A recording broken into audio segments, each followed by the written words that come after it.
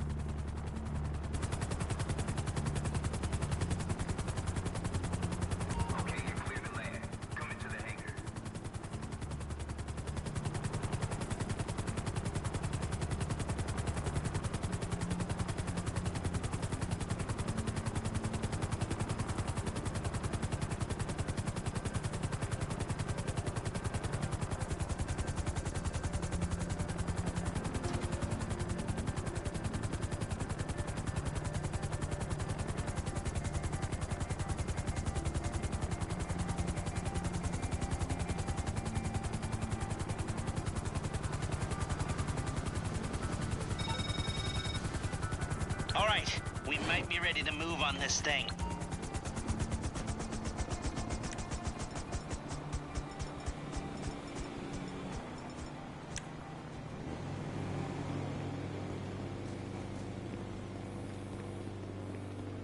Hey, look!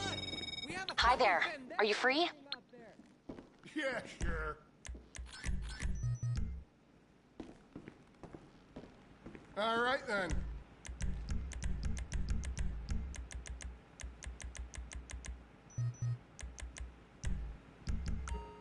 Live and love.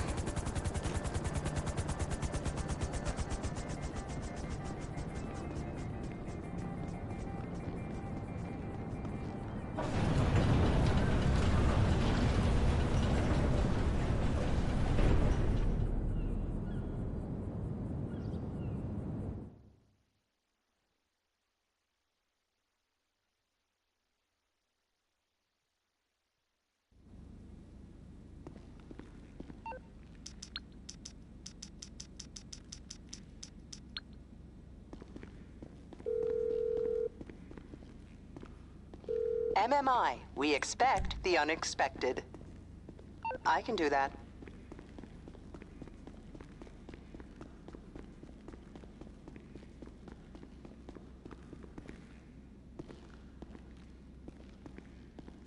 Need anything? Aye, aye. See you soon. See ya.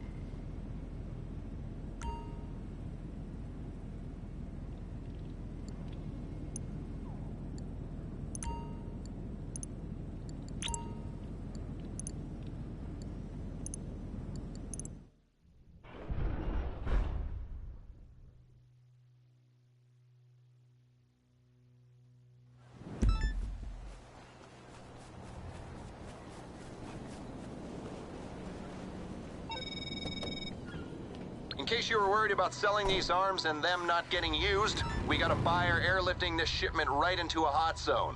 You'll need big off-roaders to get to the pickup sites, so get in the cab and get on the road.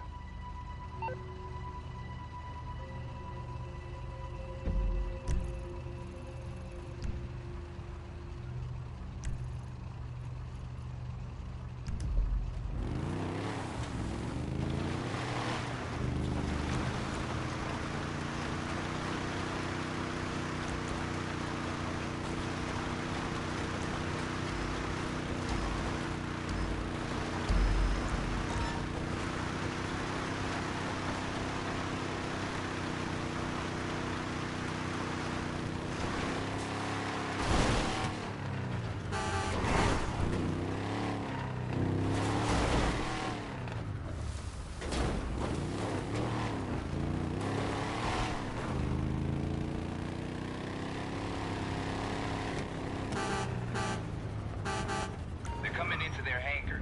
Low-level base access granted.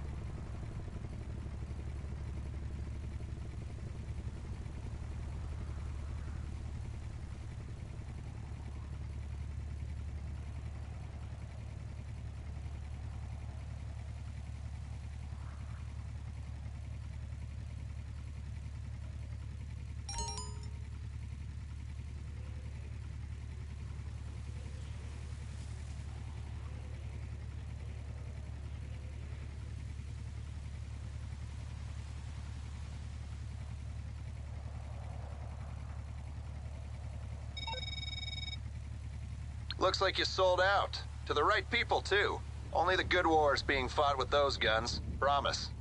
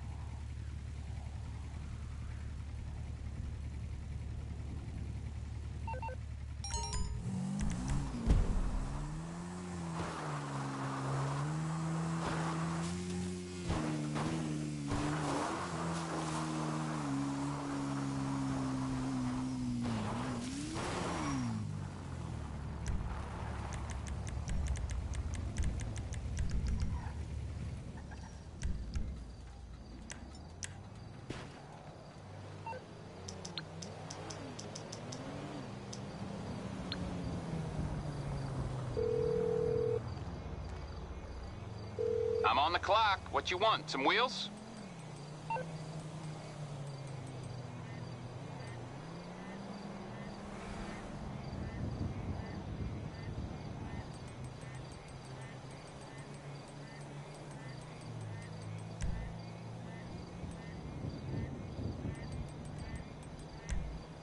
I'll bring it by.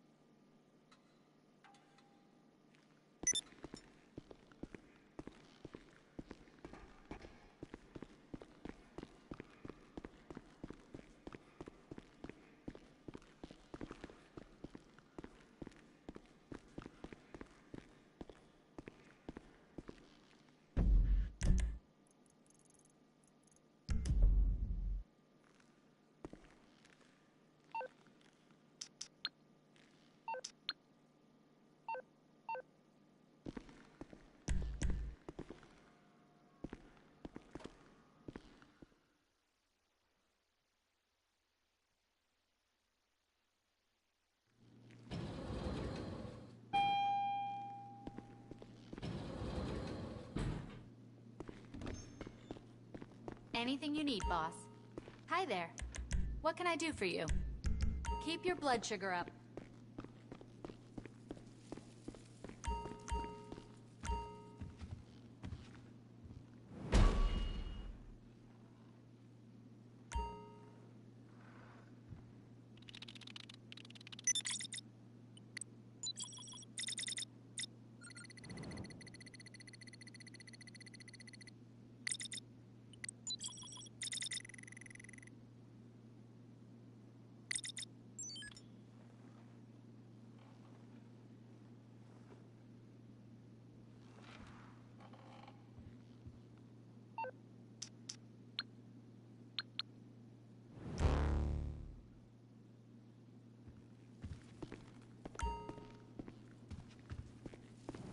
I'm ready to go on this end.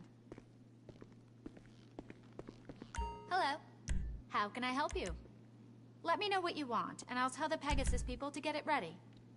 Whatever you want. I'll get him to bring it up to the helipad.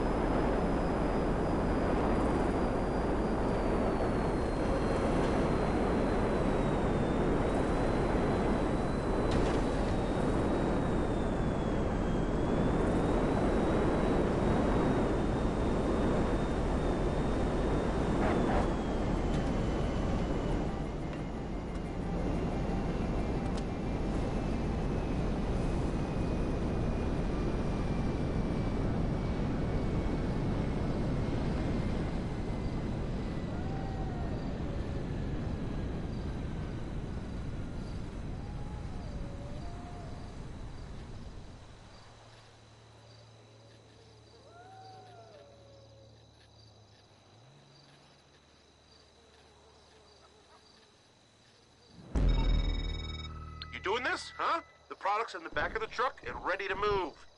Get it to the buyer, and you're done.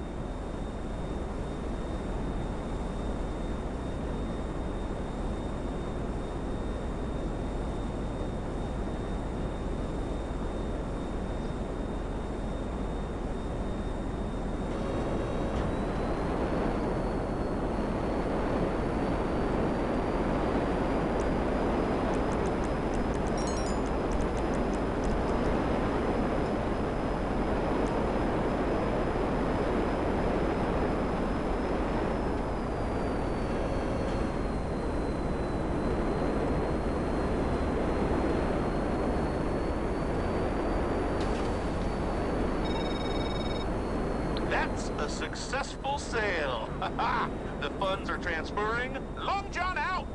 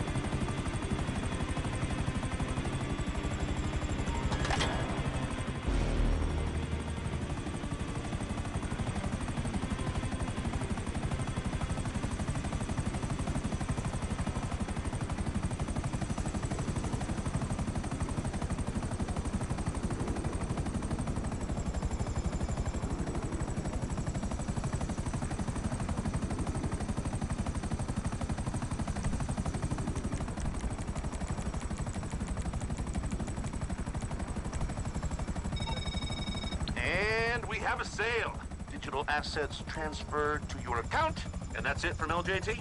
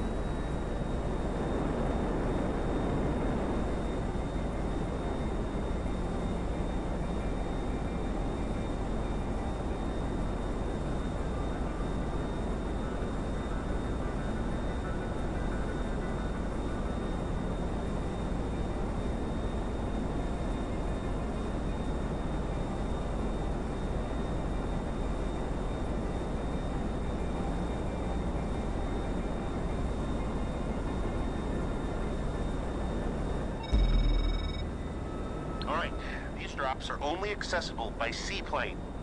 Products loaded up and ready to go when you are.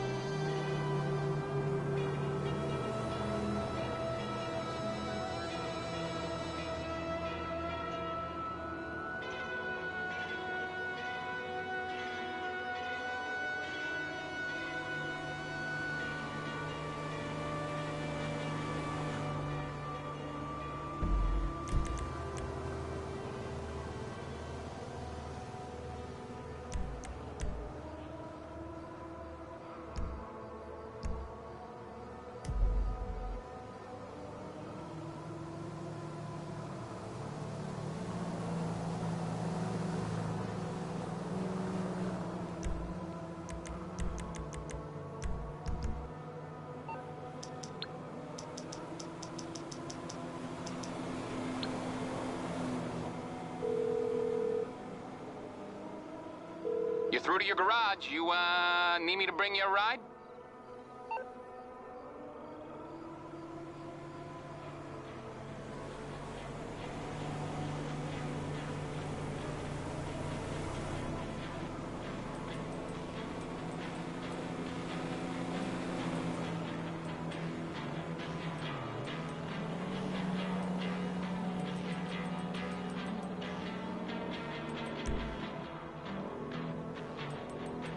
It's coming at you.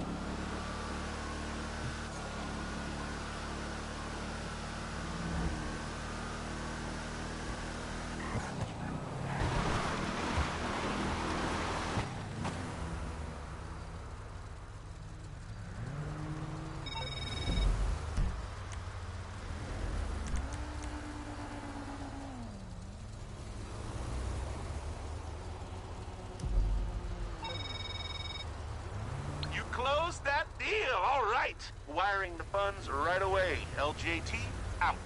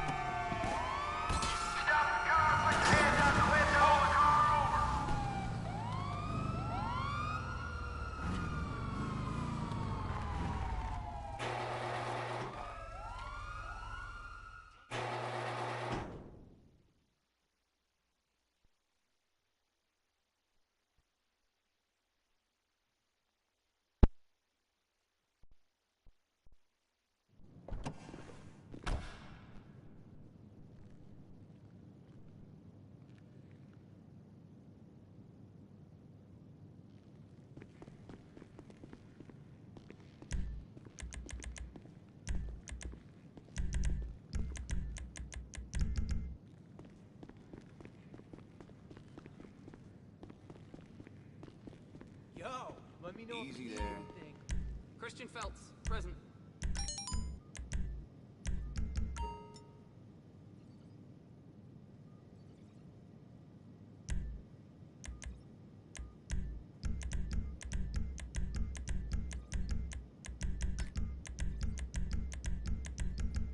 Fuck! Cool. Be safe.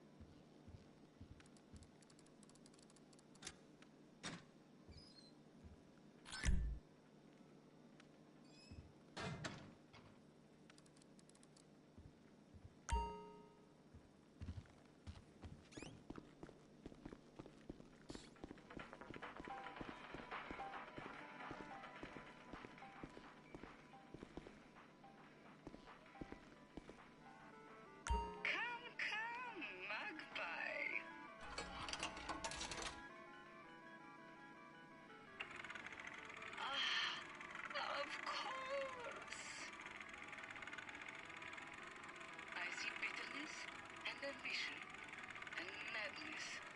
They shall all come to this city.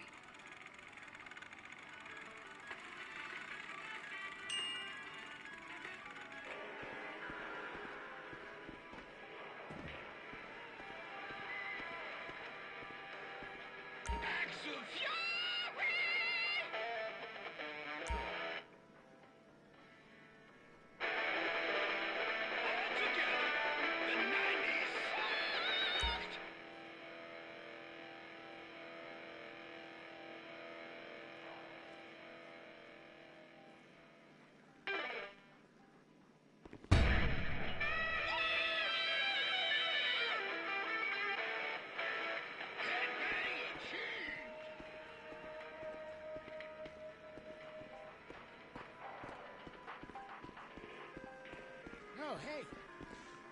All right. Bye.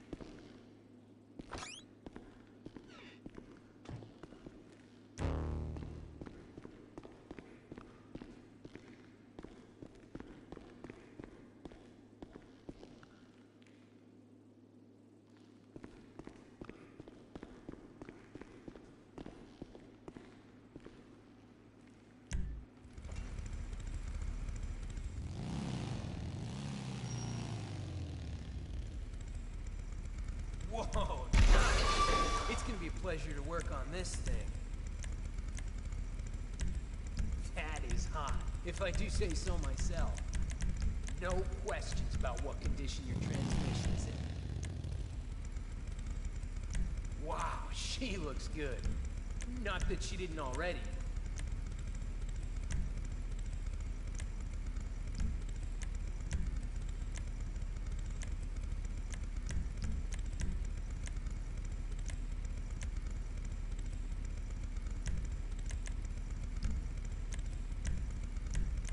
There you go. Please, don't hurt me if that goes wrong.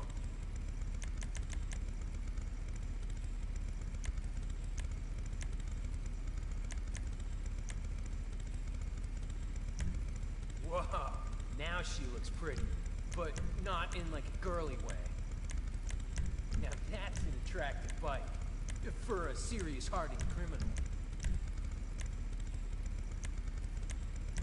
That is hot, if I do say so myself.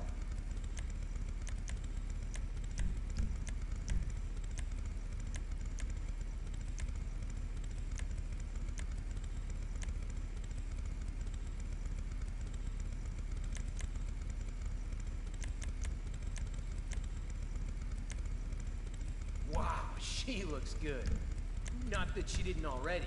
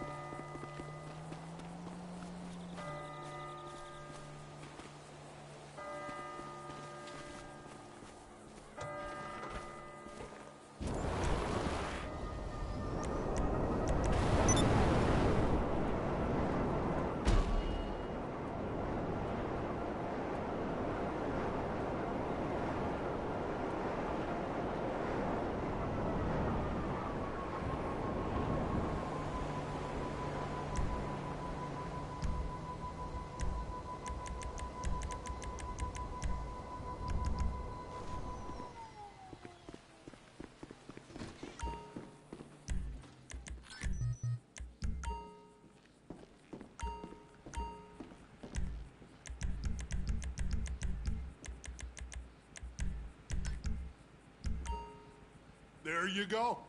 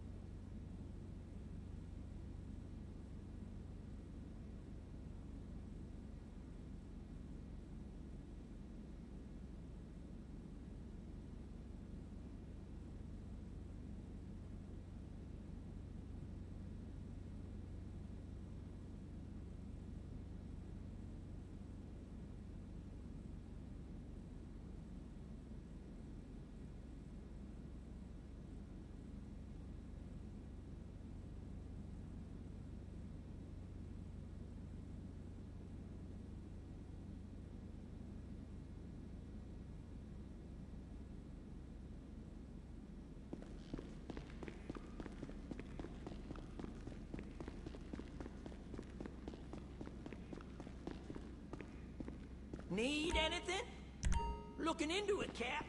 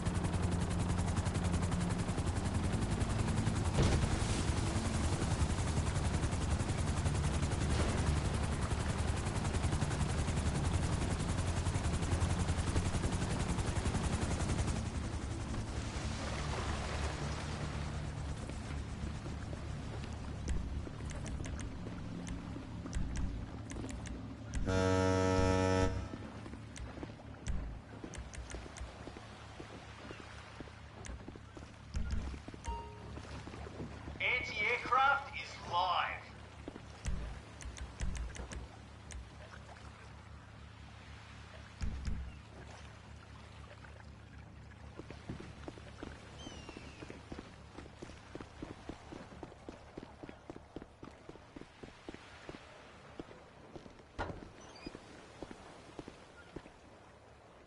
At your service.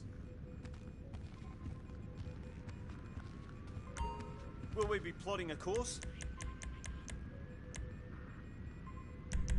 Not a problem.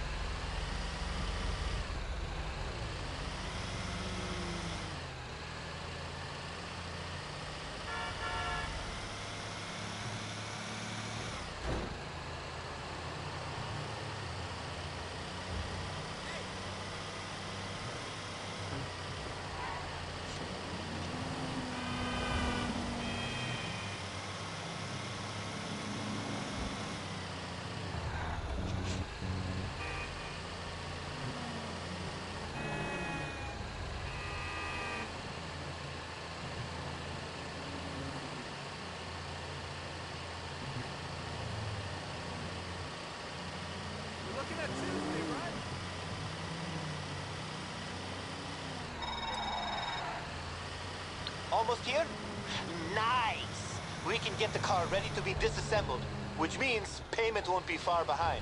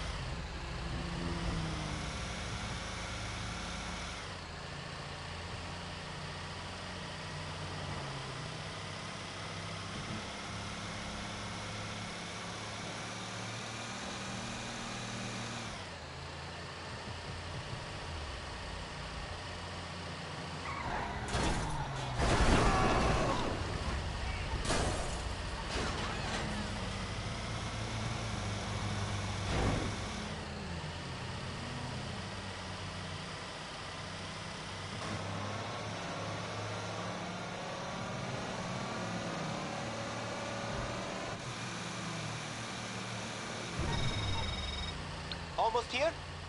Nice! We can get the car ready to be disassembled, which means payment won't be far behind.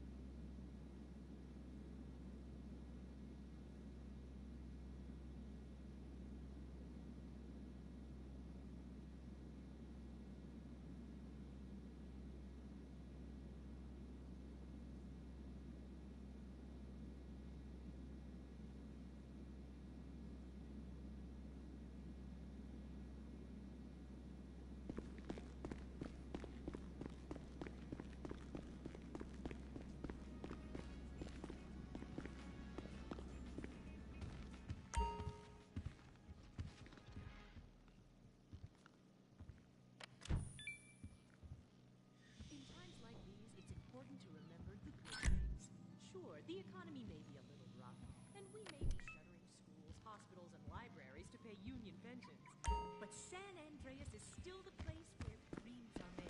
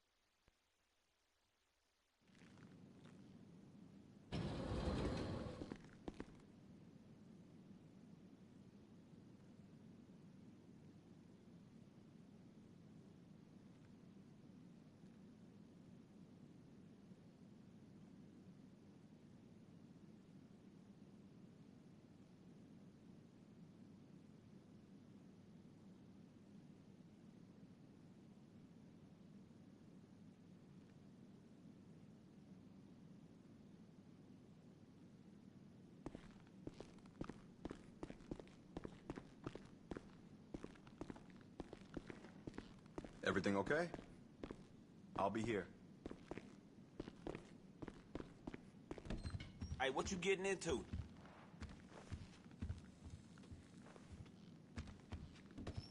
All right, shit. See you soon.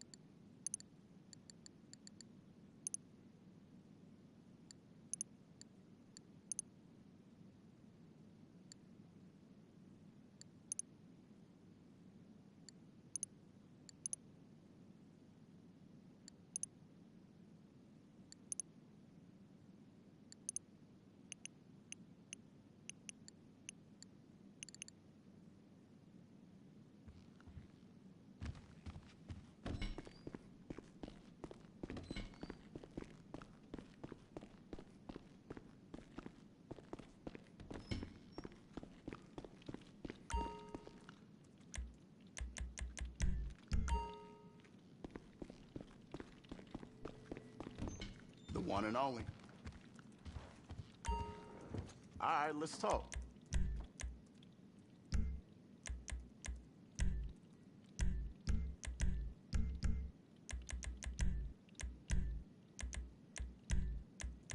Take your time. You own the place after all.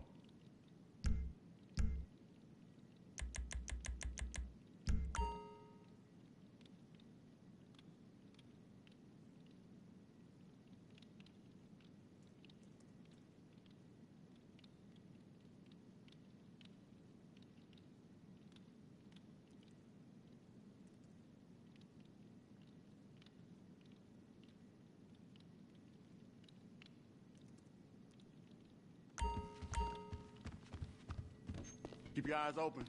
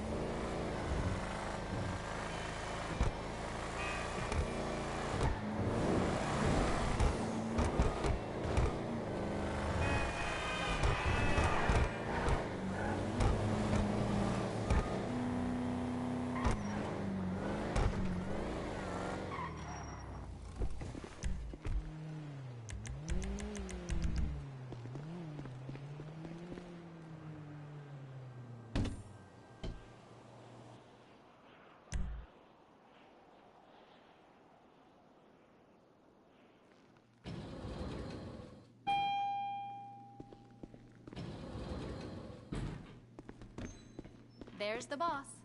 Hi there. What do you need? Keep your blood sugar up. How can I help you? What can I do for you? You got a nice fleet, boss.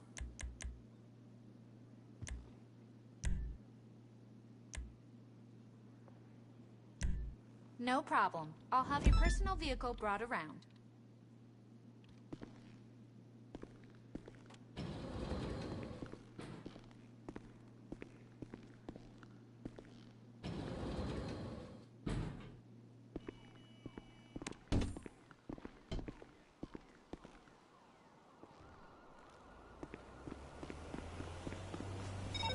What's up, Heffa? The stuff you wanted to move?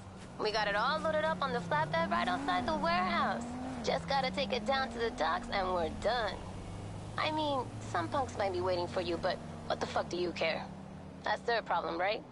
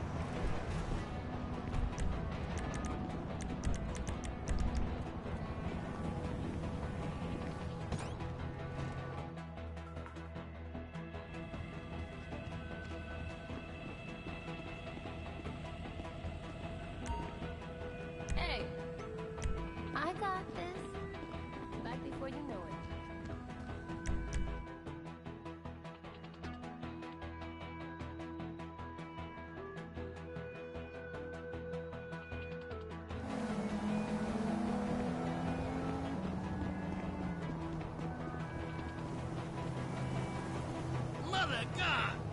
Get your monkey ass out of my face! I ain't no killer, but you gonna make me one. I'm a grown-ass man.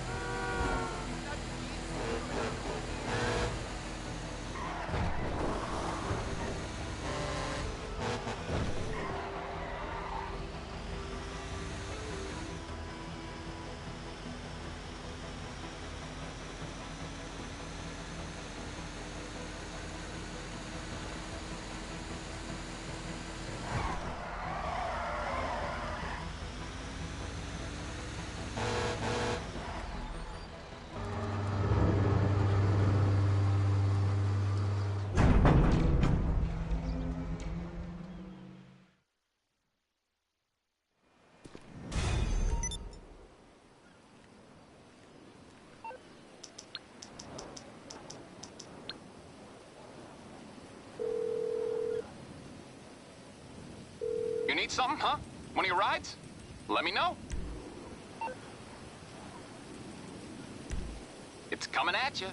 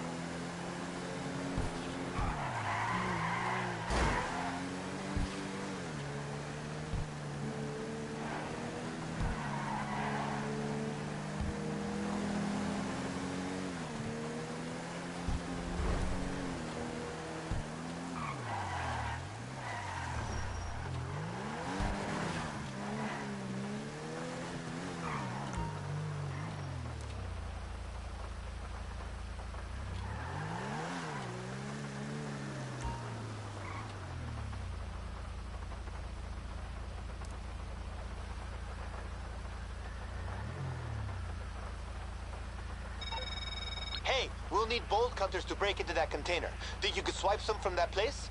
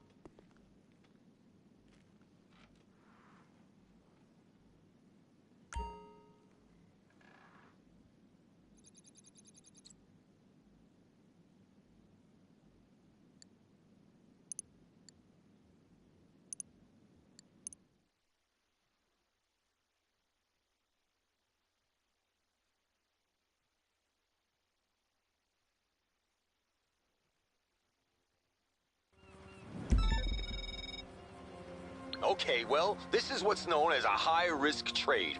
Your buyer wants 3 separate drops, and they want you to know you're very likely to meet resistance somewhere along the way. Resistance? Eesh! Thank God it's you out there, not me.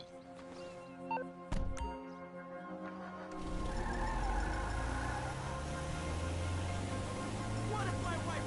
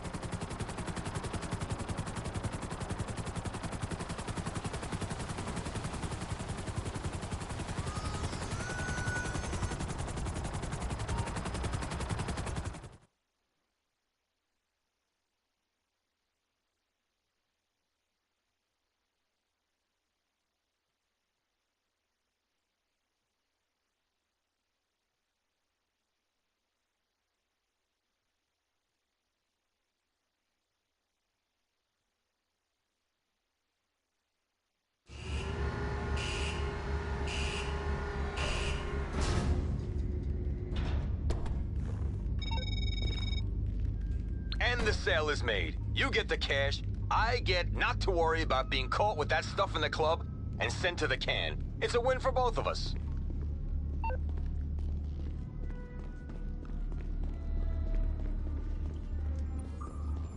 Capitan, what do you think Mr. Rubio is doing right now? If you listen very carefully on sonar, you can hear him screaming.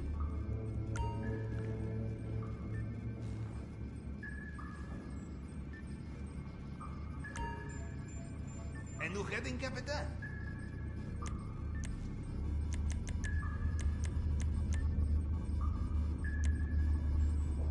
Why do they make the letter so small?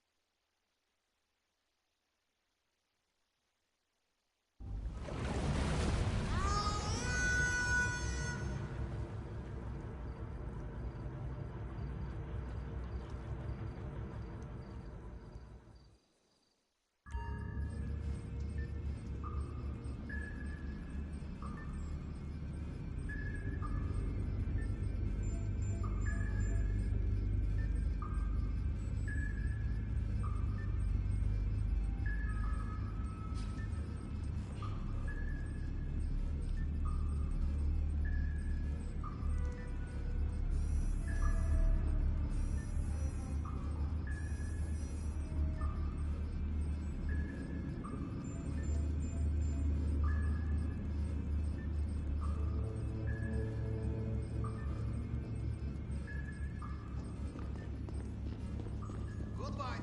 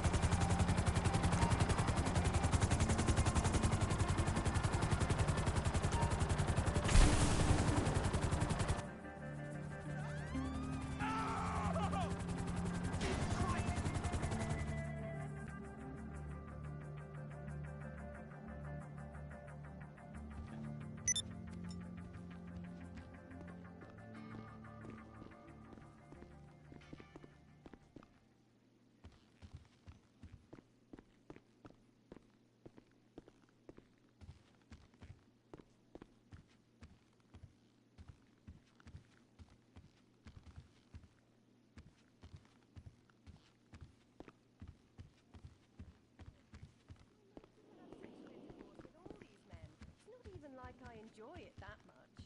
I know, I'm emotionally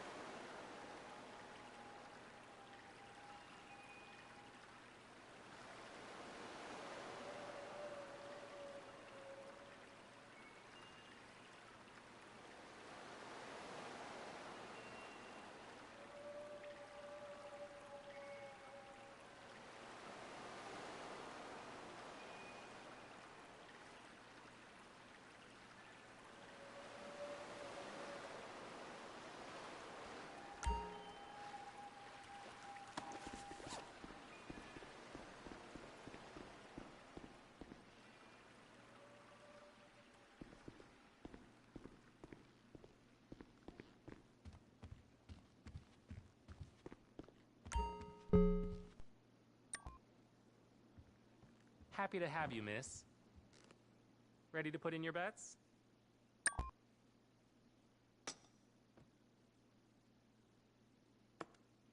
The bets are closed. Let's begin.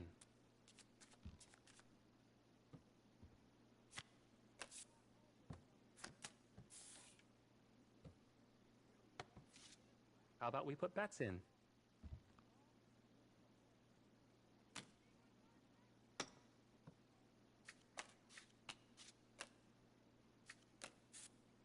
Dealer takes this one.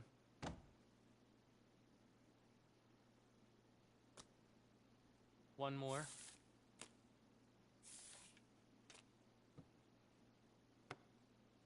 Your bets, if you will. Bets are closed. Best of luck.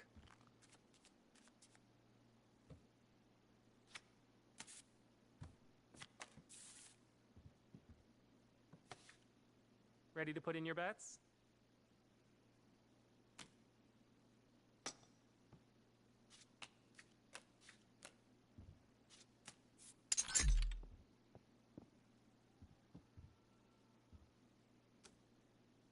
Shall we go for another?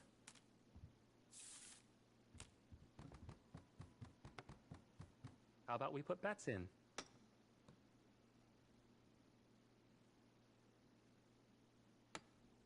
The bets are closed. Let's begin.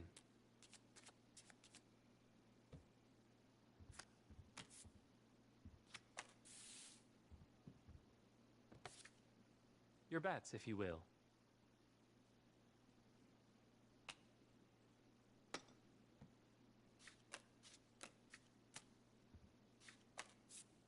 That's a win for the dealer. You won't be down for long. I'm sure of it.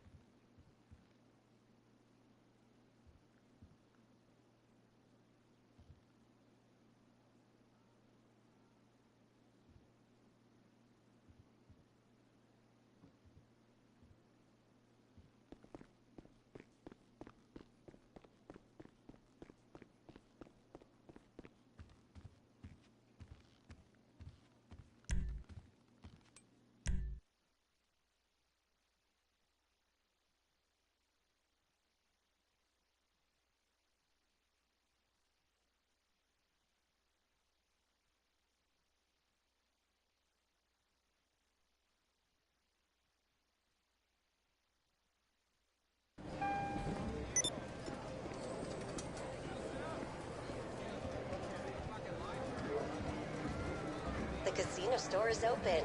Come dressed like you deserve success.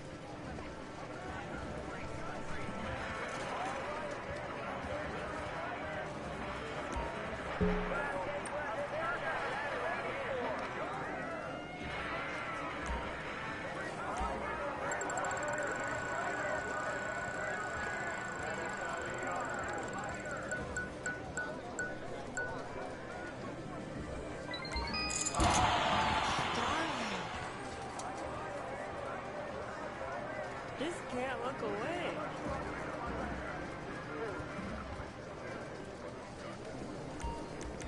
Welcome. And here are your chips.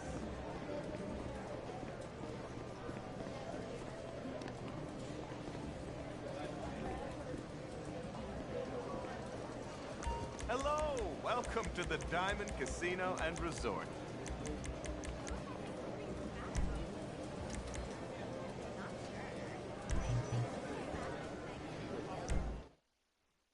Real cop?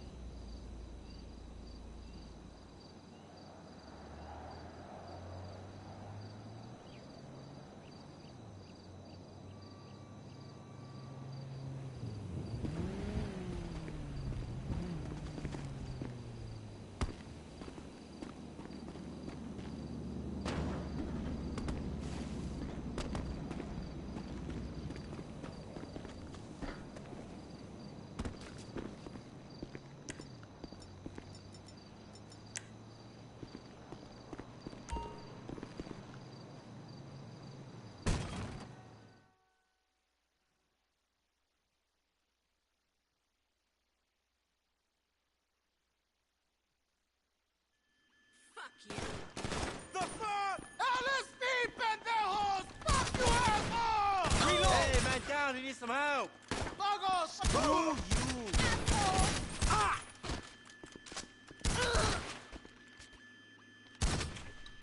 Vagos con softball. Ah!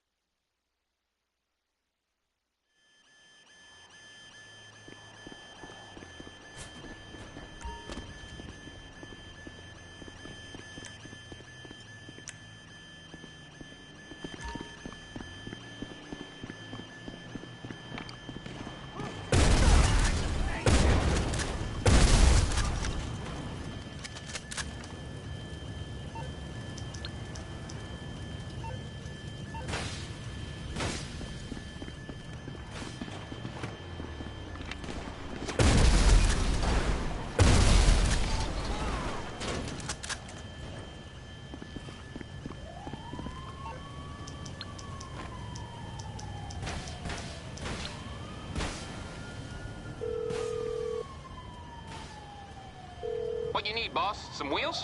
I can bring them round. I'll get there as soon as I can.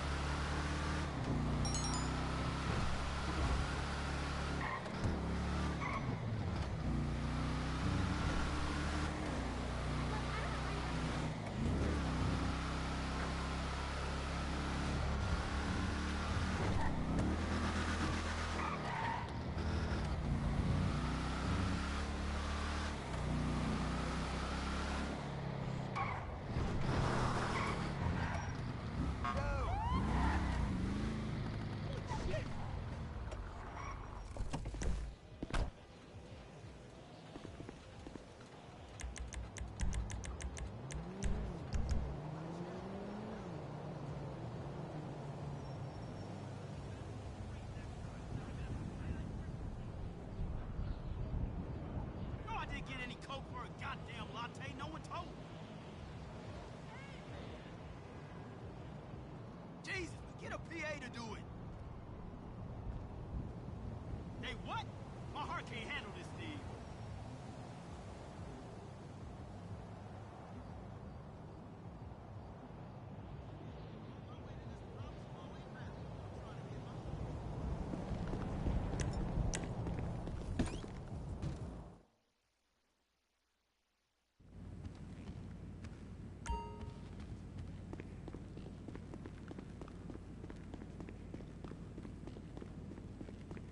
Hey!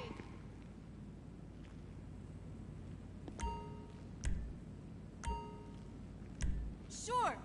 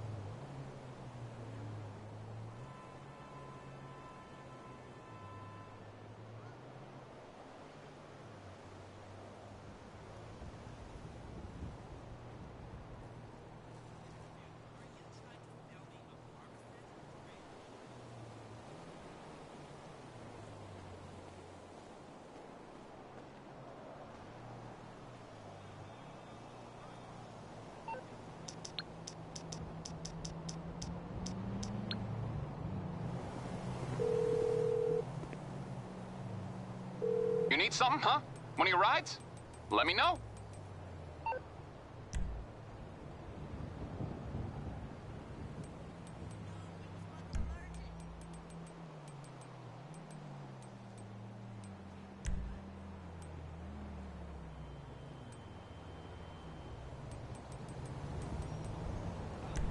It's on the way. I'll get back to it then. Who gave you my number? I don't know nobody. You called me asking for fucking drogas and nobody gave you this number? You tell nobody not to give out my number again unless they want to fucking die. Yeah, don't call me again.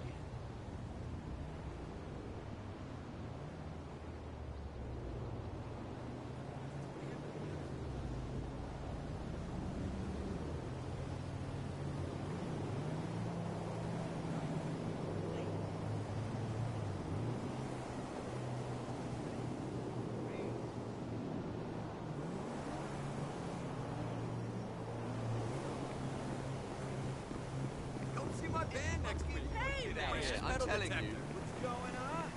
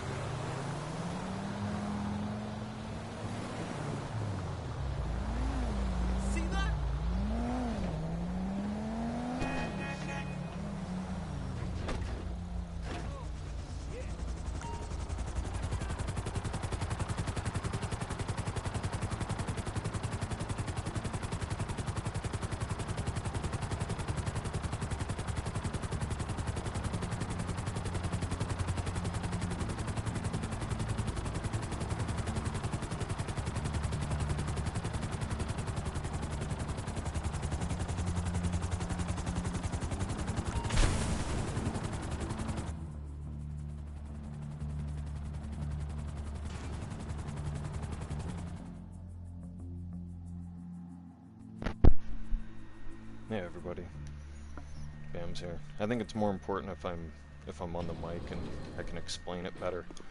I just wasn't feeling being on the mic earlier, that's all. Anything I can When do I for you, was boss? watching, I'll be here.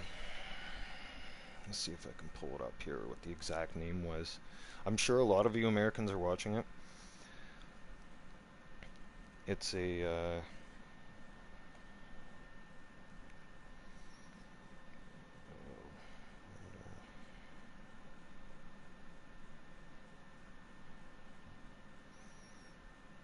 let's see if I can pull up.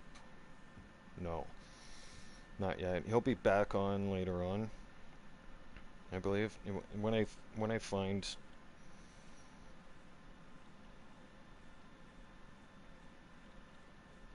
crap, it's on the damn TV, not on the damn phone.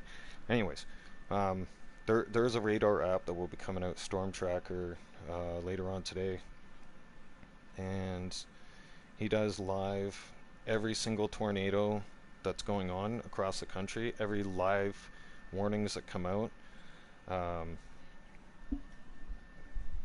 Covers everything. Like any of the warnings that are coming out, they're storm chasers, right? And they've got he's got,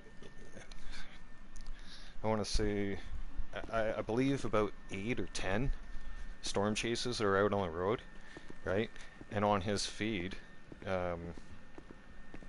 shoot, the name will come to me soon, or I'll just go and look it up. The he has like all these little windows up on the screen, right? And it shows who's traveling where. Shows like it showed what Louisiana was like. It showed like what Oklahoma was like, right?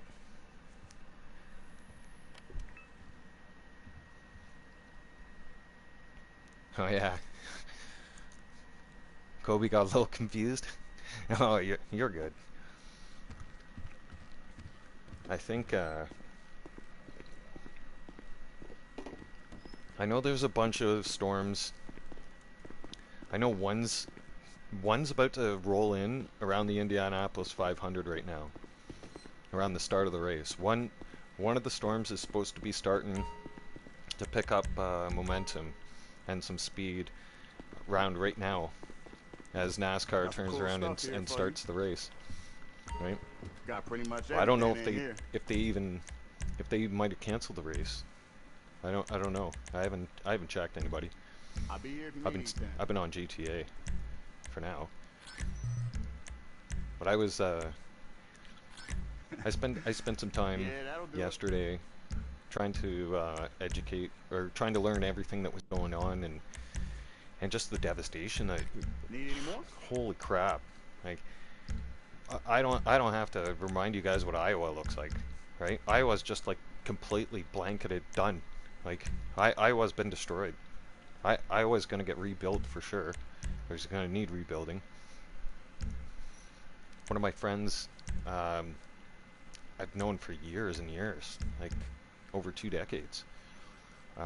She has a pretty big family, her and her husband, and they have 4 kids. I haven't heard from her at all.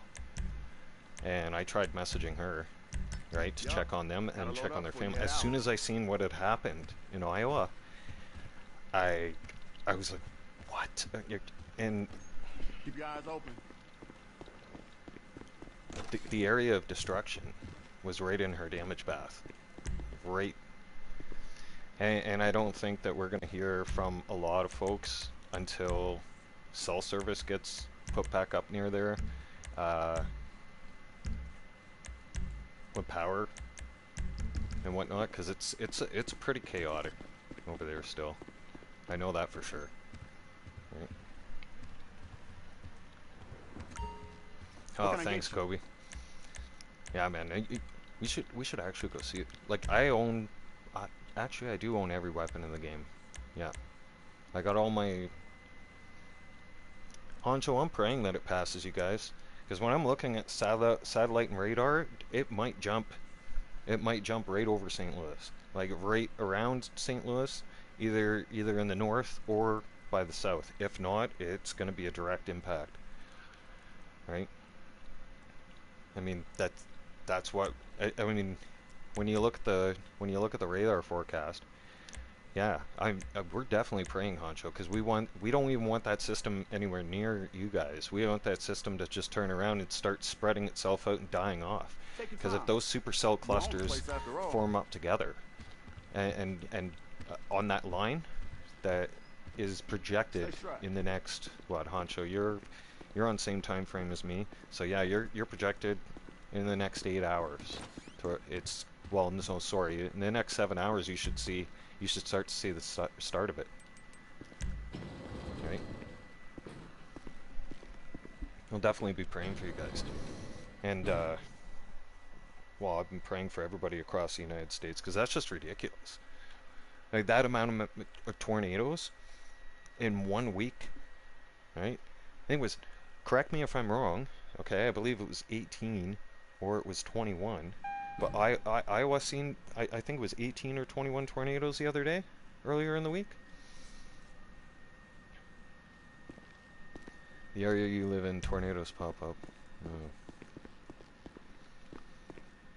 Yeah, that's some sketchy business, man. I used to. I know what that's like. It's kind of well, not kind of stressful. It is stressful. Like yeah, 21 to be exact. Okay, so yeah, the one count was 18, and then yeah, 21 was the I couldn't remember if it was 18 were the final or if it was 21, but thank you for clearing that up. Yeah, definitely. It's still ridiculous. Like that stuff shouldn't happen. But it is. And you guys can't blame global warming. It's not global warming. The Earth goes through stuff like this all the time. Right? Oh yeah, this is just the agency though. I have a gauntlet interceptor I made just like this, like a black version, like blacked out version with no lights on top, just lights on the inside. Oh, there it is. You had to take a moment to load up, of course. Oh no, it's not here. Did it blow it up? I don't think so. Come on. Check Moore's Mutual. I got some of my unmarked has markings. Out of the 21, St. Louis has hit about 10 times. All Morse Mutual oper. So is your city's resources right now, and you guys are in cleanup mode, and then you're gonna get hit again. Like, that's just ridiculous. It was like when I lived down in Calgary. 4 years, yeah, it was, no, sorry, 5 years ago. Or no, sorry, it was longer. The first set of storms I seen that was really intense like that, Calgary, we'd seen it in Calgary, and we had it for 3 days in a row, just like you guys. It pounded us non-stop, like there were storms rolling through and hail everywhere. It was an absolute mess, a war zone. Like, you'd be driving down the highway and you're looking for an overpass to save your vehicle, to drive under and park there with everybody else, because you can't even see on the highway. I remember when I had first moved out west and I had seen what kind of catastrophic storms roll through the mountains, come out of the mountains and slam into us full force. I'm just like, whoa, like, it's intense. Yeah. You'll get the heavy tornado winds.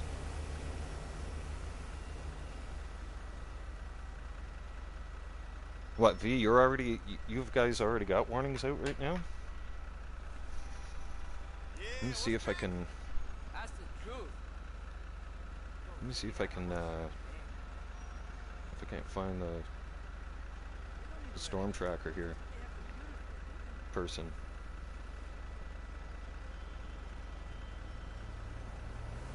Because he was in the he was in the live section yesterday. I know he did a really late stream, so a live Doppler radar right now. But that's a different. That's different. But actually I want to see that one right now. That'd be interesting to see.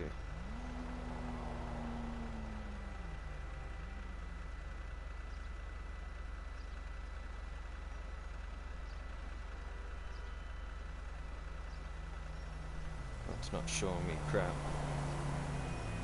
Bear with me, everybody.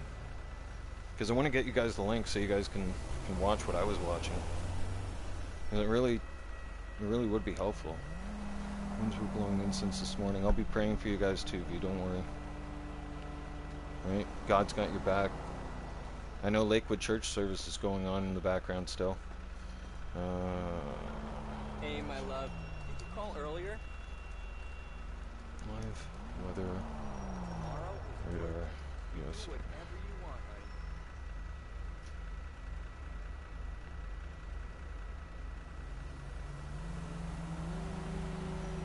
honey. I am not getting off my live stream to look it up.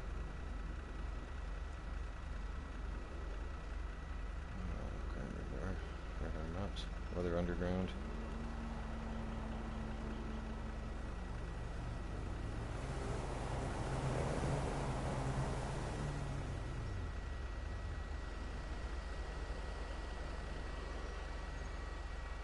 Wasn't that one?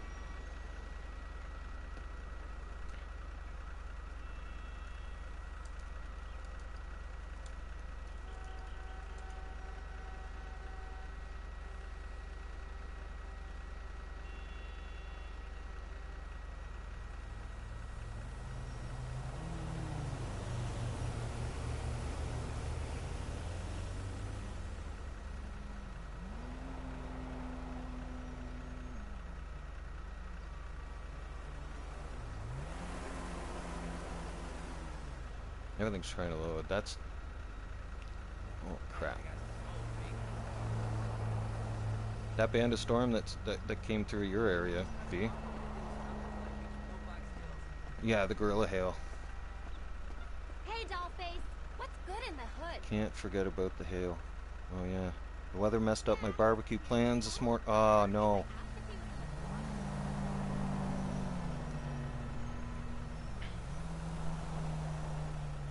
Yeah, that's unfortunate.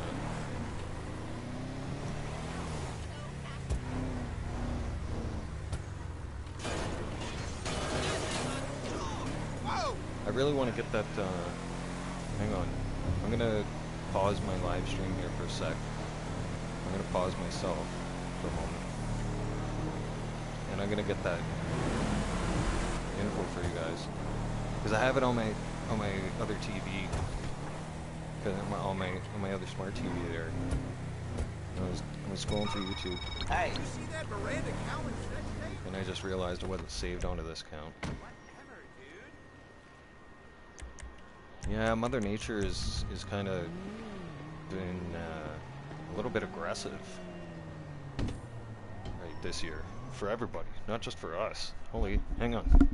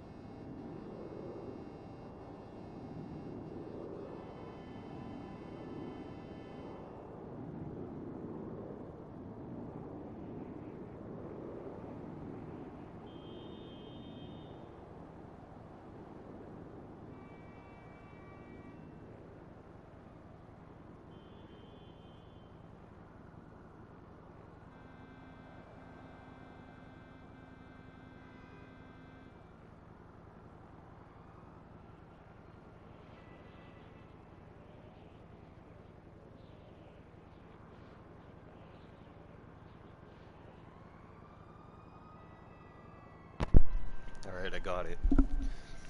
I get brain farts sometimes. So here it is. Let me just open it up here, and I'll put it down in the. I'll link it for everybody.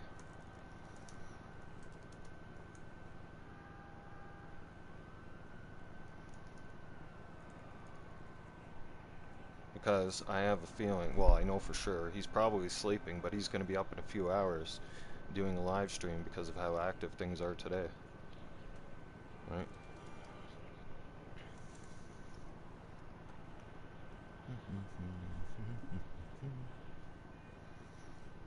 Alright.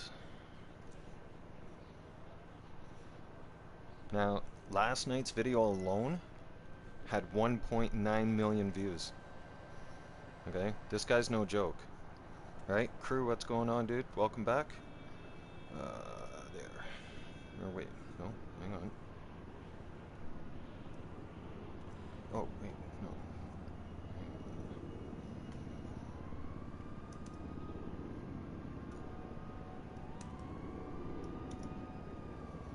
There we go. So that's a link to Ryan Hall, y'all. That's what his channel is, right?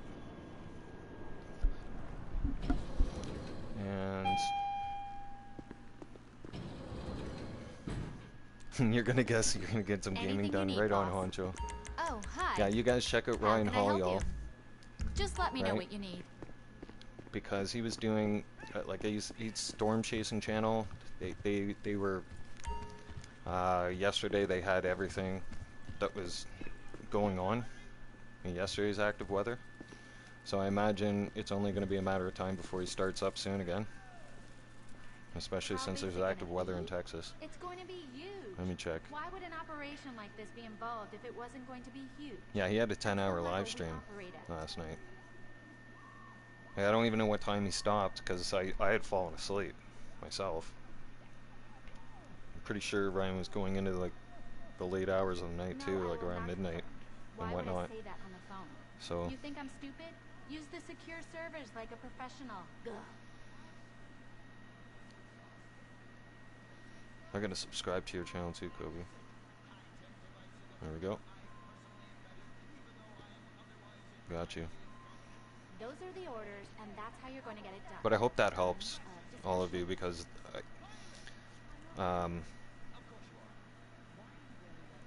there's different there's a radar app that he uses on his platform. But if I go into last night's video and see for a sec.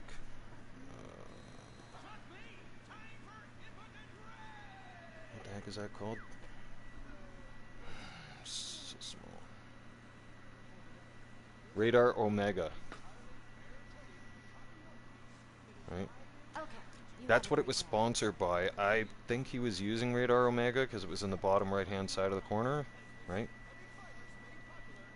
And when he was using that, it looked pretty accurate.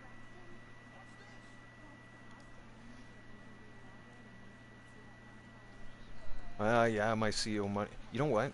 The CEO office has a lot of money around, and my secretary's worked for me for 3.5 years, and she's like, "What can I do for you?" It's like, pick up a garbage bag. Like, we own the Maze Bank Tower. Are you telling me that I have an MBA? That the vault downstairs is full? Bye.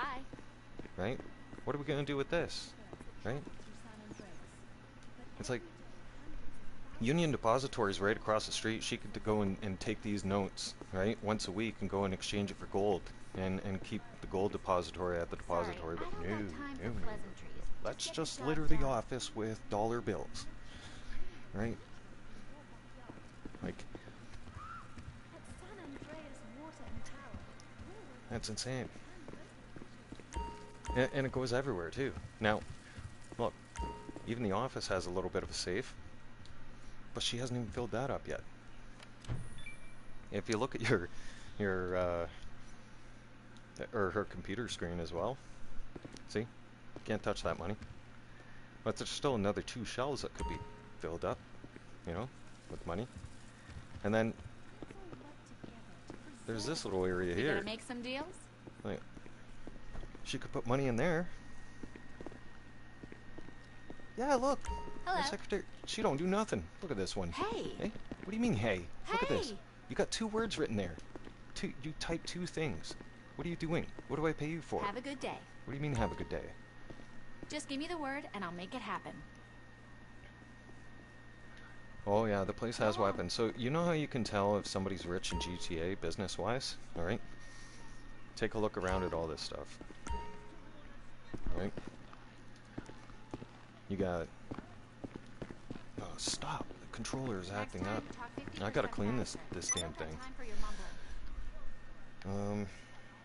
Just something stuck in the left stick for sure. See, so you'll know somebody's running their bunker if they've got the guns out in their office. They have the counterfeit money business. They'll have gun crates. You can tell who's running drugs as well. Like you can tell if you've got the meth, the cocaine business, and all that. And that shows up over here in the back of the office. See this great big pile of cocaine ready to go. Yep. And then everything else that shows up, like these TVs and these other miscellaneous items, like the paintings, that's when you have accumulated even just any kind of cargo in your warehouse, right? That just means you own warehouse and you got stuff in your warehouses. What do you need? And it doesn't disappear when you sell out your warehouses. No. When you start building up your warehouses, when you start having your warehouses. Hi there. So even with just 1 or 2 warehouses, once you start having supplies show up in that warehouse, then then those items start showing up in your office. Yeah. And it's all over the place too, as you can see. It looks pretty cool. You get special items that show up in the warehouses too. Like one of them's a golden Gatling gun. One's a great big diamond rock, like the size of your fist. Special Easter egg type thing. Movie set prop, or the movie set reel. There's different little items I keep around in my different warehouses just to show you guys an example. Right, but if you all notice, when I'm going around the map and whatnot, I've got... Oh, is it? Aren't they all? Yeah. So when I'm out and about and doing my thing, I like to I never like to work, to go anywhere not making money. Like even if it's just like 50K or something like that, or even 100K, then that means that I made a move in the game on the map, but I'm making a move to make money. It's not costing my time. I'm not doing basically anything for free. Right? Because I don't like working for free. No, this is what the city unit. I made a city unit that's like fully beefed up and charged up. So you can notice motor comes right through the hood, the intake there. Oh yeah, this thing's a beast. Yeah. And you can put all the radars up there. You see the radars on the roof, you can take those off, you can do all kinds of cool stuff. Oh yeah, this one's a beast. This one's maxed out. It's got the motor done and turbo and yep. What's up, Heffa? The stuff you wanted to move? We got it all loaded up on the flatbed right outside the warehouse. Just gotta take it down to the docks and we're done. I mean, some punks might be waiting for you, but what the fuck do you care? That's their problem, right? What's really interesting and cool is right in front of the intake there, you see on the motor, and the belt is constantly turning. Well, obviously the car's on, right? But when you have the car in the garage, the belt keeps turning too. I don't know why, right? Rockstar probably, right? One of those things where it didn't get patched or whatnot, but still it looks wicked. Or maybe they did make it like that, who knows? But yeah, I've got a few of these cars with the intake coming out through the hood like that, and it's just like, they look intense. And they move quick. As you can see, that's a huge difference from that last cruiser I was driving, right? Big difference. This thing gets up and moves.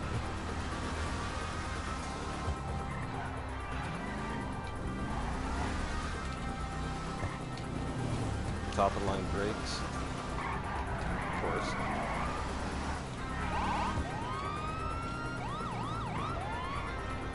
And then you can have these V lights that I have on, right? The lights that just basically direct right onto another vehicle, right to the vehicle you're pursuing. Or you can get your standard straight bar light, and well, the other one you can just take off the light bar. Actually, no, wait. There's a straight LED bar. It's done, no problem. And then there is the old, remember the old school lights? You know, those circular lights, right? It's got that one, but again, they've got LEDs on there. I can show you. I got one of my Toledo Bay cruisers is like that. I did it for the old school look, just for fun. And I think that's why I have that other gauntlet in there, because I'm pretty sure I bought that with the intentions of making it look old school from back in the day, right? From original squad car kind of thing, or like the old school highway patrol, or the old school interceptor, I should say, but in a newer car. You know, it would be pretty cool if the game did give us like the newer Chargers in the squad car version. Rockstar should have, in my opinion, they should have done that. I know a lot of you have also seen up there one of the units you can buy is the SWAT truck, and that's cool. I mean, it's a cool vehicle, but I wouldn't recommend it. The reason being too, as well, is it's a Pegasus vehicle. You're not able to upgrade it, so it costs just over $3 million, and you can't do anything to the SWAT truck.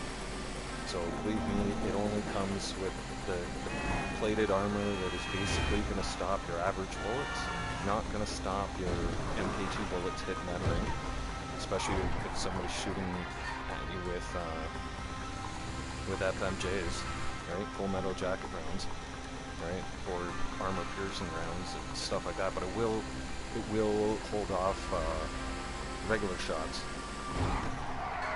from the game's.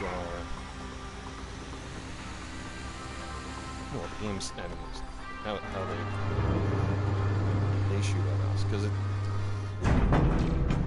when I bought it, here's the thing, I was going spend happy when all this stuff came out. Let me show you. I'll show you guys what I'm talking about here.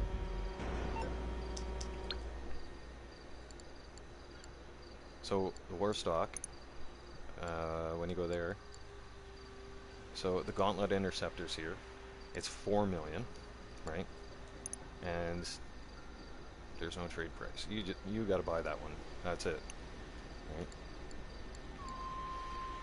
The Stainer LA Cruiser, or Stainer, whatever you want to call it, and the Armada Cruiser, basically the same units. Only difference is the unmarked Cruiser has no computer in there, just has the radio.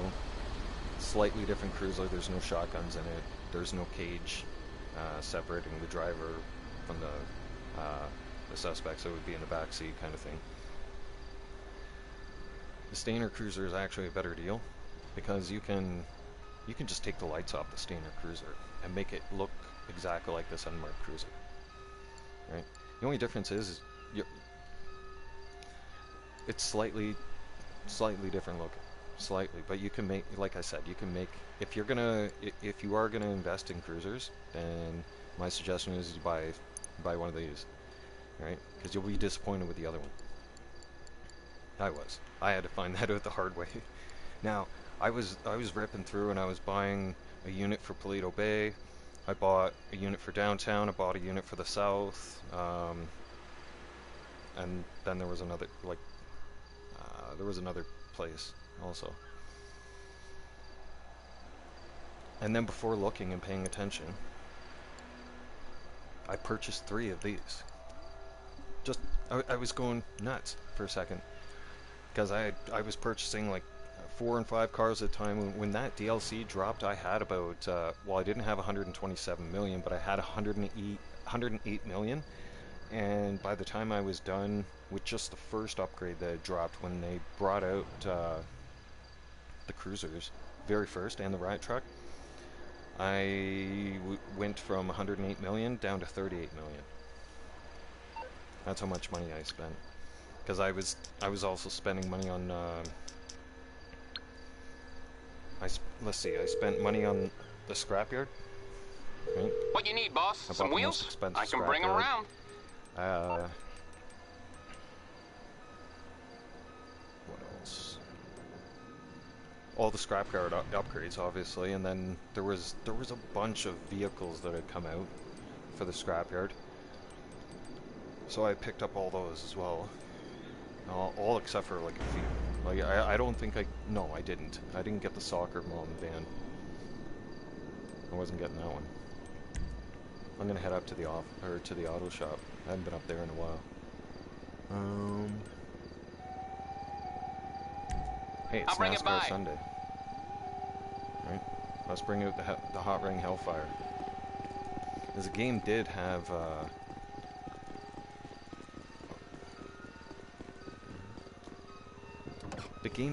like this NASCAR looking car, but it wasn't like an upgraded version. Like you see how it looks like it has lights, but you try to turn the lights on, don't happen. Adventurous Ann, welcome to the channel. Welcome back. Wishing you a safe and blessed Sunday too. Thank you so much. Have to check it out, everybody. Okay? Watch. When you go to stop, see? The roof flaps come up. So it's a more modern version of a race car, a NASCAR, right? Or stock car. Actually, I'd say the other one is more of a stock car. I'll show you guys in a sec. We're going up to my auto shop. I gotta check on that. I like visiting the auto shop once in a while.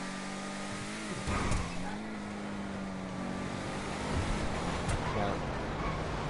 Some of you are going to ask me, is it worth buying the auto shop to make a crap load of money? Or like, is it a no. Okay? It's one of those businesses that you end up purchasing after the fact. Like after you get your main businesses done and taken care of, this is just a hobby. Now, you're not going to become rich from the auto shop. No. You're going to end up wasting more time and effort trying to get rich from the auto shop. And it's gonna take you so much. Actually, I can drive right in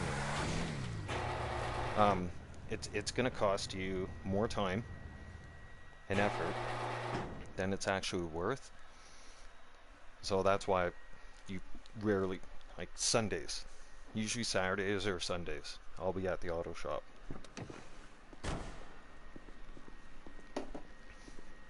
All right, let's start over here. Gradia Tally GTO Stinger, insured, all done up. Okay, the Hot Ring Hellfire. Or, no, sorry, this one. The Classy Hot Ring Saber. That was the original one that came out. This guy. Right. We just took the Hot Ring Hellfire out for a rip. Karen Hot Ring Everon truck. That thing's cool. If you know anything about GTA, this car right here is in this part of the city, in the hood, so I had to get that. This truck unfortunately does not tow cars, which I don't understand why Rockstar wouldn't let us. It doesn't even allow us to travel with a car up there. This left stick on the controller is going to irritate me today. I've got that sucker all done up nicely. And then this Burger Shot car, you can get that, usually it's free. Same with this one and this one. And then it just allows you to change like the color, not the vinyl on it. This is a podium vehicle. from a while ago. I haven't messed with that. Your auto shop will come with a cool arcade, right? And then the upstairs is where you do your missions, right? They're a little bit tedious, some of them, and I would if you don't know what you're doing, I would recommend going into it with a buddy of yours, and then you both get the experience in RP as well. Now, before we work on this car, so you noticed I have this extra hoist here, right? Now the shop comes with this area right here. It doesn't come with a staff, but you don't need staff. Yeah, I let all you guys know this stuff because I learned about it the hard way. I was looking at it and I'm like, what the heck's going on, right? I was going to the auto shop at first, and like, why is my like, I was getting staff to deliver my cars, and the staff always seemed to damage them. So you don't need to buy staff member 1 or 2. Alright, get that one out of your head. If you are purchasing the auto shop, one of the cheapest auto shops is actually in the hood. I wanted it up from my nightclub. So if I drove up the train tracks and wanted to go into the auto shop there on the weekends, boom, right there. Right? I can put an emblem in, or like you can change your emblems, right? I can put that. Custom auto garage. Right? Let's do that. And I forgot to put that in there.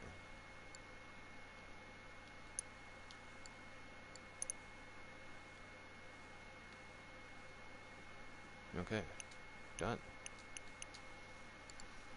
And, okay, so since we're here, actually, at Maze Bank Foreclosure, very important. You don't need the arcade to start off right away because doing the casino heist takes forever. Those preps take the longest. What you need to focus on is having that bunker, alright? And then your office. Inside your office, you want to purchase your warehouses. You want to purchase a small warehouse, just one small warehouse at a time. And between the bunker and that warehouse, you can start working, all right, and making money. And then it's important to have the nightclub. Then you can get the agency. Then you can get other stuff, the arcade and whatnot. But if you blow your money and the hangar, if you blow your money on anything else, you're setting yourself up for failure. Now, another interesting thing about the salvage yard, you guys have seen me doing these, and you're wondering, like, why is he towing cars? Because it's the easiest money you can make in the game. Absolutely the easiest money you can make in the game. You haul 2 cars with that truck, that'll generate about 75k. Now the wall safe that's inside, you want to purchase your wall safe because that wall safe will accumulate a lot of extra money. Well, not a heck of a lot, but I mean, at least between $25,000 and $45,000. Now, when you add in that after Micree, hello. If I said your name wrong, I'm sorry. But welcome to the channel. If you do that, right, that grand total, by the time those cars are salvaged and you go back to your salvage yard and you pull out the wall safe, that's 110k. That's an easy 110k that the game just gave you for minimal effort. Very minimal effort.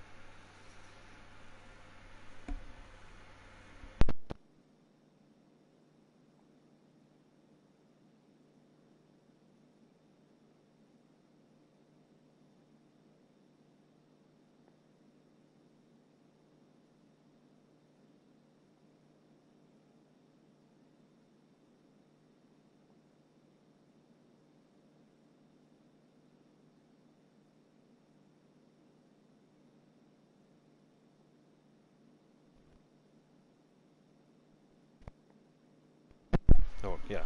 Wait a second, everybody. I forgot to say, it's Sunday. I'm checking on laundry, so one moment.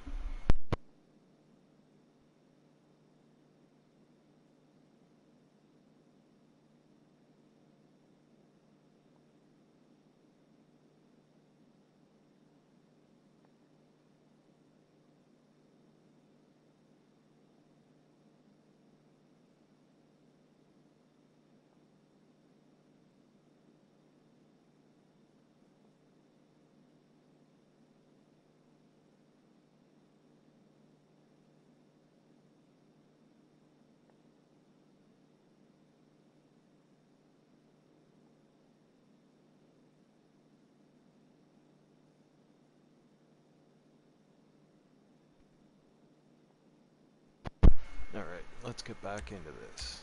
So, servicing the car. Where was I? What was it? Oh yeah. So when you service all this stuff, you don't have to do the checklist, whatever. You don't have to specifically do what the customer wants. I never have and never likely ever will. Your auto shop is supposed to be fun. It's a hobby shop, so take it to the max. Do whatever you want to the car, right? Make it look mean, make it look cool, right? Creativity to the finest. Do your own thing. Because worst case scenario, the customer's not going to like it, you lose 5K. Whoop-de-doo. Right? You'll see. The other thing is, when you're leaving this shop, keep in mind, any damage done to the vehicle will take money away from your final take when you get there. We'll see about that too. Now, of course, Bam Bam drives like a... like I stole the vehicle? Almost like Fast and the Furious type thing? Yeah, don't drive like me. Unless, of course, you have the experience like me, then by all means, give her, right? Take your own chances. But, I've got a lot of experience driving like that. That's why you see me, I don't really care. Like, if it gets destroyed, if I end up smoking a pole by accident, which I have, right?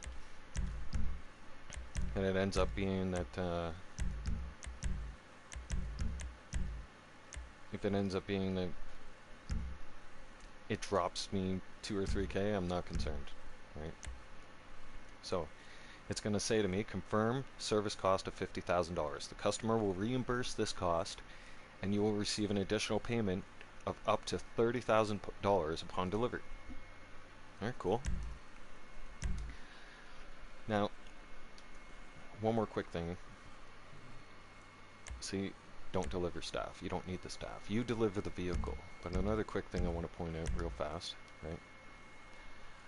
You see how... Excuse me. Coffee gives me gas.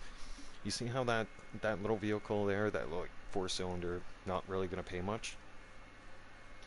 You're going to, when you do first get the auto shop, you are going to get those vehicles because you don't have the experience delivering yet. So I know this sounds ridiculous, but it is going to take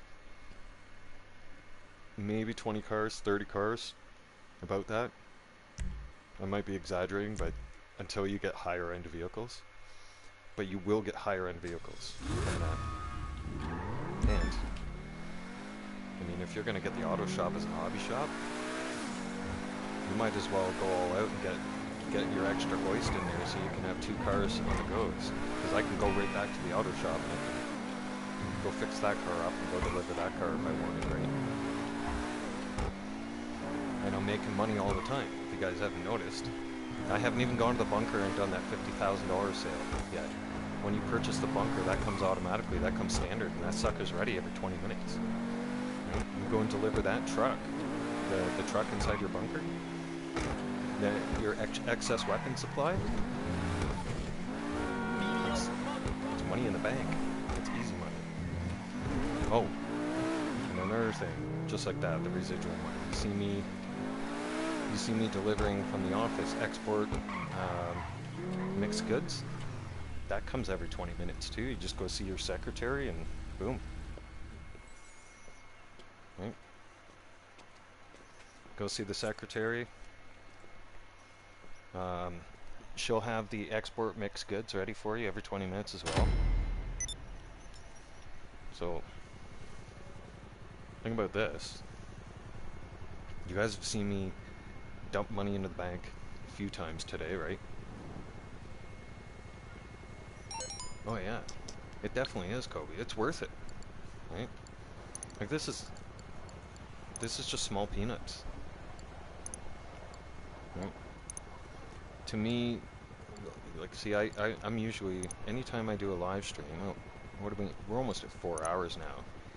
And in 4 hours I've just been messing around and I haven't been trying really hard to make money. And as you can see, I started out with about 124 million.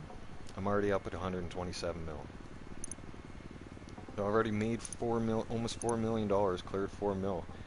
And that's just by running my businesses. It's not, I'm not going and robbing Rubio, right? That's not even touching the island. Anything else I can do, right? Like that's just messing around on a Sunday for me. Bottom line, now, not real money, okay? I wish. But when you think about it, the game pays me to play the game. That's the way I set it up. So for instance, everywhere I go, basically, I'm making money. I'm not paying to play the game. I'm not buying shark cards. I'm not... none of that stuff. Nope. It's at the point now where I've made so much money. I've made well over $3 billion in game money. Never once bought a shark card. Not once. I'm gonna take you guys on the yacht. I gotta go up and go to the base and I keep up on Rooster sourcing crates for me, because I don't like sourcing those crates. I like them to do the hard work for me. But I'll go up there and I'll show you guys what I'm talking about about the bunker. This sucker right here though, this super yacht, all done up in gold and special lighting, etc. Anti-aircraft defenses activated. And that's the other cool thing. It comes with their anti-aircraft defense. But altogether, this home here cost me $10 million. $9.9 million. Yeah. When I first started playing GTA again, hello, Christmas Day of 2020, everybody else was buying like these fancy apartments, right, and houses. I'll Me, make it so. I was saving my money up for the Kasaka. Why? Because I could live in the Kasaka. I could live in the submarine that you guys see. The one that you used to go and rob Rubio's island with? Yeah, that's your home away from home. You can dive that sucker down to 300 feet, put it in autopilot, and be safe from everybody. Just like an apartment. But the thing is, that submarine can make you money. Your apartments, not really. I mean, it can, but that heist does not pay more. The heist in the apartments there, with the prison break one, that doesn't pay. I mean, it's probably fun to do once in a while. Once a year, twice a year. Not gonna make you mad money. No. Not even close. The yacht can. You wanna know how I got the uniform? Right here. Our defenses are up. When you buy this sucker, not only does it has cool little features all throughout it, like you can watch your TV in the living room, you can go and visit the bar if you want. On the lower decks, you've got all the fancy stuff where you sleep. Always got some loose ends, could do with tying up. Yeah, you can play Super Yacht Overboard. Right, you can go into all those How about missions. a celebration tonight, boss? No? There's what I did it last time, just not too long ago. Oh, hey, purchased all ammo, perfect. What was it, last week? Yeah, last week, I believe. When I had the super yacht stuff on double RP and money. I ripped through. It's 6 missions long. After the 6th one, you get the yacht uniform. Okay. It's pretty cool. You can't purchase it. You have to have a yacht. You have to go through the yacht missions. They're interesting. They're fun. They're a lot of fun to do, actually.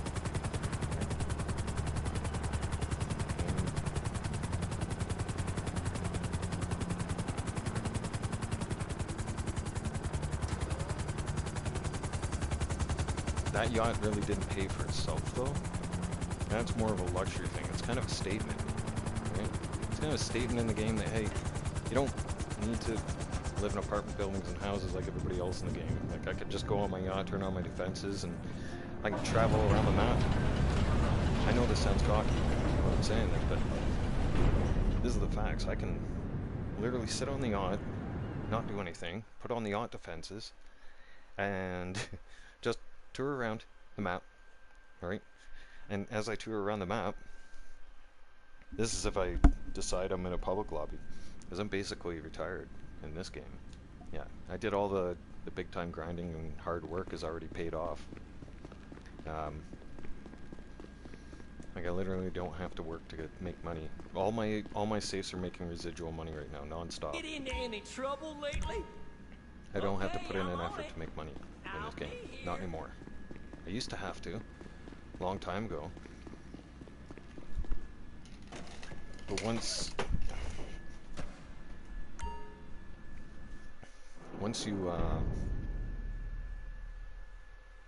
you have the game paying you to play the game, you don't have to worry about money. You can just, I can cruise around on the yacht, all my stuff will collect mad money. Ridiculous amounts of money.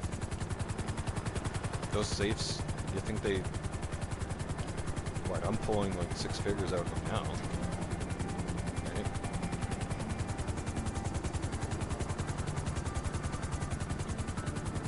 Imagine in a public lobby, I can gain a lot, those safes will accumulate a lot more money. And I can sit there and observe wars that are happening and just watch what's happening. I don't have to get involved. Nothing. Nope. Nada.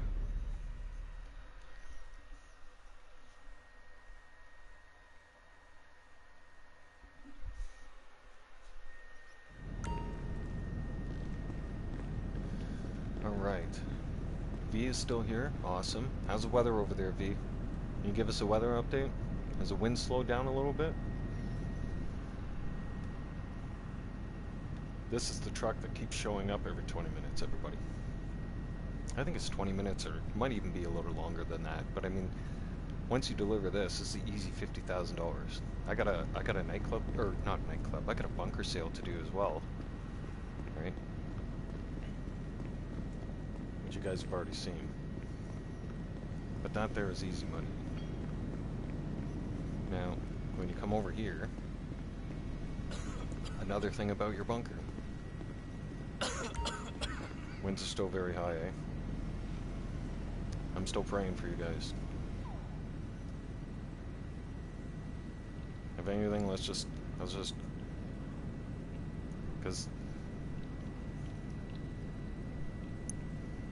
it's been an intense enough week. It's Sunday, and God needs to give us all a break. Now, when you are at your bunker, and you have your, you want to buy upgrades, okay? Your equipment is what you need, first and foremost. After that, your staff. After that, you can purchase security if you want. I did it for the cool looks, but the only way you're going to need security is if you're one of those people that likes to fill up the bunker until it's full or 3/4 full and try to do a sale, in which case you're going to need security, because once in a while Merryweather's going to steal your stuff from the bunker, and then they're going to be on site, and you're going to have, you don't blow them up because you'll blow up your product, but they'll have half your product right out of here, sometimes even full.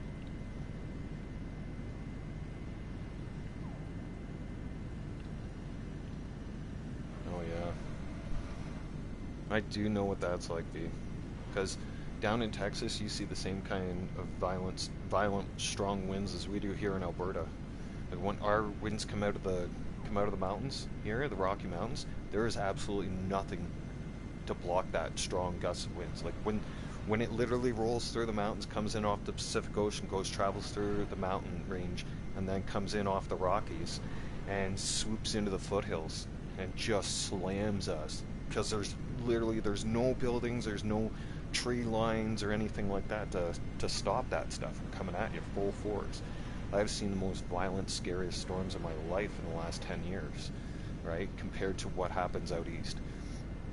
Because you see, it does pick up more intensely, but usually, like right here off of this line here, Alberta, and that stretches down to Texas, and everything pretty much on the west part of here, including St. Louis below us, we see some pretty intense storms.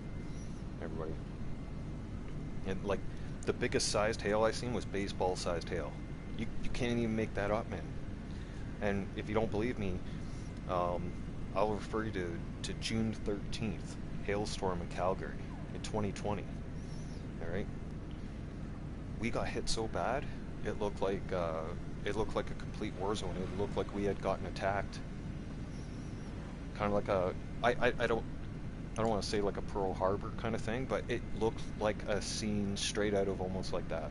Right? Everywhere you looked I lived in the northeast part of the city. Everywhere around us, the windows were broken, the siding was destroyed, cars were completely decimated, like everything was decimated all around us. It was like we just woke up into a war zone. Like everything was nice and sunny and fine, and I was firing up the barbecue one day and on the 13th of June in 2020, and then all of a sudden, boom. Like it came out of the blue. Like we got a 5-minute warning on our cell phones to hide, duck, and take cover. And it came out of the south, came out of the United States, came up at us so fast, and within the time span of 10 minutes, it dumped like 55 milliliters of rain, or millimeters of rain. Like the rain was so intense, and then at one point it was like, then all the hail came. And it was like you had to get inside, or you had to find cover or shelter, or that hail was going to kill you. Well, like it's life threatening for sure. And I had never ever seen our fire department's boat rescue go and rescue people off the major highways, because our major highways are 3 lanes across, 3 lanes the other way across, right? They had completely submerged everybody in water. Like vehicles were completely submerged in water. So can you imagine driving down the highway and then so much water ends up coming down, and river everything just bursts over, that all of a sudden you're driving down the road, and then now you're trying to swim out of your car because your car is completely, or vehicle is, you're standing on the roof waiting for rescue. There's no swimming in that water, because that water is ice cold, completely ice cold. That's the other thing too. Like it's like, oh, well, that sounds easy. You could just swim. No. Even in my street, right? In my street, we were up at knee-high water. We were wading through water. It was ridiculous. I almost had hypothermia that day. It took almost 24 hours to stop shivering. That's how cold my body was. No matter, even I had a heat blanket on, I had a hot shower and everything else, my body was frozen for almost a little over 24 hours. Because stuff like that, yeah, it gets intense. Sorry, I went off on a little bit of a rant there, but yeah. Like, V's seeing some pretty intense stuff. V, you're in Houston, right? Yeah. So, Houston radar.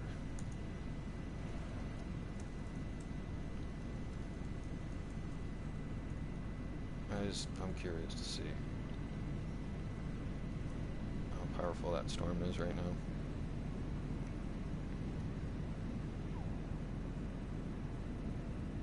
No, there it is.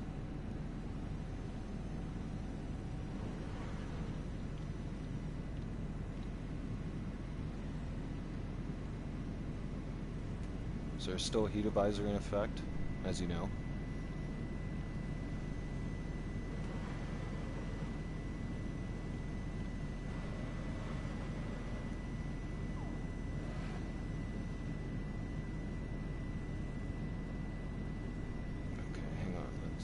Still loading up. It is pretty active across the United States today. It's got a lot of... Let's get a picture. What's going on? So, where are we at now?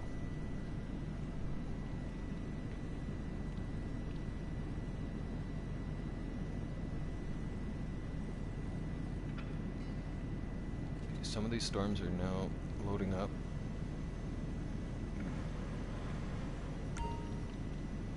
Currently,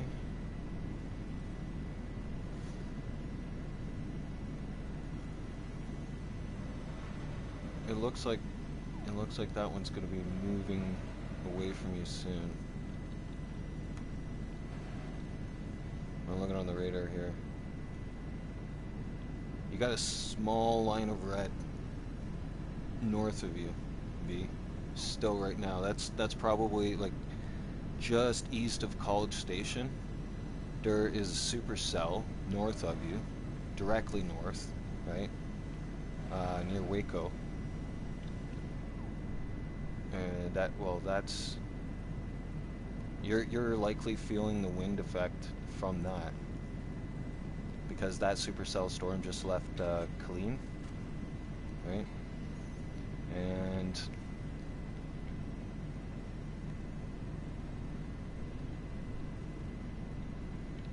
you guys are an hour ahead. It's already 1 o'clock, so yeah, that storm's moving above you right now. That's why you're feeling those winds. Yeah. That's why you're feeling those winds. Because I just tracked it and paused it right now, and in about 25 minutes, that supercell will be it's just northeast of College Station at that point. And that one is going to be moving. It looks like it's by 2 o'clock. They're only giving me up until about 2:30 here. But it looks like that storm is actually going to change course and direction and head for Beaumont, basically. And that supercell, it's not very small. Like it's got potential, especially with the heat there. Oh yeah, it's got potential to grow. It'll definitely grow with the heat and humidity. And at that point too, there is a major supercell headed towards Kentucky by about that time.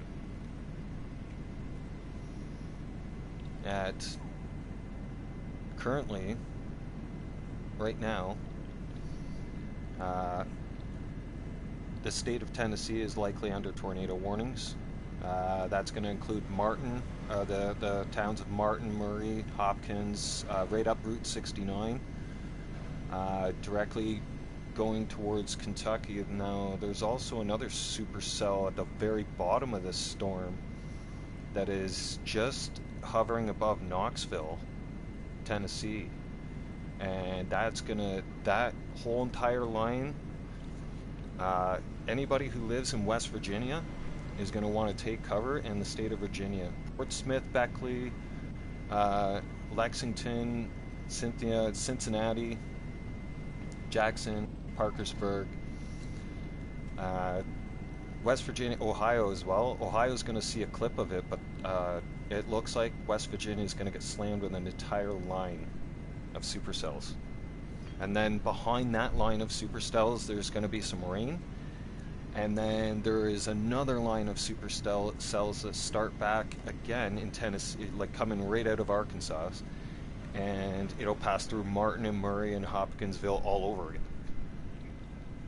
So those places, Martin, Murray, Hopkinsville, Glasgow, Clarksville, any of those places, Evansville, you guys are getting slammed now, currently, and then you're going to get slammed again, right?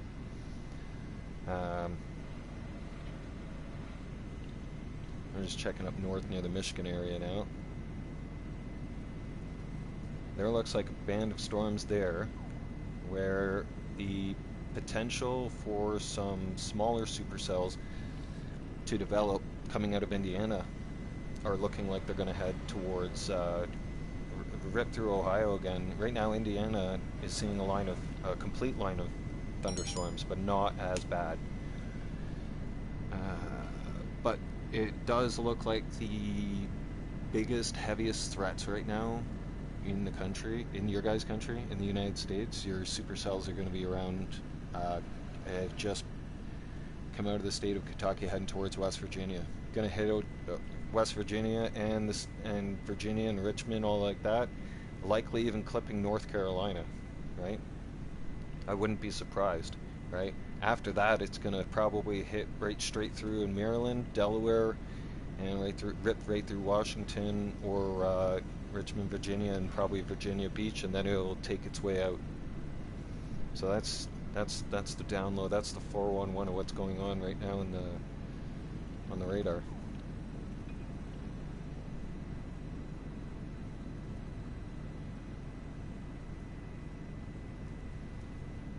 And it's almost got quiet now. No. I'll be getting back to a bunker sale. Did I order resupplies? There we go. It almost seems like, though, that the Midwest each year is just becoming more and more violent with tornadoes, non-stop. Believe me, you do not want to make this handover face to face. Not with. Oh, I'm not doing the Doom buggy. No. If you own the bunker, okay, and you get that delivery, it's not the greatest. It is the most annoying delivery you can do for the bunker. So, if you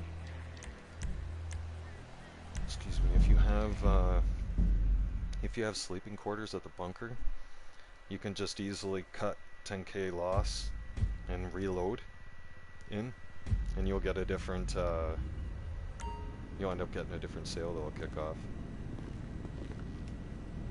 which would be nice. Honcho, you didn't go live or anything? Are you still here with us?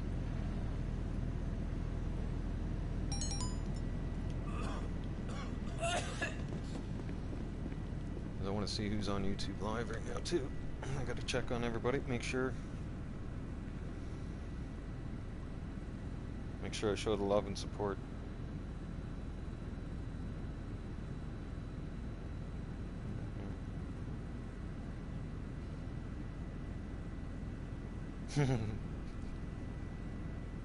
Fire.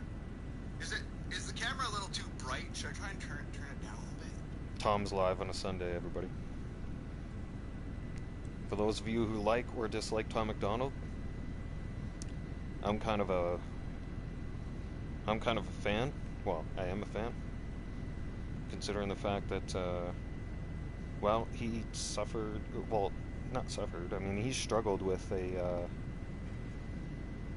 with being addicted to alcohol and whatnot, and struggled with his addiction that way, and got sober, and has 5 years under his belt. So, I've been any time that I've been, or I kind of follow in that footstep. Like, if he can do it, and if you've seen some of his video when he shows everybody what had happened to him. We're all business today. He was homeless. He went through homelessness. He was constantly partying. Like, he was drinking every single day. Right? And his life was up in the turmoil. It wasn't anything the way it is now for him. Right? And he's just inspired me to go along on my journey, because I've been struggling with getting sober for a while now.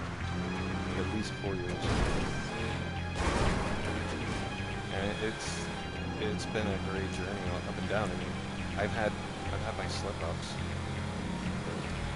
and anybody who's on that journey and path with me, listen, you're bound to have your weak points. You're gonna have. Going on the path of sobriety, you are going to have your slip-ups. I forget what the word is now.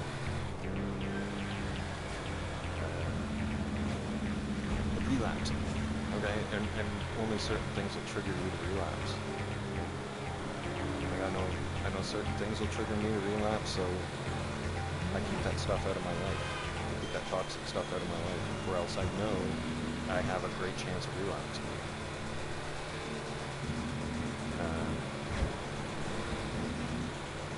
Life's just better not being always messed up. And like I said before, some people can enjoy moderate drinking, which is fine. Other human beings like myself, and Tom McDonald will tell you as well, Unfortunately, our chemical balance in our minds doesn't allow us to. There's no shut-off point. It's like you can go into thinking like, oh, I'm gonna have like 2 or 3 beers and cut it off. That's it. Yeah, but it doesn't work like that. When you don't have any. I know for a fact, me, I have no self-control when it comes to drinking. Like, I can easily put down 15 beers, no problem, in a day, and then do it all over again the next day, and continue that on for weeks on end if I wanted, right? Because I have. I'm not proud of that, and nobody should be proud of something like that, okay? Because that's when you really have a problem. I can tell you it's a much better, happier life without it, without the crap, without being all messed up like that every day.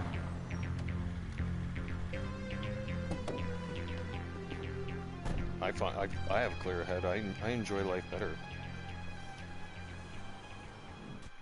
So that's just my 2 cents. I'm sharing with you guys, because obviously you guys have seen me mess up time and time again. Like, hell, I've relapsed like 3 times now in the last couple months. You're through to your garage. You need me to bring you a ride? You're not gonna be perfect right off the bat. It's not gonna happen. Don't try to be either, because you'll set yourself up for failure. How do I know? Been there, done that. Got the whatever to prove it. You know. Just take it one day at a time. Always.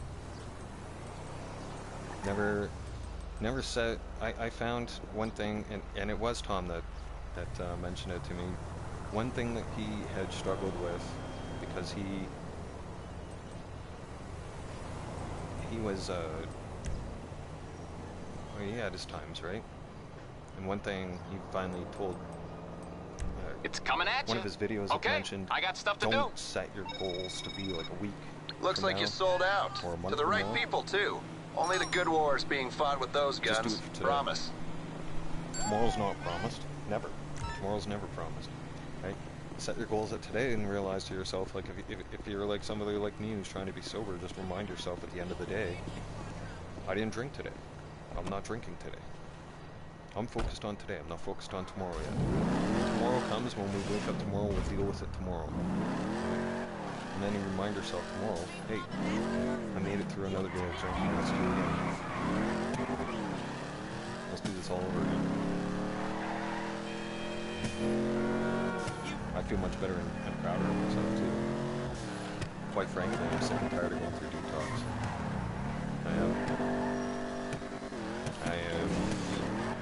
It's like, for me, when I stop drinking, usually, and I try to sober up again, I go through a detox phase where my body will crave the alcohol so bad that it will put me into the shakes, the sweats. Like, I can't get out of bed for an entire day. It'll rob me of my sugar levels and completely drain my body, because my body is literally having a fit because I'm not getting milk. My mind's saying no, but my body's going, we need this to function. My mind's like, no, you don't. Right?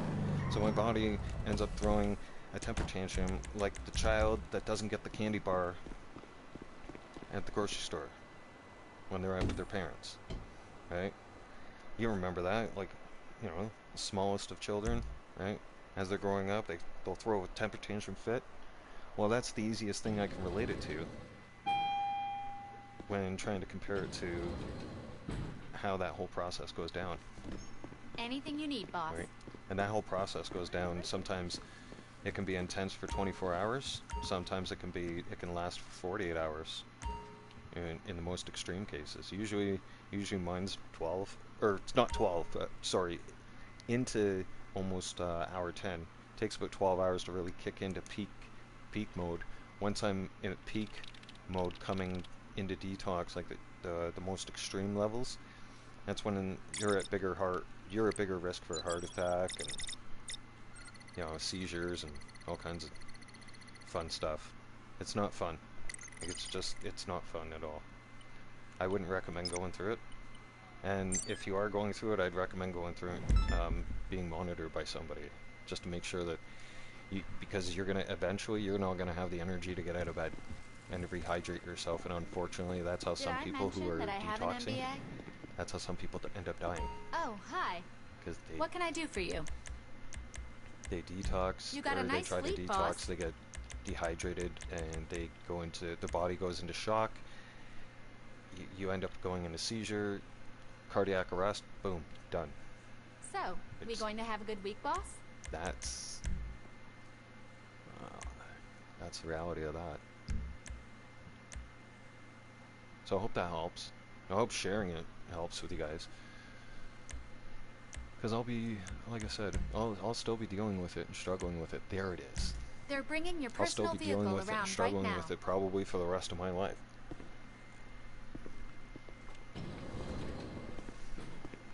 But drinking a lot of water helps. Coffee. My mind never stays off of it, I'll tell you that much. I constantly, even the dreams I was having, You got the pickup point on your a GPS? small little bit of a sleep I had last night there. Because they took me back, way back, years ago, with my work friends, on a weekend, okay? Drinking with them all. And I could taste it too. That's the weird part, right? Like, your mind will play tricks on you like that, like to tease you thinking, okay, you know? It's weird like that, how the mind works. But as soon as I woke up, and I was thinking about it, right? Because I had opened the fridge, and there was like a fridge full of beer. And I guess my body must be craving that, right? Because that's what I want. Or what I wanted in my sleep. Because that's why I ended up opening up the fridge door too. And then shortly after that I woke up. Oh, this one... Yep, here we go.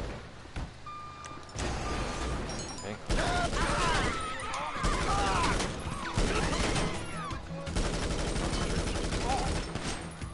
They're not gonna let me walk out of this. Gotta move these trucks. They're a little bit tense. Jeez. Alright.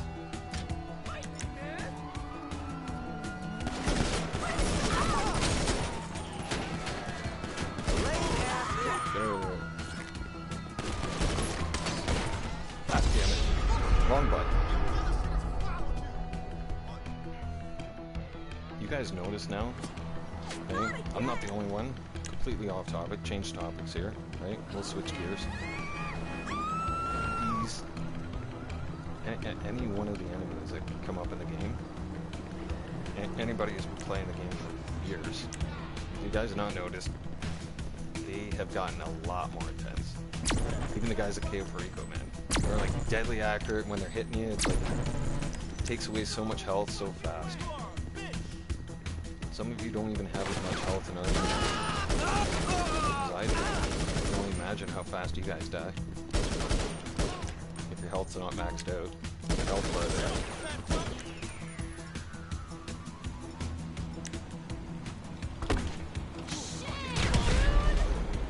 How you like that?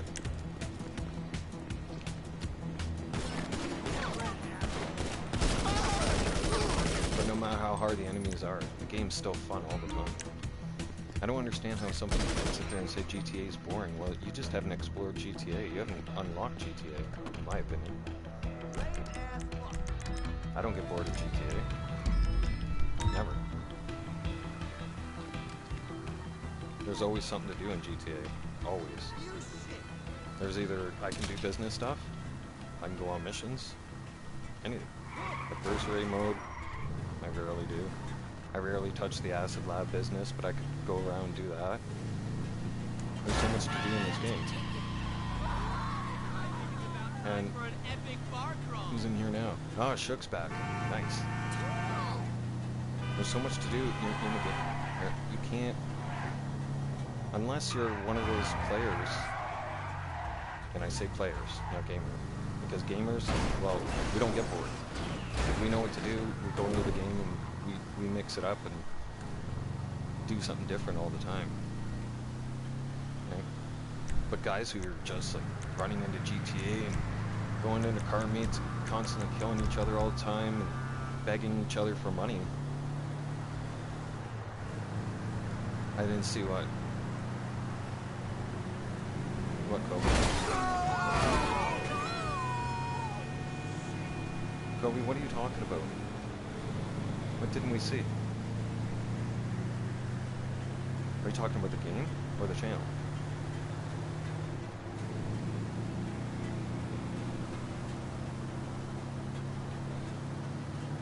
Or I didn't, or I'm talking about Shug being back in the lobby.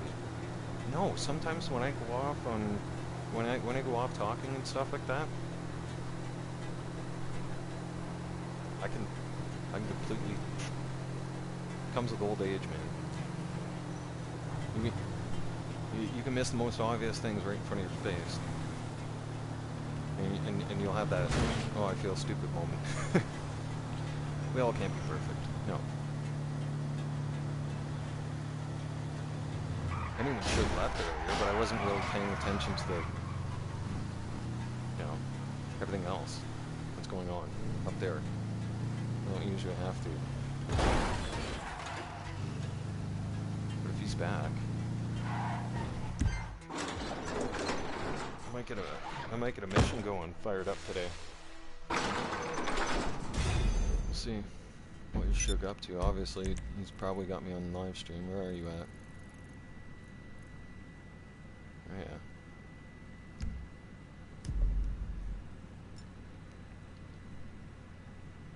What'd that say? 105, 159, not bad, decent numbers. Okay, check this out. So, remember earlier I was telling you guys about the special items you can get for your warehouse? Just check out some of these. Yeah, cool, right? And then this is your standard stuff. It'll show up.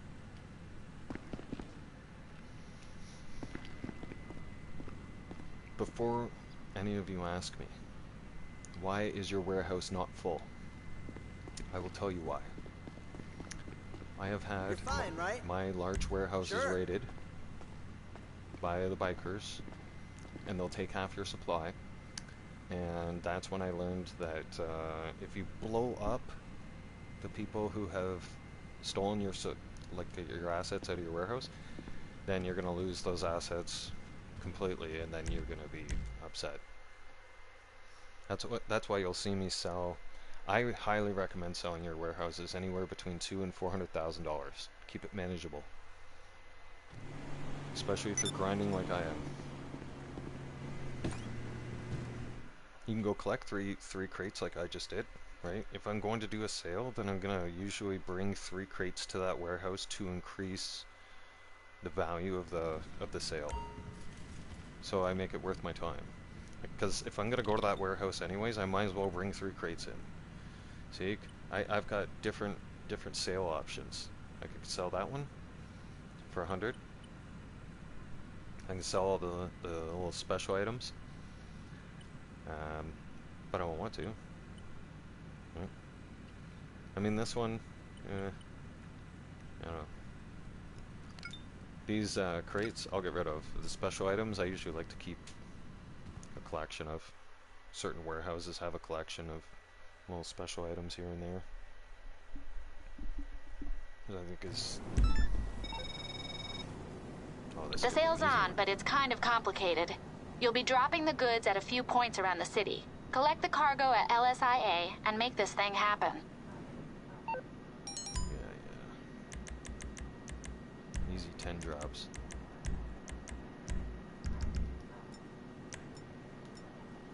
Very easy. There's 3 things also when you do buy the warehouses.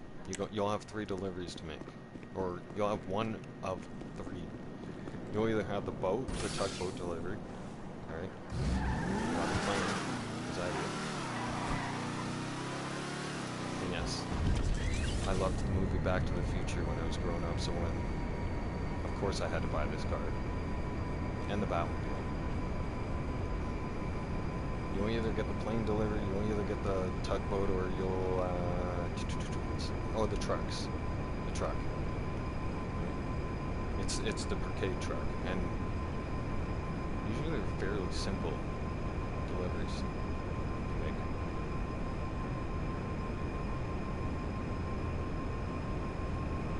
If you know how to fly, you'll be fine. But these are probably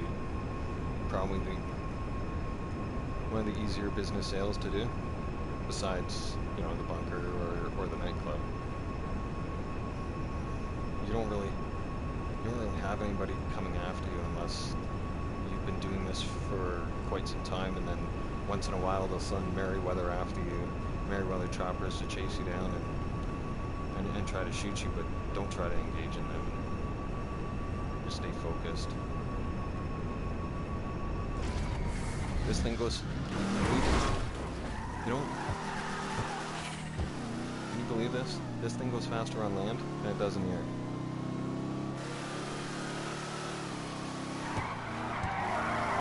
Which I don't understand. I can literally cover more ground by driving around fast like that and then just hopping over places whenever I need to. This car's very convenient, by the way. If you're doing anything like lobby oversight like we used to do and whatnot, or fighting wars and battles, this is the kind of, that's the vehicle you want, especially to take down oppressors. Anybody who's flying around in the oppressors and whatnot, that sucker's your go-to vehicle, alright? And I'll tell you what, because that thing has the most aggressive missiles in the game. Blue Monster. You lock on to, well, the RCV and actually them are pretty close. Because that our RCV truck, the war truck, that shoots has missile lock for aircraft. That thing fires five large missiles that are gonna chase you for some time. And if you don't have fast enough aircraft, and if you don't know how to fly and evade those things, yeah, you're done. It'll get you. Same with the Deluxo. I'm sure some of you have seen it in a public lobby, like, how does a Deluxo take down a jet? Because that thing has more aggressive missiles than the jet and everything else, man. Plus people can maneuver those things. I used to take that thing on lobby oversight. I used to take that Deluxo, stick it in the Avenger, right? Take the Avenger and go ghost mode until I got up above Maze Bank Tower. I'll give you guys an example. Until I go up above Maze Bank Tower with the Avenger and the Deluxo inside the Avenger in the hold. I would, you know, raise the.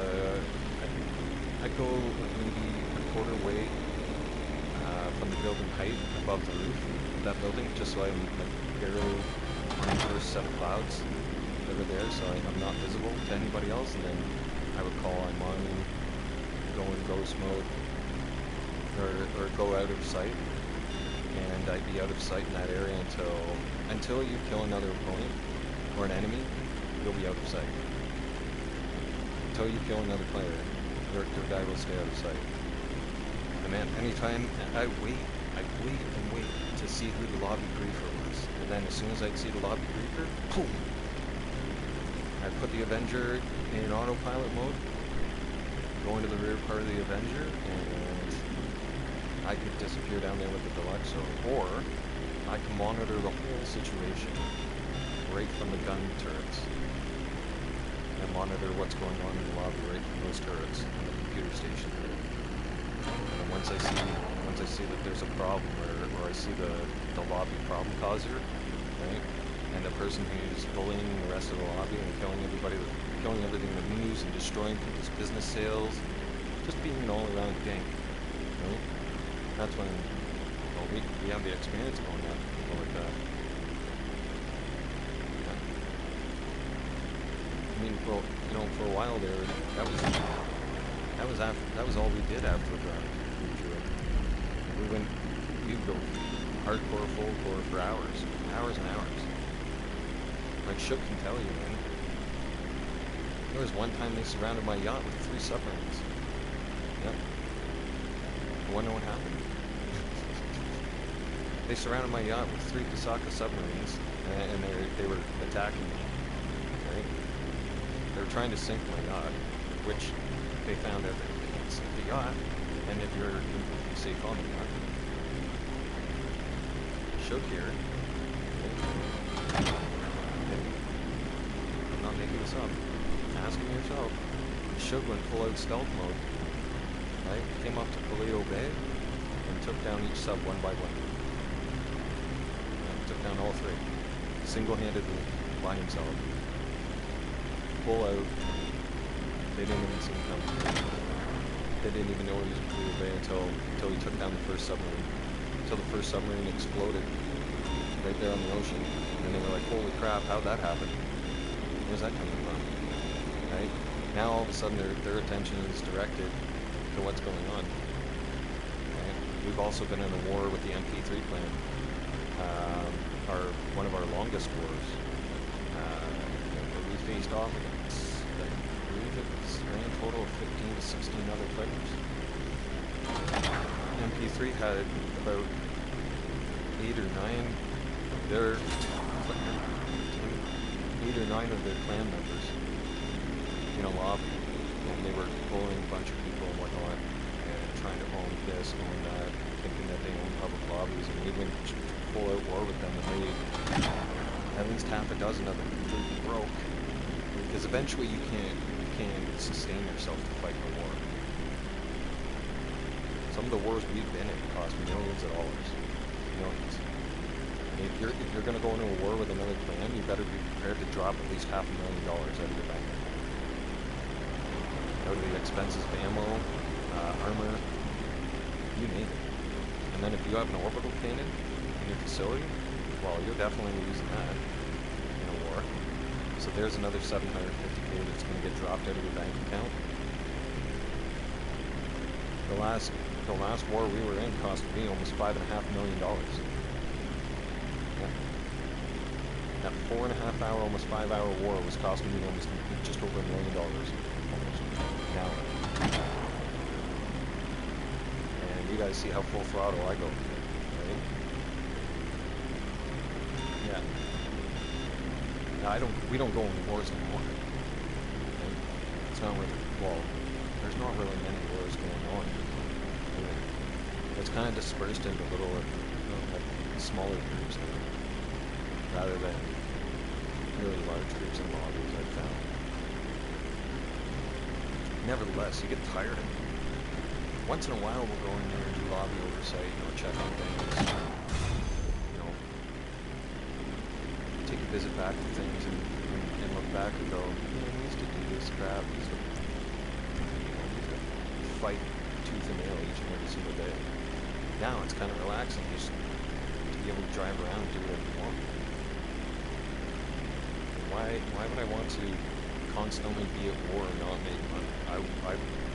I want my level to be up there. I got other things to accomplish at GTA. I got better things to do. I sat there and had to fight other players for the first 2 years of playing this game. When you've had to do that just to make money, because we weren't able to make money in lobbies like this before. We weren't. It was only about 1.5 years, almost 2 years ago, that we've been able to do this. Before, it was survival of the fittest. You had to be in a full public lobby in order to make money. You could be in a friend's lobby or a crew lobby, but you weren't able to conduct business. You could do missions, but you wouldn't be able to do business stuff the way we're doing it. Which left the market open for, your griefers and tryhards. Anybody who really wanted to make the online gaming world miserable, well, it left a complete opportunity for them, right? Which, I mean, a lot of bar-coded accounts did, stuff like that. But eventually they ran out of money, and they got bored of doing what they're doing, because, you know what, eventually people don't want to be at war constantly. Like, it gets annoying.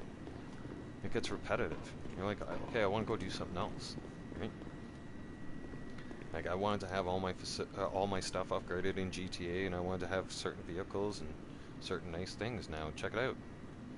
I've got the thruster. I've got the Avenger. The Avenger is fully upgraded inside and out. Right.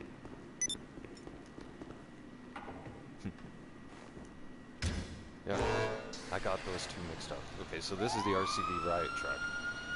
Before, this was the only truck in the game that had lights and sirens. And when you turn them on and you come out of it, the cool thing is, in your facility, it stays on. And those above there are just water cannons, by the way. Patriot mil spec. Right? And that thing has front machine guns.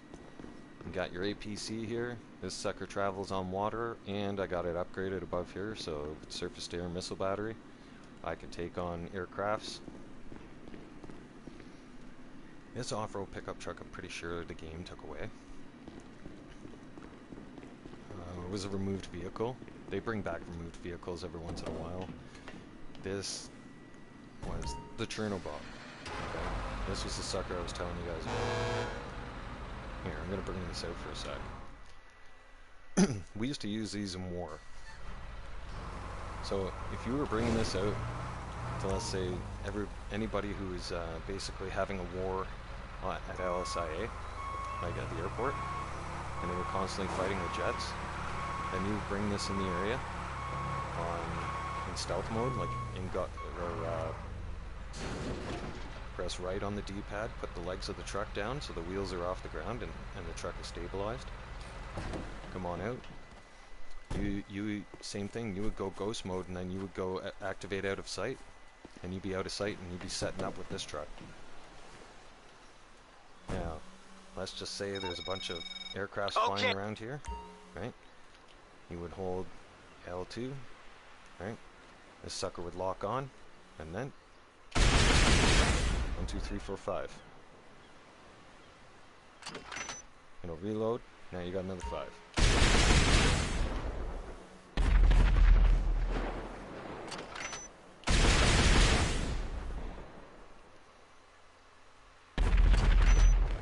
Now, those 5 rockets are going to be chasing any aircraft that you lock onto, and they're very fast and aggressive. So if that person doesn't have their aircraft souped up enough, like maxed out with the engine and thruster intake, yeah, they're done.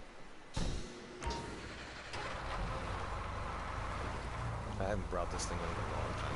It has not seen action well over a year and a half. This is the Chernobyl military truck. And before, you guys, I've seen it before, I'm pretty sure. There's been a few people out there who show you what it's like if you buy it. It comes standard. It's a very slow truck.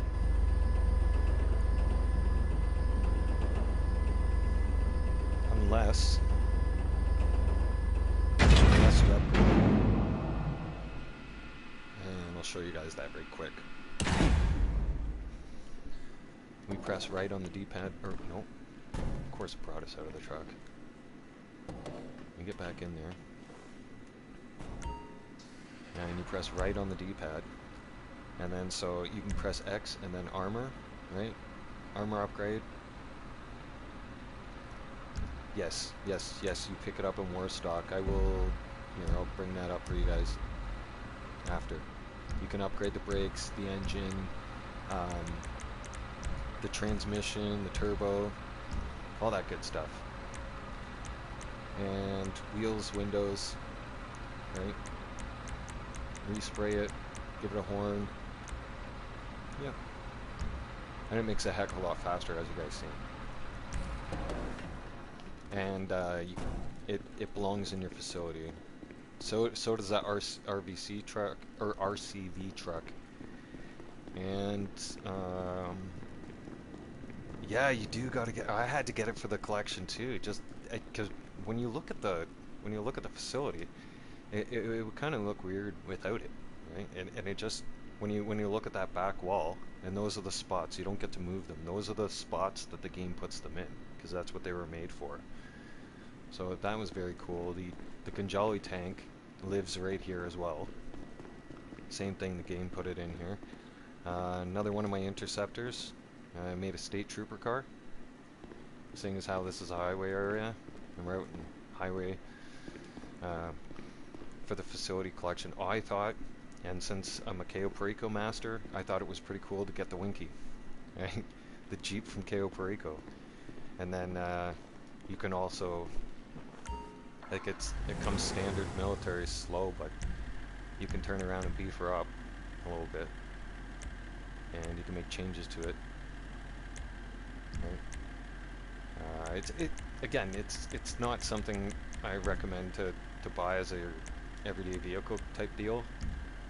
But again, for people who are, you know, collectors and you want it for the collection, definitely buy it. Another Cayo Perico vehicle, everybody, right? The Mammoth Squatty.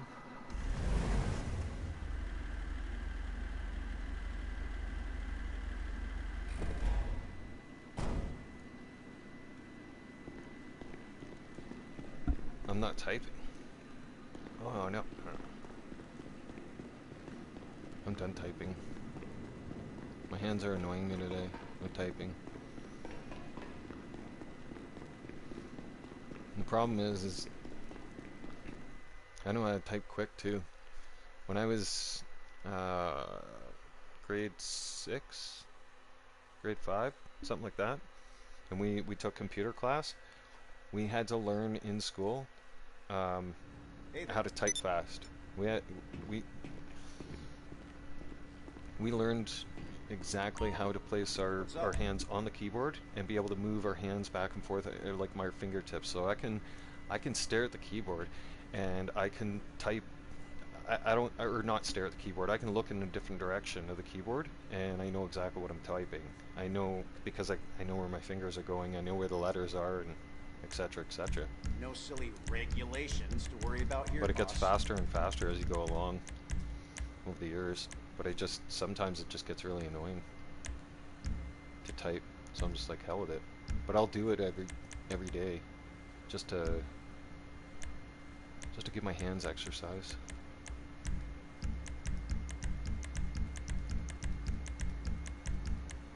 There it is. Choice of the professional. So in the Avenger, you can upgrade the Avenger. I gave it everything. Let me just show you guys. Go back into Warstock here.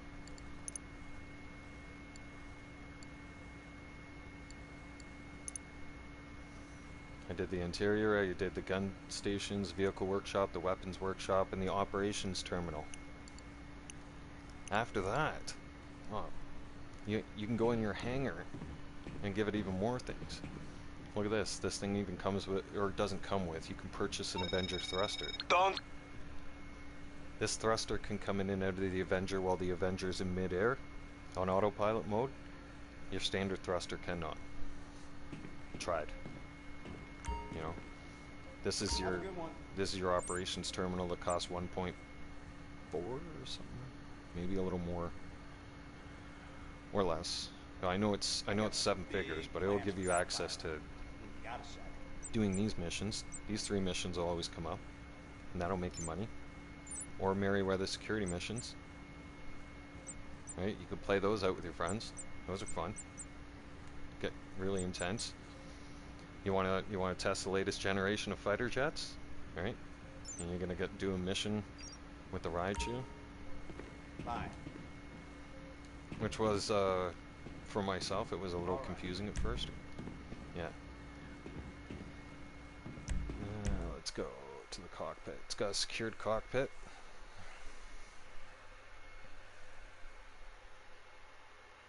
It's got a little fancy bells and whistles on the inside. That looks kind of cool. And see, this is what I mean though. There's so much stuff to do and purchase and buy in GTA. I haven't even touched those missions yet today on the Avenger. And look, detail on this sucker is like awesome.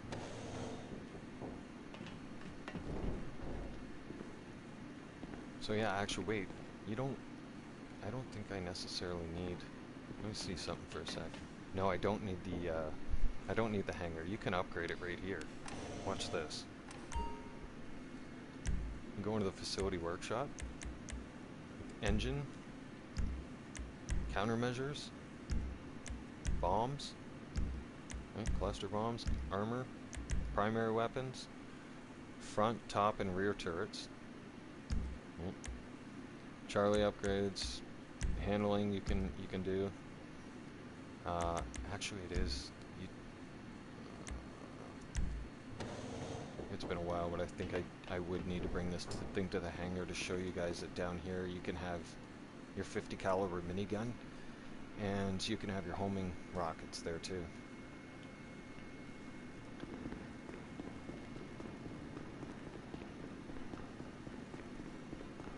We come down the hall.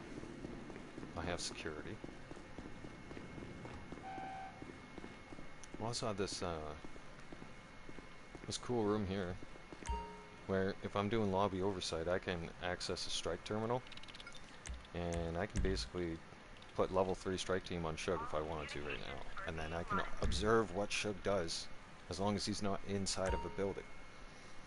And I can look at his every moves. I can track, trace, see all his bad actions if he's doing any, you know, etc., etc.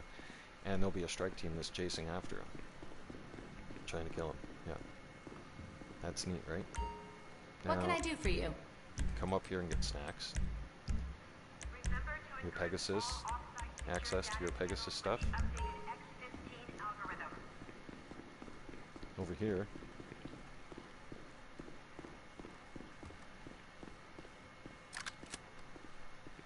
There's a Gatling gun. Nice. Oh yeah, we went through there. You end up getting a little collectibles here and there. This is from Cayo Perico. This is Merryweather's advanced submarine that you board for the Cayo Perico heist. Here's personal sleeping quarters. So I could spawn here if I wanted to. Got my great big eagle. There. Excuse me, yep. Had to have that. The war room. The orbital can is inactive. But you got two options.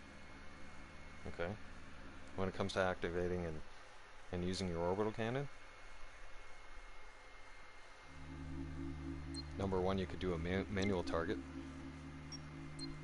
It'll only cost you $500,000, and then you gotta drag it all the way across the map or wherever you want.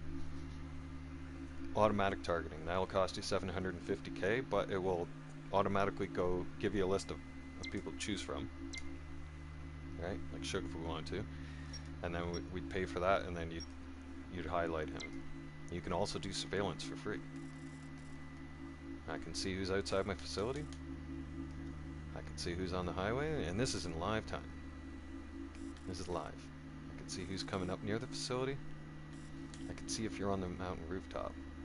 Even if you're in ghost mode, I can see where you are. I can do a perimeter scan and eventually find if you're hiding out here in this lighthouse. Anything.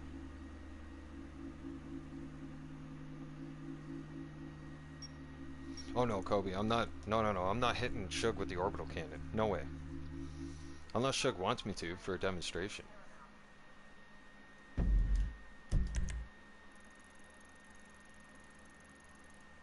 Where is he?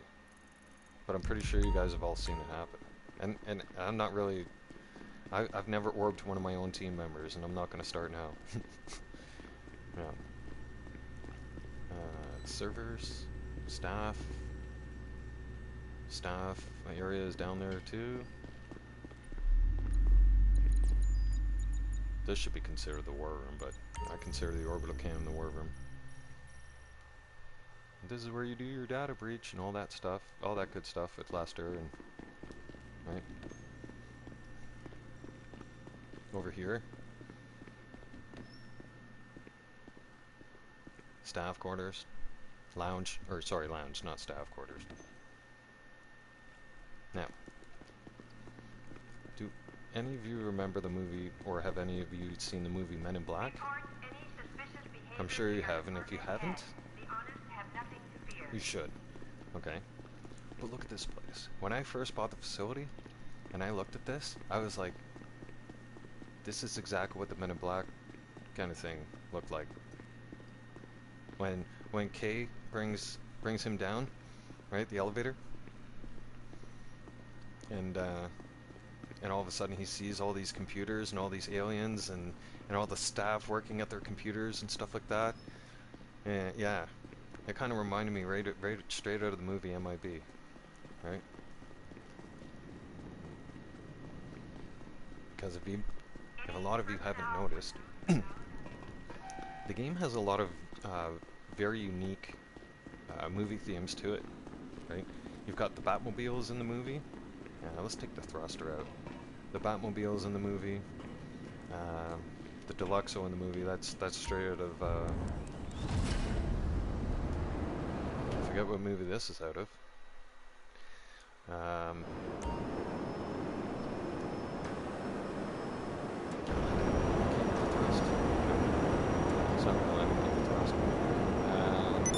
And if you've noticed as well, in the game, the clock tower from Back to the Future, where the lightning strike happens, the clock tower is there too. There's just a lot of little things to pick up on in the game. Vehicles that have come out that are related to movies. Like I said, there's always something to do and explore and have fun with. This thing in particular, the jetpack, allows you basically to access any point on the map. Watch this. I'm gonna catch the train.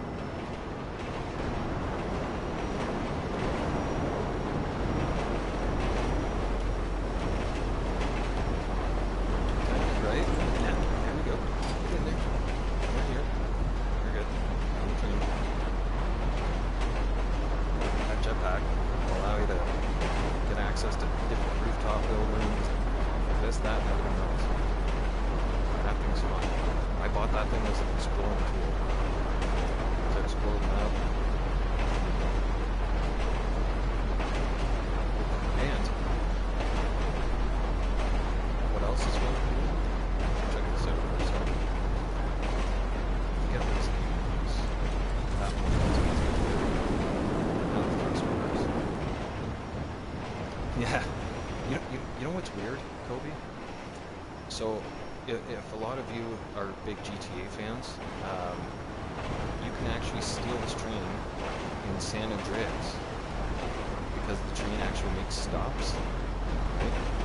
For some reason, Rockstar didn't want to let us do it in GTA 5. You don't believe me? I'll try.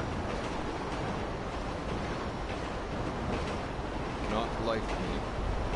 Get into that cab, open that cab door, and start driving the train like you can in San Andreas. You can do a lot of other things in this game that you can't do in San Andreas, but yeah. Now, there was like a 14-minute video somebody made. It's pretty famous on YouTube, GTA. But he did a real-life version of GTA Drive Around in California. Turns out, I didn't know this until I think his name's Aaron. Turns out all this stuff, everything's done to a T. Yeah. So things in California, in the city of LA and just outside the city of LA.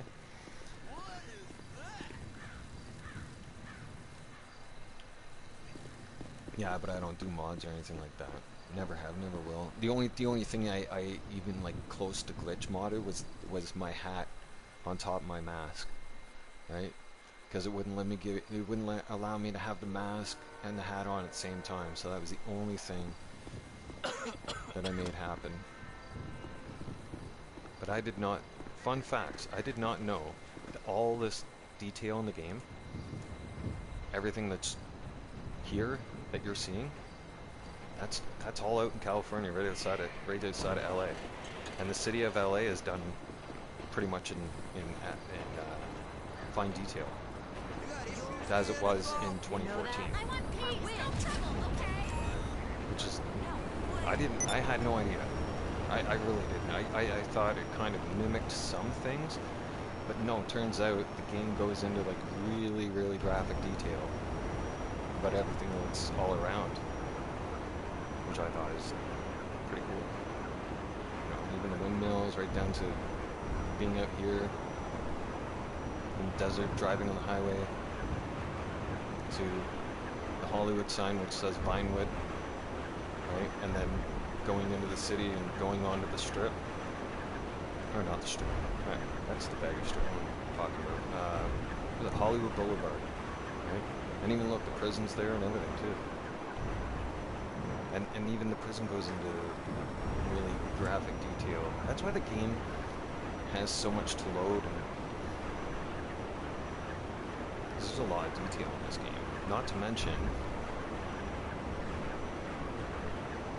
it's not only just a highly detailed game, it's a highly detailed game that has a very live environment happening in the background as you're playing it. So the computer AI is giving you a real life environment experience, right? As if you were to be in this world for real. Everything's moving, the vehicles are moving, the sun's going down, like the weather environment, all that stuff's happening as long as you're moving around. Now,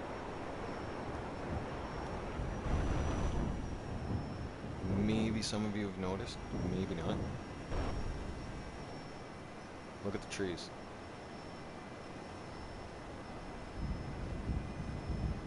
Look at the branches moving, the wind. Right? Some of you have seen me flying around and you see my plane down, almost doing a nose dive, and then up and then down and up and down again. Well, I'm keeping it locked straight, but I mean, you're going through certain wind changes. The wind gusts depends on the jet stream you're actually in. The wind will push you around and stuff like that. That's how detailed this game is. I love it. You can't get that. You can't get like a very cool free roam environment like this in most games. I mean, there's some games that are kind of similar, but they're not the same. For instance, who remembers the show Lucifer? Remember that TV hit show Lucifer, right? Everybody was watching for a long time. Yeah. Whose nightclub is this? Does this building look familiar? Because that's Lucifer's penthouse right there. Right here. It's his 2-story penthouse. And at the very bottom of that building is his nightclub.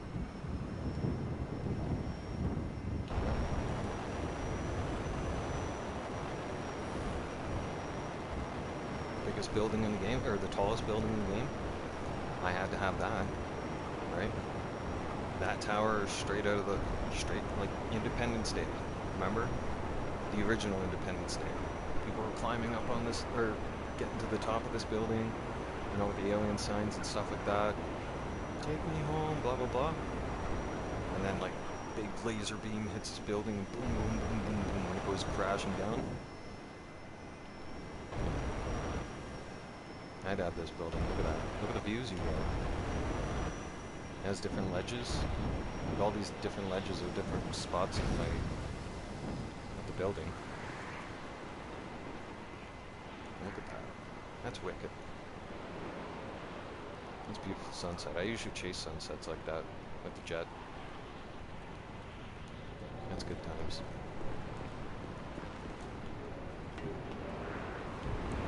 You could have an office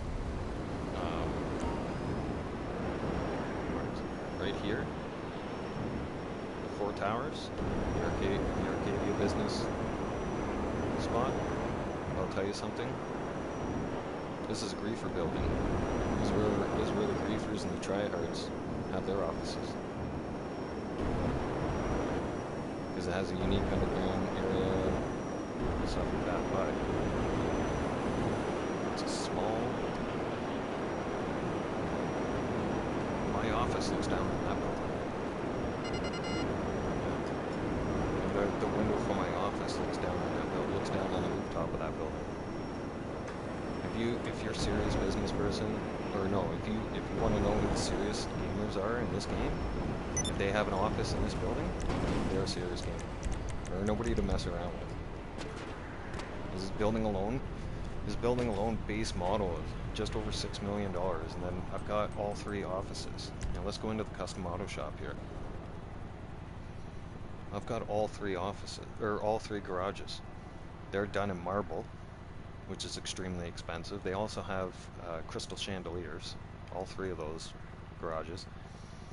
And there's something else that you purchase, I forget, for them. The lighting and design, or the design or pattern, color.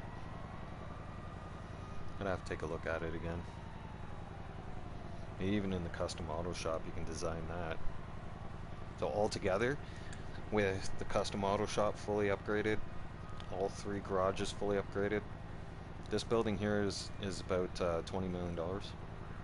Grand total, well, between 16 and 20. Yeah. You drop mad cash. I dropped mad cash a long time ago. I slowly upgraded this building. It took me, I don't know, 4 months, 5 months. Once I had purchased this building, I went with 1 garage, and then I upgraded that garage to its max and carried on. See, it takes a while to load because there's a lot of detail to load. Well, here we go. This is exciting. Right? So that doesn't take you anywhere, but this is my floor design. Great to see you. There's different designs. So this is where you can customize any, like, regular auto shop. Right? It's not your agency kind of auto shop. You get a TV, you get a little lounge area.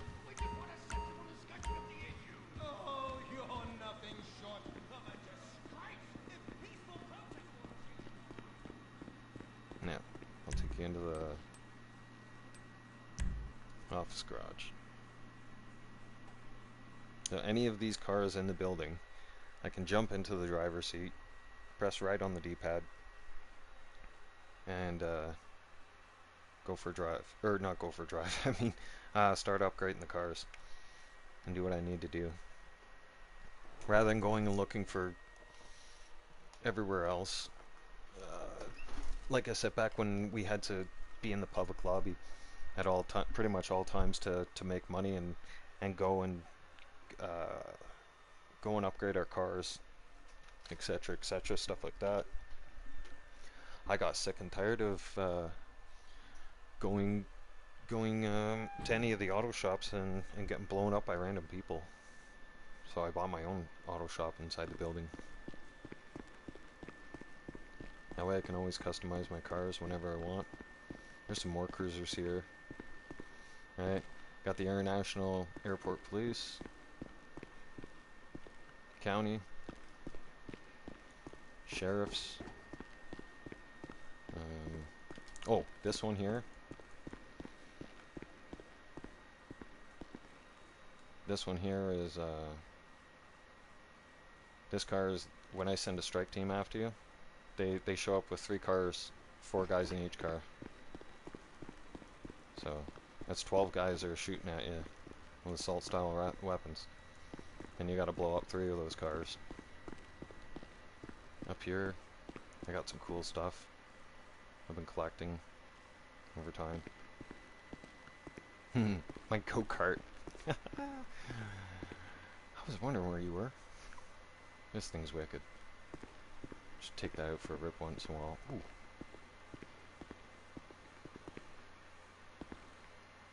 Did I don't think I upgraded that. This is the older style Granger.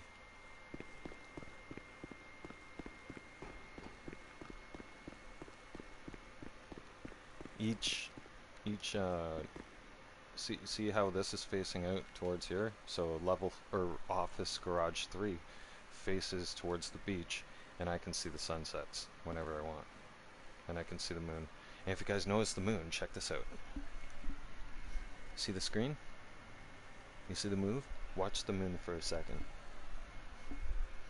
Well, not for a second. Watch it for a few seconds. You notice it moving? So even when you're inside a building, the live environment is still happening out there. Helicopters are flying around. Yep. That's why my system is constantly on the go. Sounds like a jet engine's trying to take off every day. No matter how much I clean and maintain it too. This here is, well, the Vapid Blade was one of my, that was my second muscle car I bought in the game. I bought this truck. I don't know if this is gone. There's that motorcycle. This one here. This car here. Check this. Oh, can't really see it, but it's got Lurch in the back there. Or Frankenstein, I should say.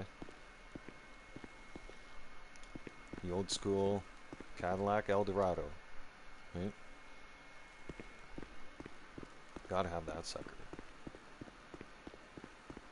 This I haven't taken for a rip in a while.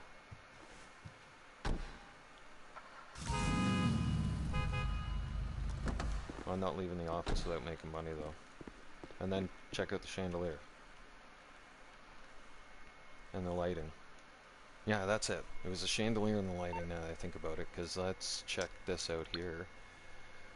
We go on the internet. We go to,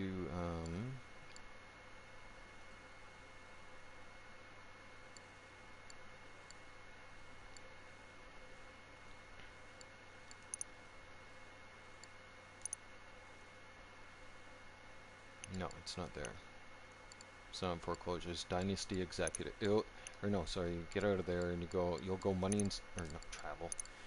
Money and services, and here you'll find this here called Dynasty Executive. This is where you're going to be able to purchase your office. Okay. For some of you who purchased the Criminal Enterprise package for $15, best investment you could make, because that'll give you a free office over here in Vespucci Beach, East Bank West, right? And then you can upgrade your garage accordingly. Mine, or you can get another office building. You get that one right there, Vespucci Canals. Right, my agency's in there too. You can get the Arcadia Business Center. How much is Arcadia, anyways? Oh, let me go back.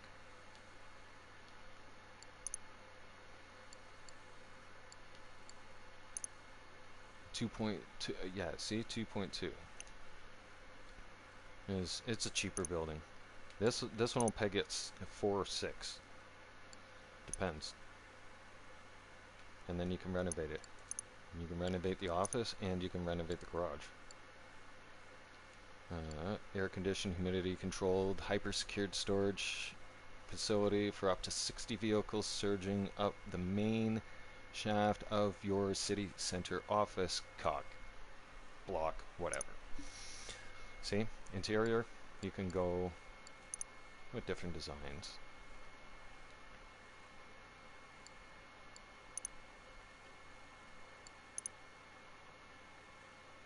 Standard interior, whatever you want. Lighting, you can change the lighting.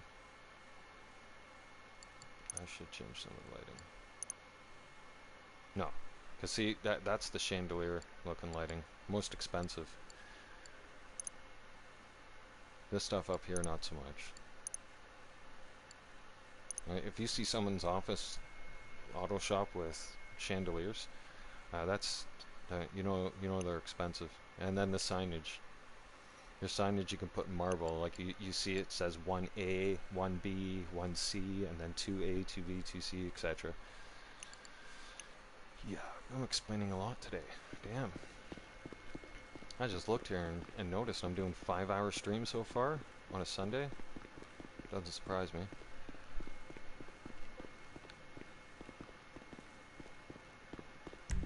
Although I do want to make some food soon and maybe take a quick break, but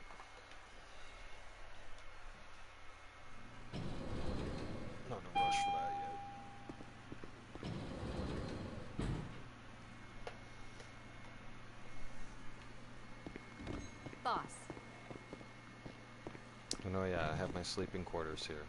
So if I wanted to, when you have sleeping quarters at a place, you're able to spawn there whenever you want. Kind of on demand. You can just go to online, go to options, switch your spawn spot. So for me, before I forget, I don't want mine at the hangar, so, or the bunker. So I have options. I can go to the hangar, the facility, nightclub, marina workshop, casino penthouse, my arcade, Kasaka, Ellis Car Meet, auto shop, agency, Eclipse Boulevard garage, the freak shop, salvage yard, last location, random, or my apartments. And then garage, other garages, private yacht. That's where I like to spawn up at. Because my private yacht's my home. Right?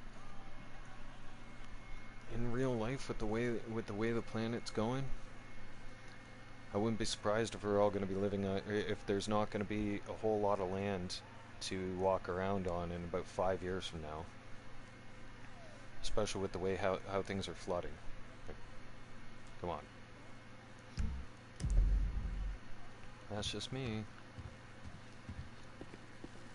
I would prefer to live on a houseboat. Yeah, I prefer to live on water than land. Personally. Because at least on water you can go fishing as well. There's always something to do. The water's calming and relaxing too.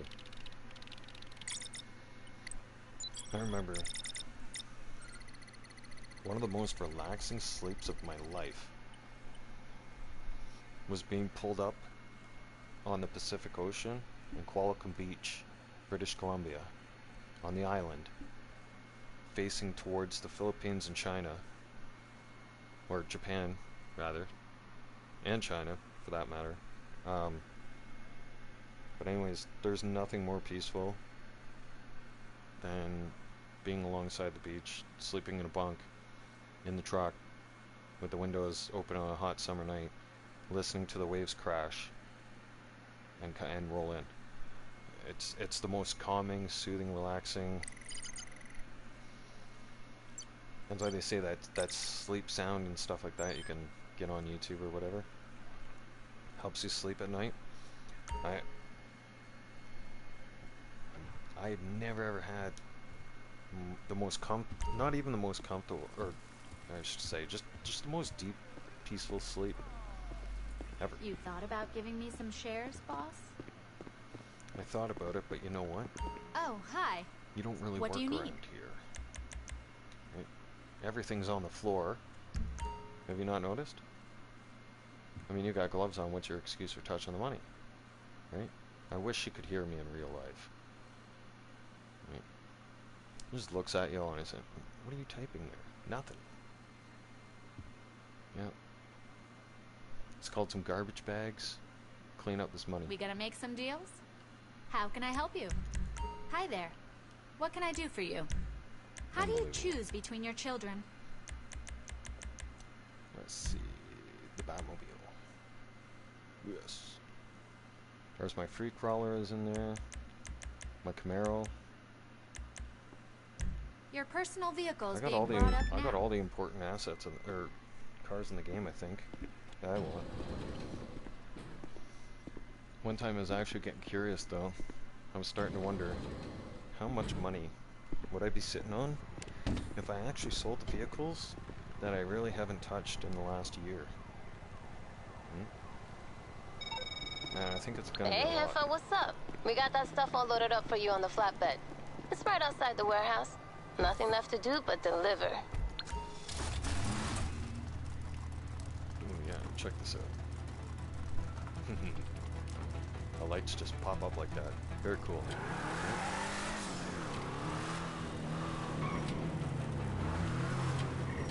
I don't think it's gonna make this jump because it's too low. Yes, it does. It's been a while since I jumped off there with this. It's got fixed. I love this thing. It's got weapons too.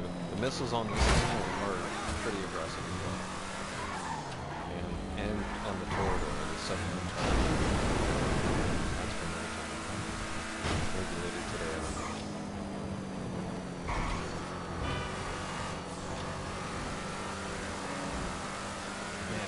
fast. You gotta be careful too. Like, it has unlimited, that little burst. You just click L3 to do it. How many courses? Like, you can even click the burst, and I'm not even holding the throttle. Look at that. Whoa. No gas required. Right.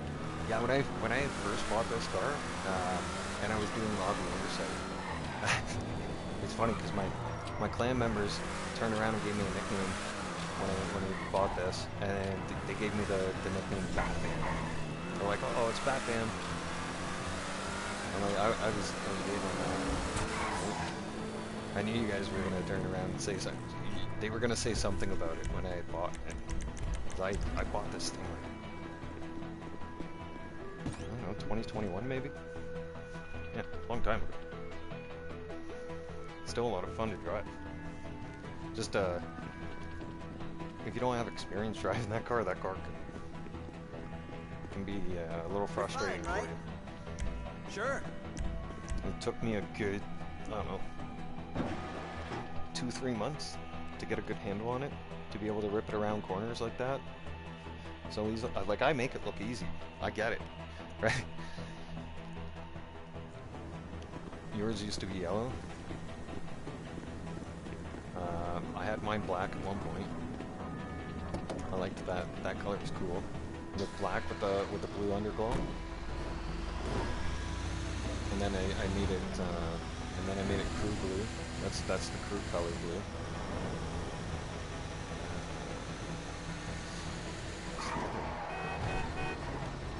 Yeah, the other one's the submarine card corridor. That thing has the boost too. Right? It's an unlimited boost. You just click the L3 button. Away you go. Bye bye. You're going to space. Or at least trying to.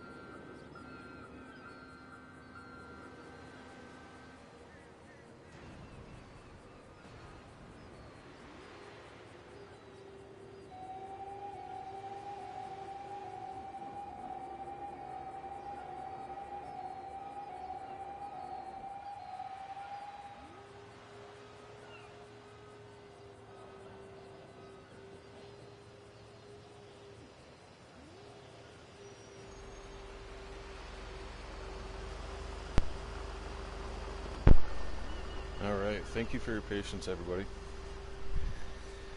Because it's that week where, well, I try to get my laundry done on Sundays. Everybody's different, but I kind of leave it to Sunday. It's just kind of my Sunday thing, you know.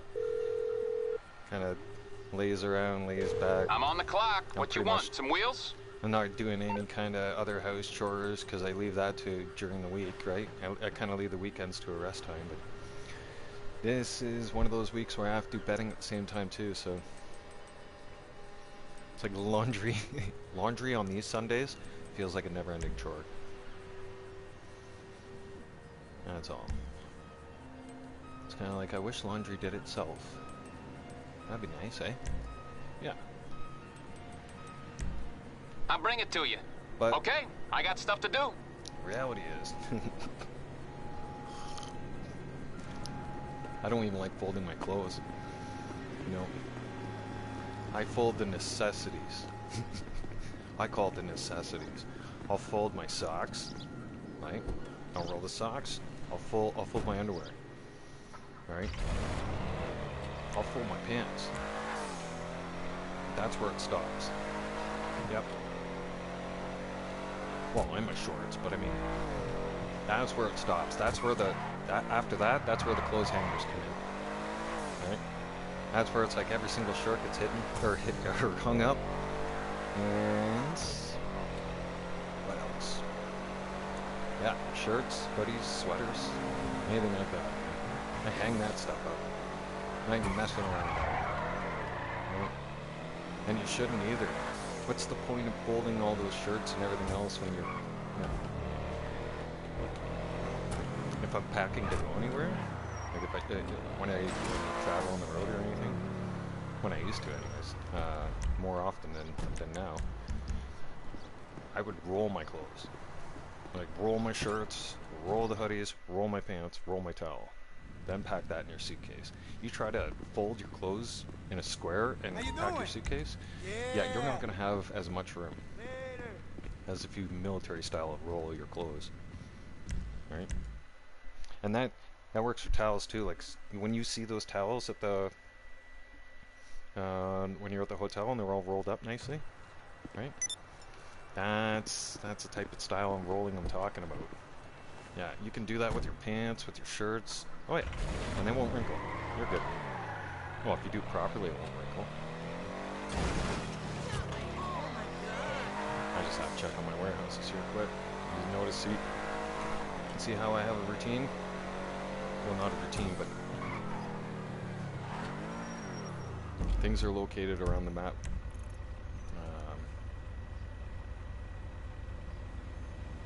Okay, I'll be back. Gotta go across. Need. Oh, okay, yeah. All right, Kobe, cool. No worries. I just seen that message, dude. You notice how I'm basically going. See, I can go from this warehouse to this warehouse. Go along to that warehouse, and then jump over to the scrapyard. Go collect 2 cars, and then pull money out of that safe, right? Then I can drive over here to the agency and go pull money out of that safe. And I can go back up to that warehouse and get those people working again. I forget what's her name now. Lupe or whatever. Yeah, she's down there in La Mesa.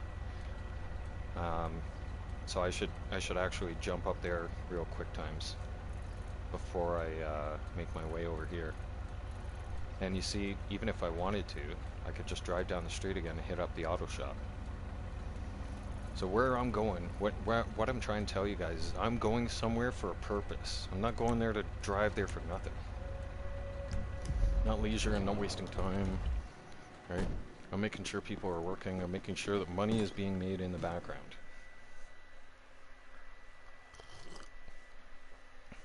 Yeah, I'm on my 3rd cup of coffee. No. But, you don't want to be traveling. Why would you want to travel around the map for nothing and make no money? That's why you hear a lot of those guys in GTA public lobbies are sitting there saying things like, "Oh, I need money. Do you know how to make money? Huh? Oh, hang on. I thought you're some big, tough gangster driving a nice, fancy car, right? Like, are you not rolling in dough like you said? Like why do you have to be asking people how to make money? No way. I did that I helped people out like that for years, for 2 years. You know, I had the Cayo Perico thing going on. Sometimes I'd help them out. I would. And then afterwards, after I discovered that certain people just kept doing that all the time on a daily basis, which I call the bums of GTA. Right? Then there'd be then after I got sick and tired of helping people that would whine and cry for money and beg for money, I would go around the public lobbies and I'd find the lowest level and the person who's getting picked on the most. I'm having the toughest time to make money in GTA. And I ask them a simple question. You want to make some money? Yeah? Okay, cool. Well, I have a heist ready to go. Let's go. What do you mean? Well, I'll invite you to the heist. You accept. You wait at the bottom of the stairs. I'll do my thing. Right? And I'll tell you where to go. I'll come back and get you when I have the keys and taking care of all the guys. And you'll walk out of here with 7 figures. You know, I'll give you over $1 million. And to to the average player who doesn't get to play GTA that often or anything like that, $1 million, over $1 million is like that's a blessing. It's a gift. Right? Oh, I was thinking the truck was here. You're about to turn into a It is a lot of money. To me, it was a lot of money. When I was first trying to save up for the Kasaka, that's why I returned that favor. That same thing happened to me. I was struggling along. This one guy, he was up in the 300s. He was out of the service too. Like he was retired, Navy vet. And he seen me grinding, and I got like we were talking on the open mic in a public lobby like this, and people were, you know, yip-yapping on the mic way before they censored everything. And nice, welcome back, brother. So this fellow, he says to me, he's watching me get blown up, and he says to me, "What are you trying to save for? What are you working for?" Because he could tell I was grinding, and somebody had just blown up one of my crates from the warehouse delivery sales, and I was pissed. I was like, you just cost me $500,000, asshole. Like I was really mad, and he heard me talking in the public lobby there, and he says to me, he sends me a private message through the cell phone here, through the game, and he says,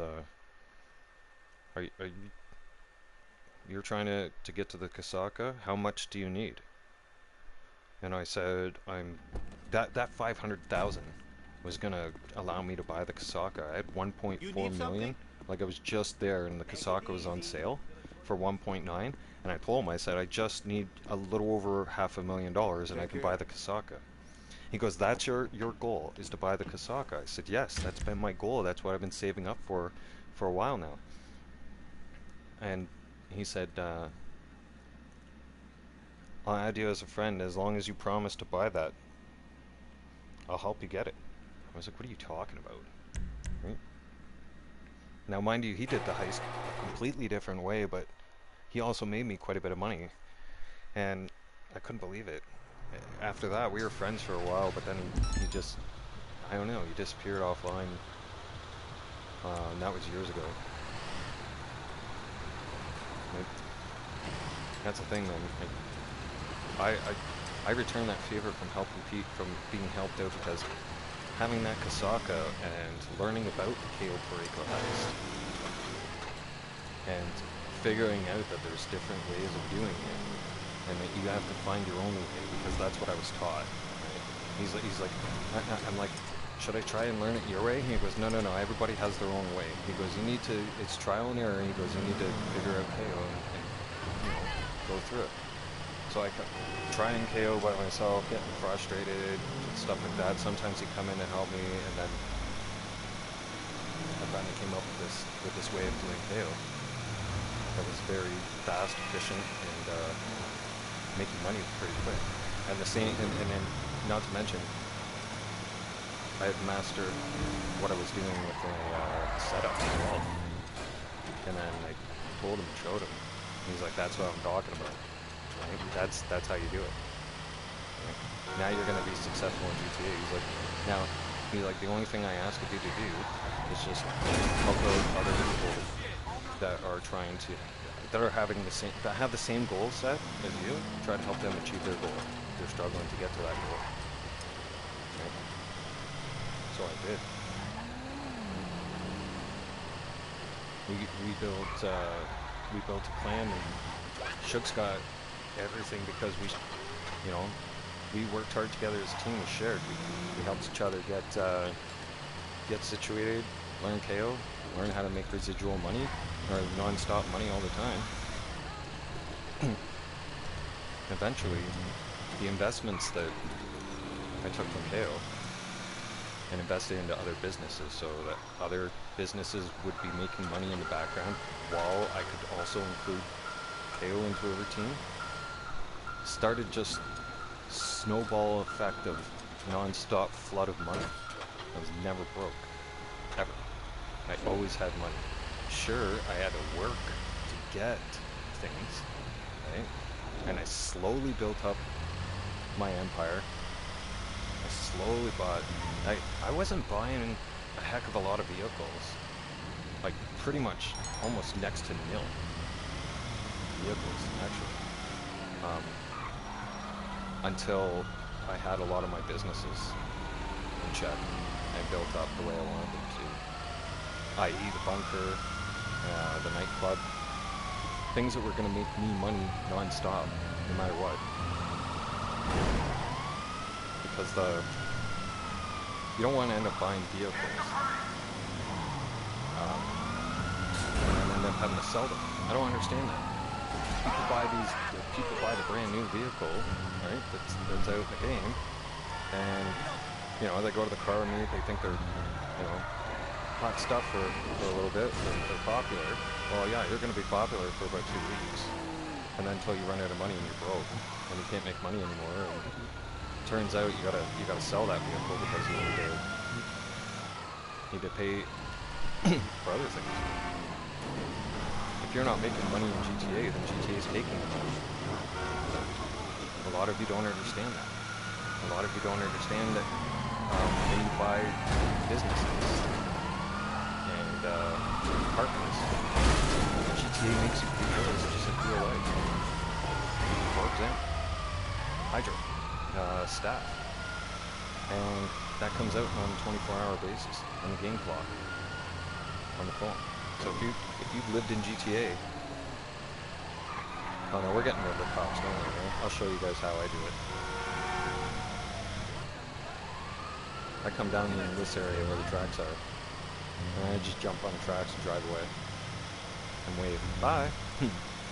Alright, they're not even in this area now. Well, they are, kind of. I'm driving right past the station. Yep.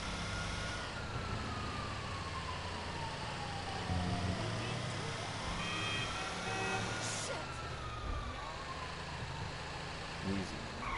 Look at that. And don't even mention, none of you better mention, why didn't you call Lester? Listen, you can't call Lester when you're in the tow truck service. No. Lester will turn around and tell you no. Right? You'll be like, yeah, no. Sorry, but no. Right? The more you keep asking, the more he's just going to keep saying no. Some missions where you have to lose the cops, you actually have to lose the cops. I wouldn't try fighting them. Most of you will try fighting them, but that will be a complete waste of your time, only because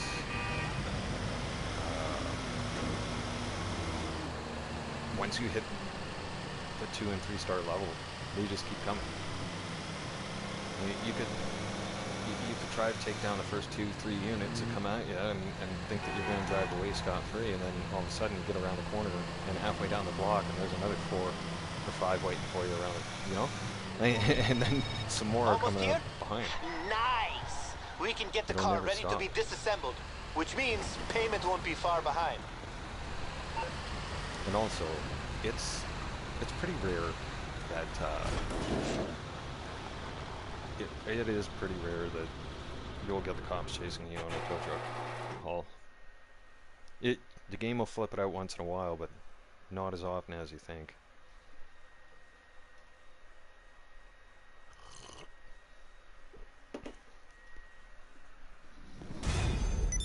Alright. Bye. These 4 spots, you can house up to 4 vehicles from doing these missions each week. Right, there'll be new cars each week to do. Like, there's 3 a week.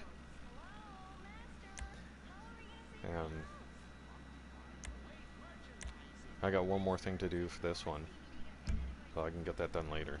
Right. These hoists here, alright, are for your first car you'll strip out, or you'll put there, and then your second car goes there. Now, I don't touch, the safe has money in it right now, but I don't clear the safe until I come back from hauling the second car. I'll tell you why. Because the money I'm going to get paid from those 2 cars, then I can, when I'm hauling the next 2, and then add the money from the safe, it's like, wow. I'm at least going to be pulling anywhere between 45 and 90k out of there right now. And that wall safe will only accumulate more money the more you haul. So if you're not hauling vehicles, if you don't have that shop full and your staff's not working, you're not hauling in money at a good pace. No, not yet. I'll go after the Mitsubishis shortly. Yeah, I always have to make sure the shop is full. Like, I'm always like that. I don't like to do it half-assed. Like, if I haul 1 car to the shop, I'm definitely hauling a second car to the shop and taking it there, so that all my staff is busy, so I can get the maximum amount of money. The more you do, the more you make too. And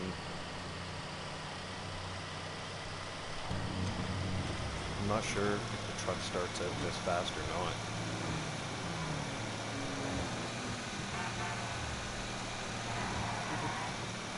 But I know you get rewards after hauling like 50 cars or something like that. 50 to 100 or more. My car count's up there big time. I've been hauling cars ever since this came out. When the salvage yard dropped,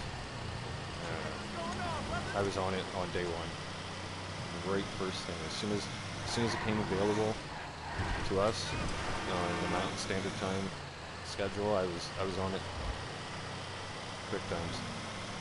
Purchased everything and started hauling. Oh wait, and is it not? Oh man, I forgot about this.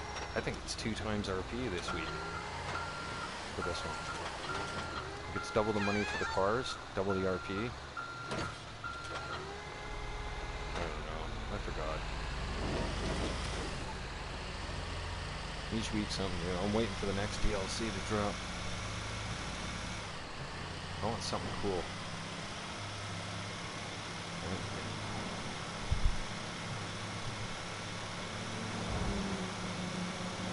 Give us another business, you know?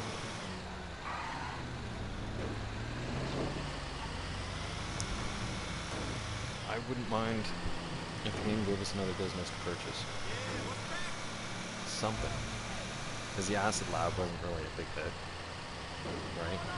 The agency was decent. Okay? It's still fun to do those missions. Scrapyard's one of my faves. For sure.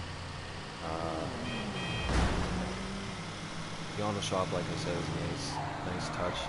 The LS car meet, That was such a crap show disaster when they released that DLC that irritated most of us, that pretty much turned us off of that.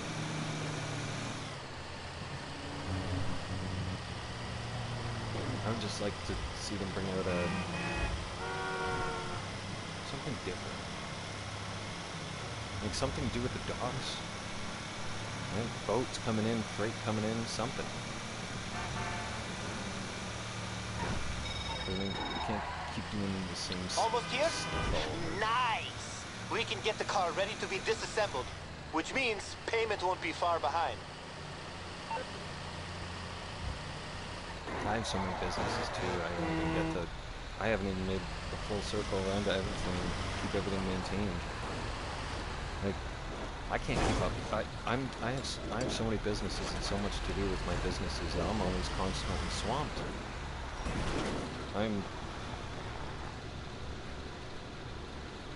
If I go, put it to you guys for an example. If I go exploring GTA, right?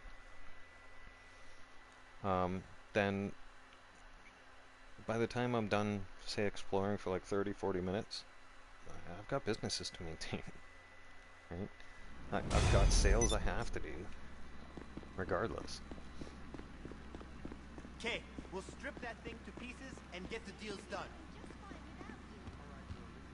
91K. Nice. So see, that's free money. That money's gonna go as pocket money. Add to that 214K. Now I'm at 330. Didn't I just I just deposited 330K not too long ago. So again, just messing around, letting you guys know how I play the game. Almost $1 million in 40 minutes.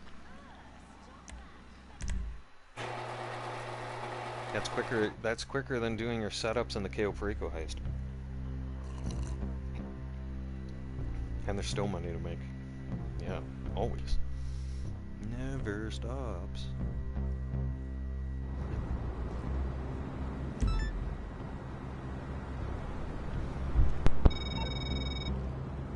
Alright, here's the deal. I got the pilot who can get our container off the ship. The thing is, he needs a skylift to lift it. You know, the ones with the huge magnets. That's the kind of equipment Merryweather keeps in stock. You just got to convince him to hand it over.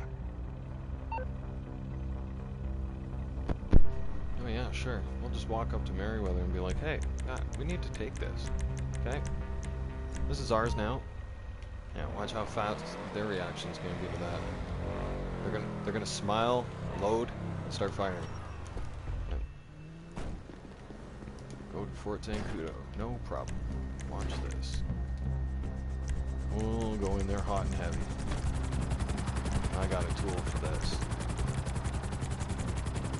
It's called Savage.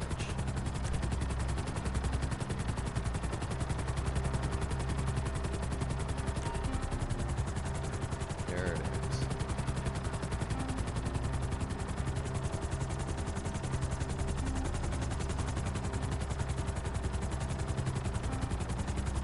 Things are gonna get serious. Oh yeah. Vehicles and bodies are gonna go flying way sky high in midair. Beauty part about this, you can have two people in here operating all these weapons and flying at the same time. Not to mention you can carry a small fleet of men. Alright? There are 4 in the back. That's 5 of you on this chopper.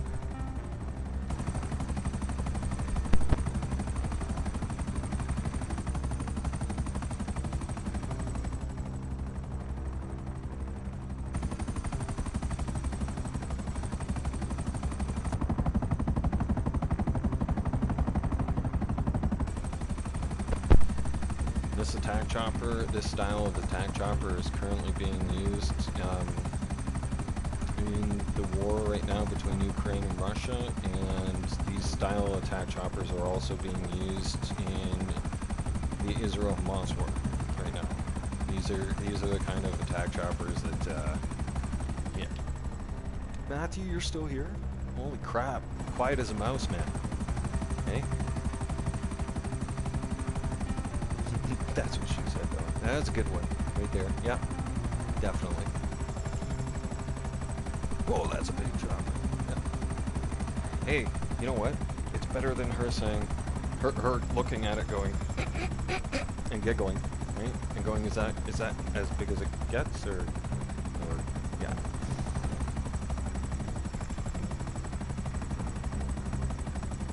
Nice, Matthew. Welcome back, brother. Good to see you. Alright. Let's make this happen. Steal this guy. They make it sound so easy. Just go on to base, steal it. I'm allowed on base. A lot of you are not allowed on base. Right? Now, this thing is surrounded by men right now. You know, it's hard to see. They are down there. See?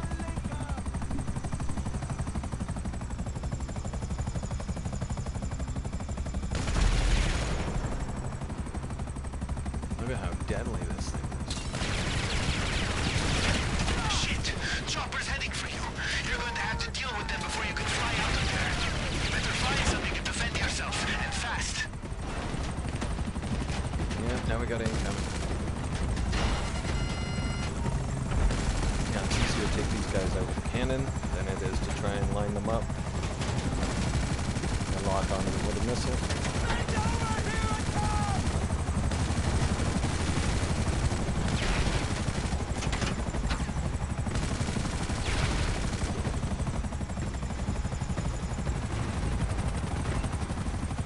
Because otherwise, you're going to be sitting here all day trying to lock onto these guys. They know how to avoid. Fortunately, they can avoid your lock-on missiles with a buzzer through. Almost there.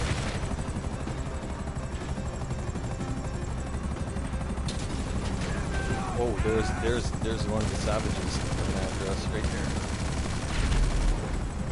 Slice and dice him. Very quick times.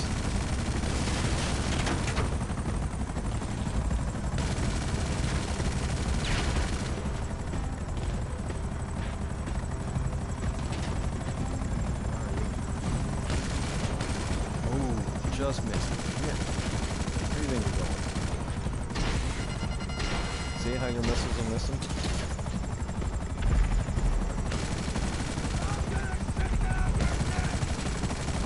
Shit, what's that? But, oh, we're going down.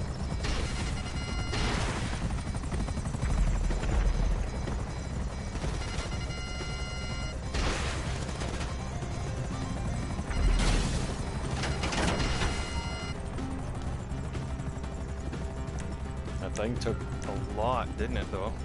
Okay. That thing could take a beat. These guys, well, they're dropping like flies. Shit. This is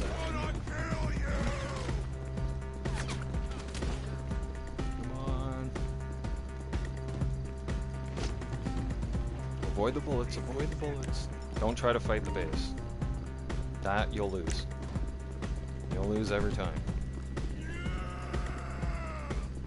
They got more than enough soldiers on this base to drop you like a wet fart. Go, go, go!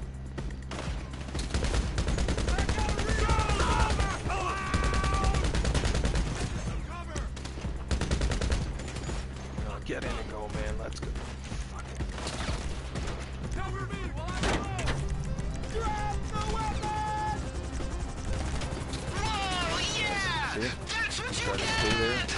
Okay, fly this guy out of there. I've set the location. Our guy will keep it safe until we need it. What is this thing? I'm glad you asked. This would be a container chopper. This thing has a great big magnet in the middle, and this is what they use to transport containers off of great big cargo ships when the cargo ship is stuck out in the ocean and cannot get into the port.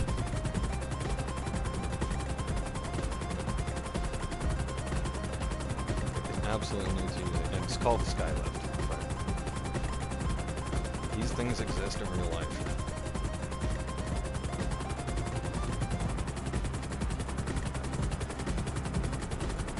Look at that thing. That thing's a beast. Let's take a look at the inside. Oh, the screens are shattered, or the windshield's shattered a bit. The inside looks pretty cool.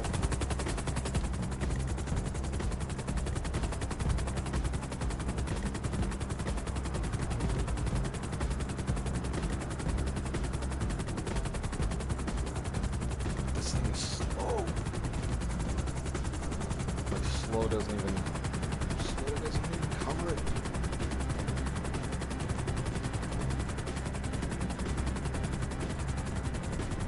Oh yeah, that's Shook. Shook does his own thing, dude.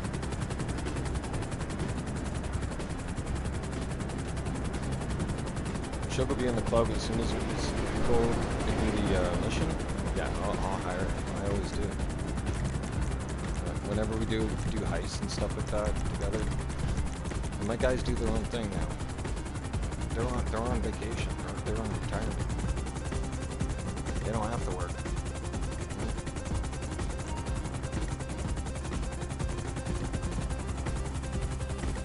Shook does his own thing, I do my own thing, unless we want to get like missions done or we need to do any sales. Usually, other than that,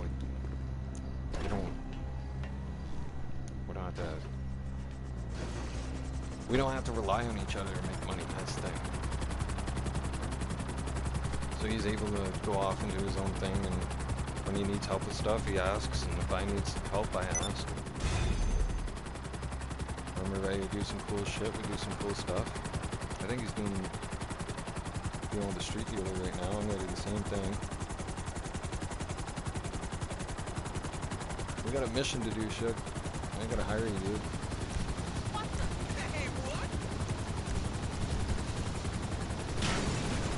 Make sure you armor up. We're going for the Mitsubishi, and we're going to be going out to that cargo ship. Again.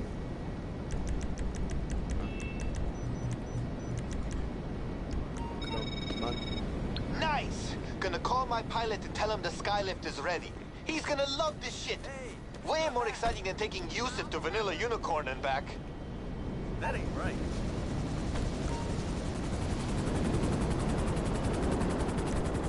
Shug, you got your armor and everything?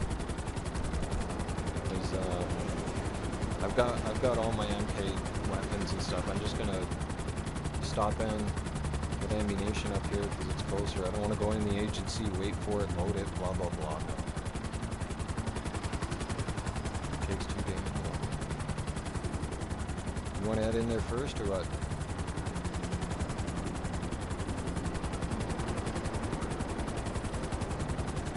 If not, I will.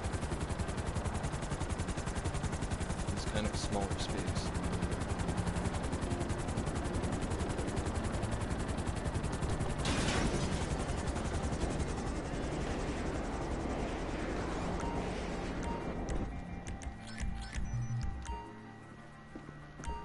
Alright, that's full.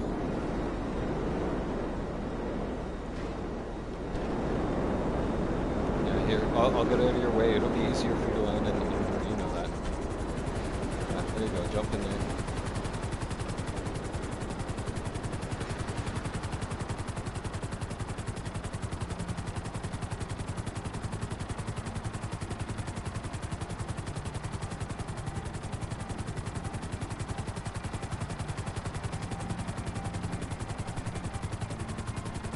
Right. You all see we've been doing different missions. I still... Oh, I know what joke you're talking about, yes. What, calling this one the IKEA helicopter? Yeah. If IKEA made a helicopter, the Sparrow would be it. Yeah, definitely, for sure. Yeah. That's exactly what he had said. Yeah. If the Sparrow helicopter... If IKEA had made a helicopter, the Sparrow would be it. Yeah. This is IKEA's poster child. of or poster boy or poster chopper, right, of IKEA. Right? IKEA makes a chopper. Introducing the Sparrow. The thing's made of glass. Well, not technically, but I mean,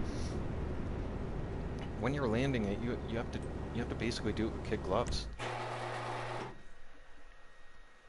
You have to really come in slow, because if you come in too fast, right, it just hits the ground, and it's all steel, or all metal, steel, whatever, and it just does so much damage. It's ridiculous. I still like it though, it's fast.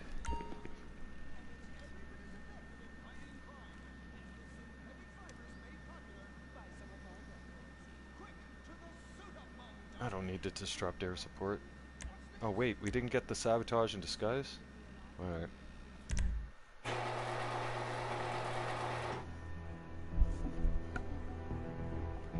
I guess we're doing that.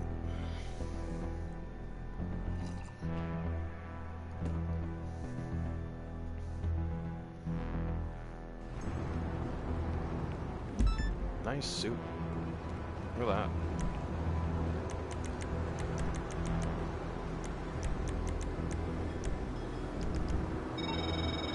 Yo, if we want to keep my uncle's ship out at sea, away from the authorities, we need to destroy any files with permission for it to come into dock.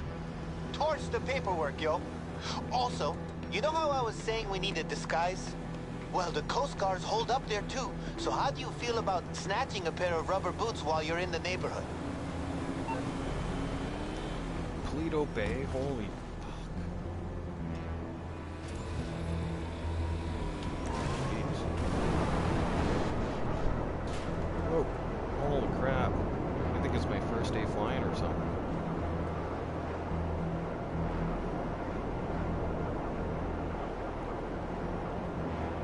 I just requested this, so mine's gonna... I can't get my ride shoe out, but Shug, you'll probably be able to get your ride shoe out. I don't think mine's gonna let me until I get like closer to Zancudo for sure. I can try that.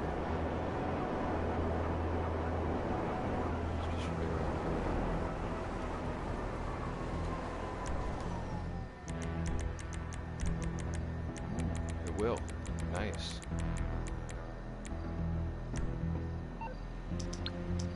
Better put the salvage back. Where's Mutual?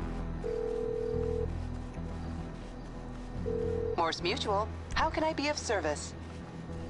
Okay.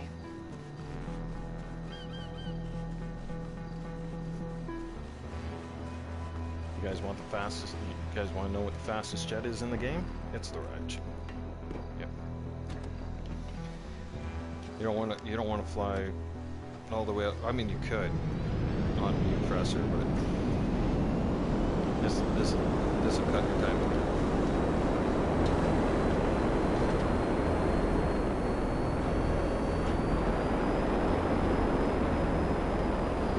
Executive office mixed goods are ready for delivery. So remember that truck? I asked my secretary about getting export of those mixed goods. Yeah, that $50,000 truck is ready to be delivered in. Always make sure you pay attention to the left, to that part of the screen. Your news feed is good.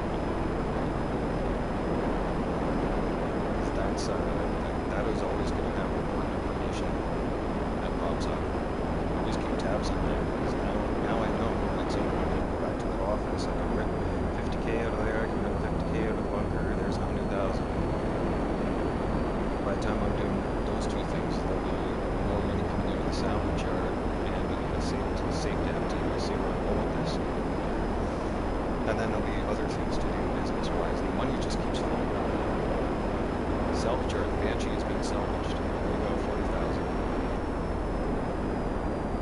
So one car. Listen, there's cameras on site. Last thing we need is the LSPD bursting in, so keep your head down in there. Oh, and I know what's going on actually. Well, that means that now I think about it. Now I remember the salvage yard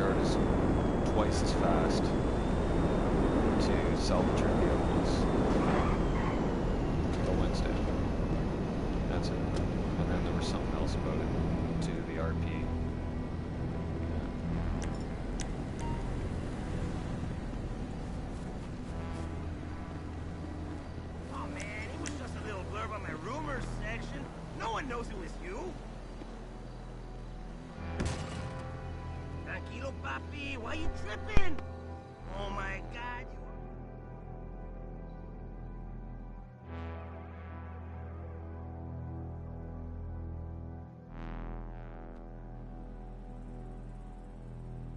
Okay, you see anything that mentions the Lao Princess? Sticky bomb it. That's my uncle's ship. Oh, and find the Coast Guard's uniform before you blow the place. You'll need them.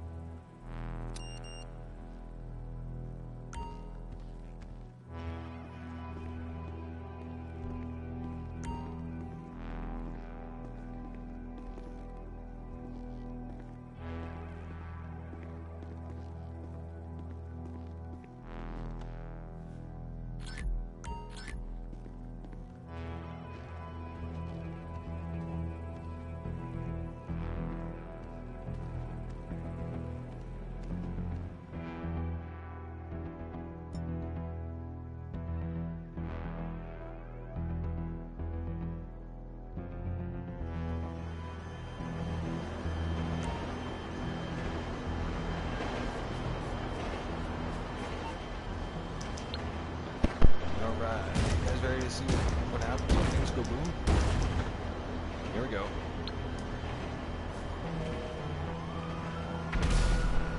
Boom! Detonation complete. Shug, we're out of here. Oh, we need a chopper, dude. Okay, wow, LSPD. Overreaction. A huge overreaction. All we did was tamper with international trade documents, like for Come on, Shug, let's get out of here, dude. the cops before you drop those uniforms at the yard. Let's roll, man, we're gone.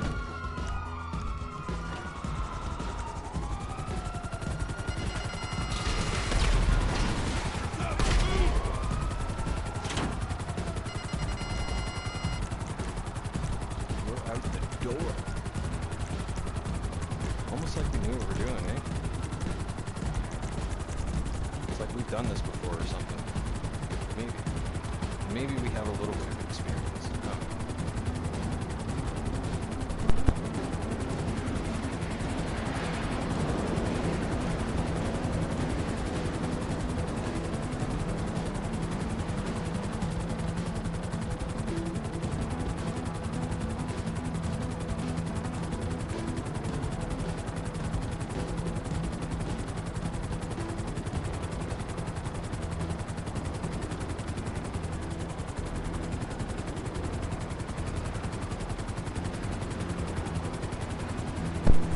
Yeah, Shug, switch me vehicles, please. Switch me down here.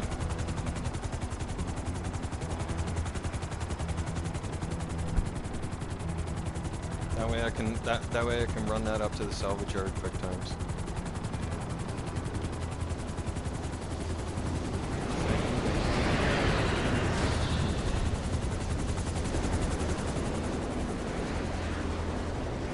Because I don't think I can pass them off to you. I don't think that's possible. The only way I think you can get back is if I die.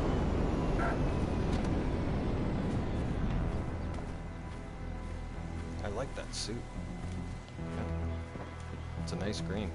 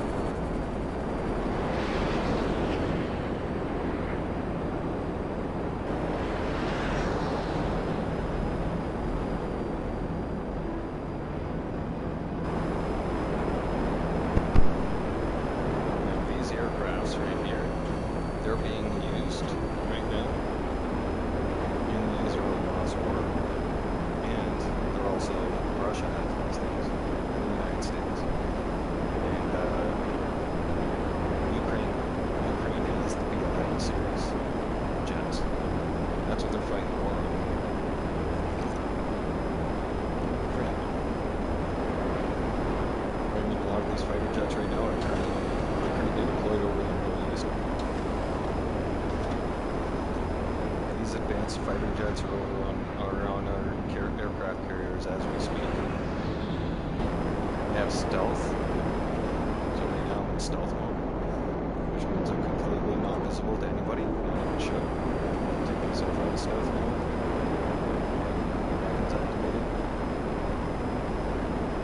Continue to allow and stay stationary right here and hover. This aircraft has a lot of capabilities. It does not need a runway to land, which makes it even more deadly. Because most, well, every fighter jet on the planet, except for these things, need a runway. This thing will land everywhere. And this thing will keep talking. Had to.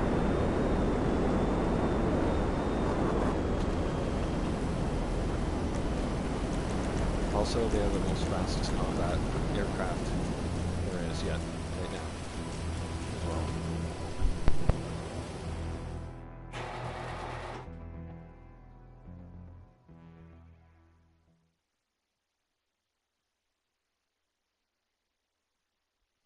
And check this out. You guys see the news right there? On the left-hand side? The Palace nightclub? 194K waiting in there. Both hoists are free, so I'll probably stick a vehicle on there. Now it's completely optional. You do not need masks and you do not need to disrupt the air support. So we're going to start the robbery. We're launching this up. Because for myself and Shug, this is just another day at the office.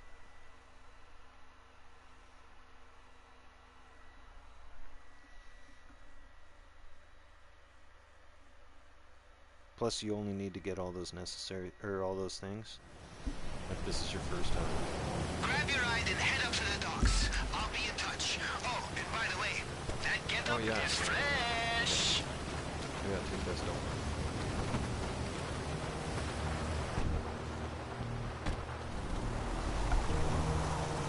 Alright, let's do this. This car's gonna be lit, bro.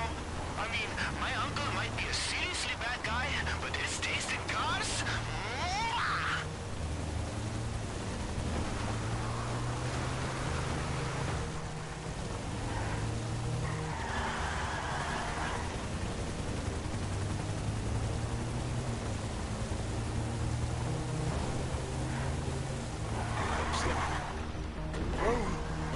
No. Stay. Thank God. Or else I'd be overboard.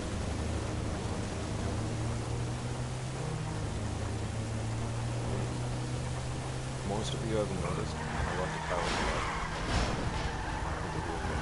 Try to. Like a Hollywood power slide, you know? Like you see in the movies. In Fast and Furious and stuff. It takes a lot of practice. This is it! This is it! My uncle's ship stuck out at sea. We got all the kit we need. It's just a bunch of heavily armed psychos between us and a totally unique, fucking beautiful car. Time for some motherfucking pirate shit! Let's make it happen.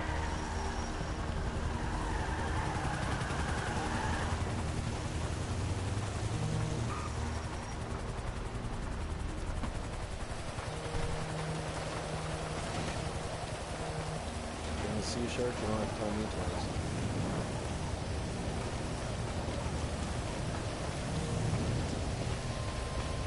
Jump, come on.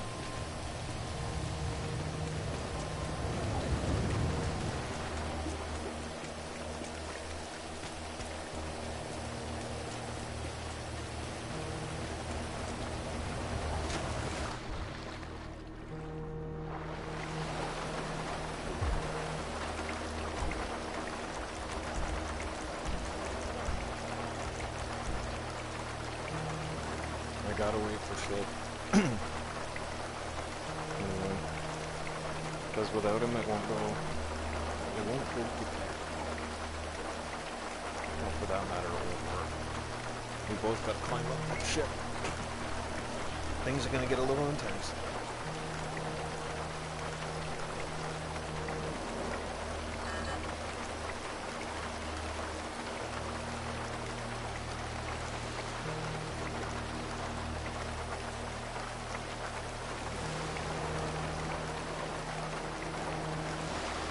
Hey, you know what? That red color kind of matches the color of your eyes, hey, Stoner? Oh, man. Okay, so the fit's good, but like, only so good, you feel me? The patrol boats might not notice you, but once you're on board, face to face, you're gonna get some looks. That's why, hear me out, you're gonna climb up the anchor chain. Easy. You lift, right, bruh? Right?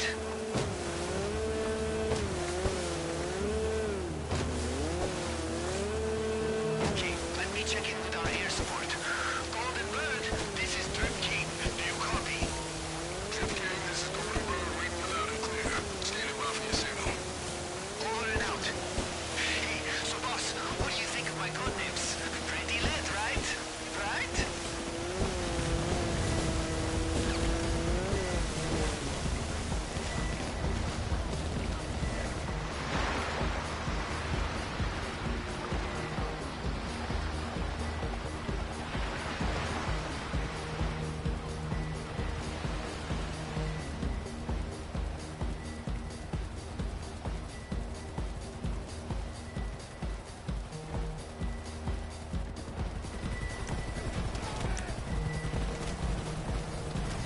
Okay, when you're on board, find the captain and, incapacitate him. He'll have the codes we need for the terminal on the bridge.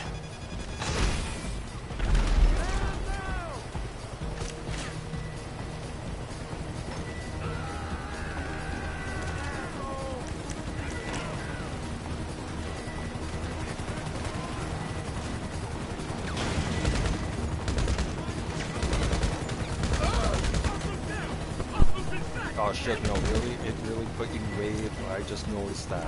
No way. Well, if we fail this one this time, we'll go get the masks.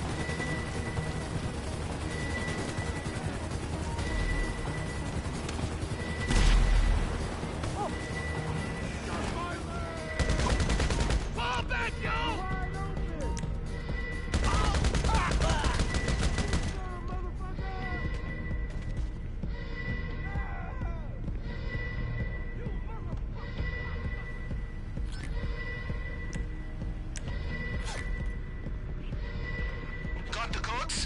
There should be a terminal in the bridge with cargo info. Could help us find our car.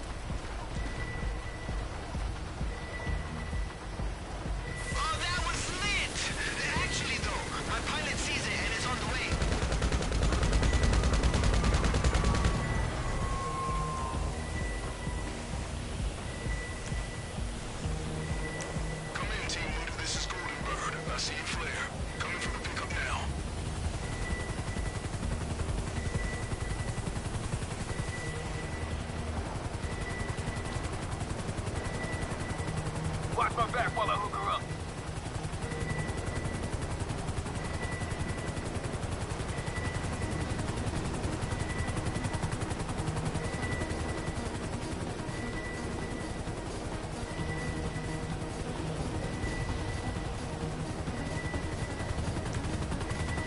Bogies inbound.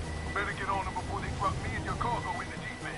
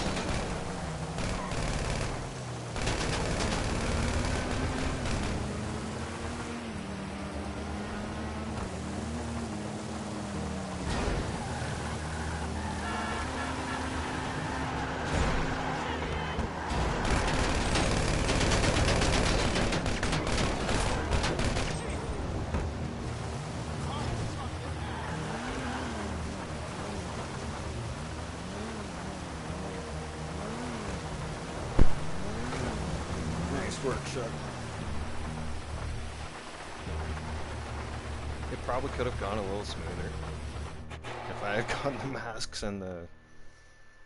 But, yeah, whatever. We can do that next time.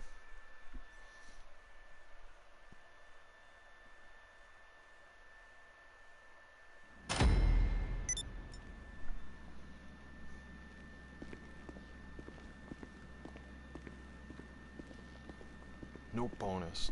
Oh well. Not really worried. Hey. Yusuf's gonna crack up when I tell him what we did to our uncle's boat. No money in the wall safe yet. Hey. Nice work, dude. Thank you. Thank you for the help, brother. We'll go deliver this one. Well, you can deliver it.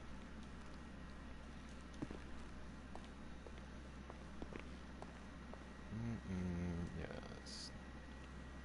Definitely selling. Salvaging for parts is going to be not worth it. Probably wouldn't take long, but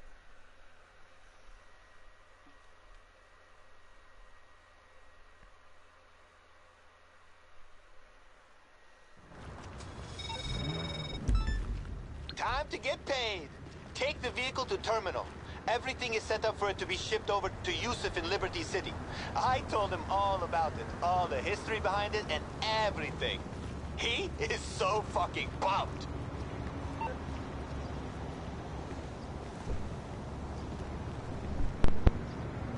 Are you not driving? It matches your suit. Yeah, there you go. That's what I'm saying. You might as well roll on this time. You got the green suit on, the green car. Yeah. No, you can't go out that way. Yeah, out this way. Slow. Slow her down. Yeah. It's kind of a little tricky around this corner, but after that, you're good to go.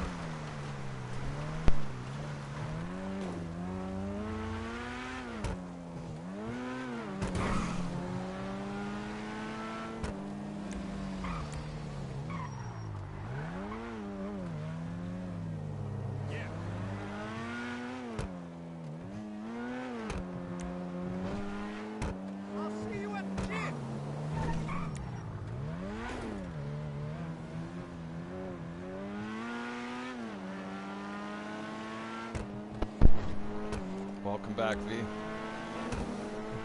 It's like Dr. Dre featuring Eminem Gospel.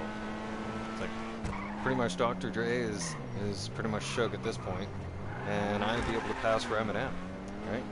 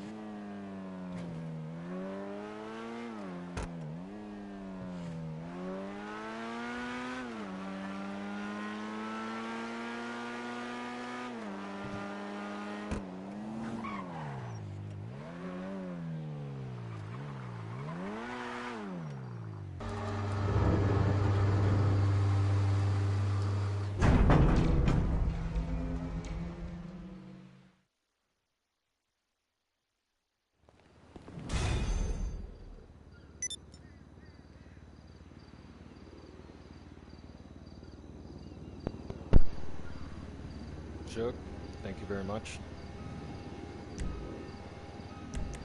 Very much appreciated.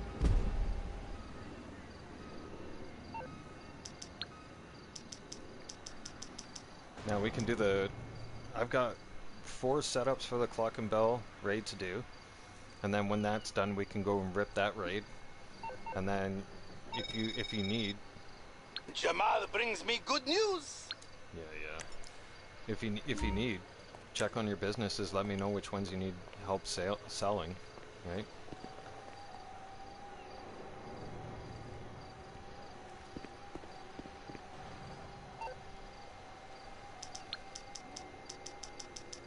I gotta rip over to the nightclub quick. Whatever you need done. You need something, huh? One of your rides? Like for Let me sales, know. let me know while I'm gonna try and well, no, wait, hang on. If we do start that, we gotta. Let's just make sure your business stuff is done first. Check on that bunker, because we didn't check on your bunker earlier today. Remember? And I bet you that sucker is ready to go.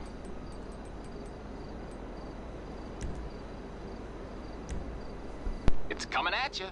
I'll get back to it then.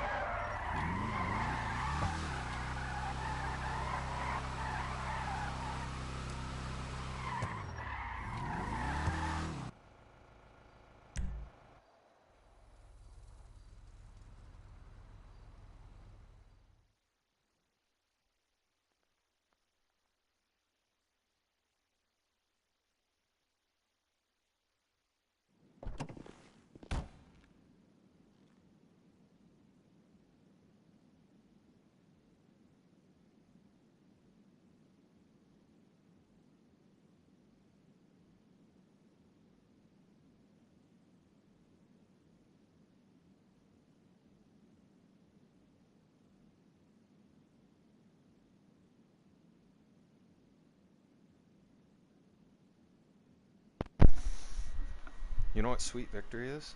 Hey? On a Sunday? When you're getting house chores done?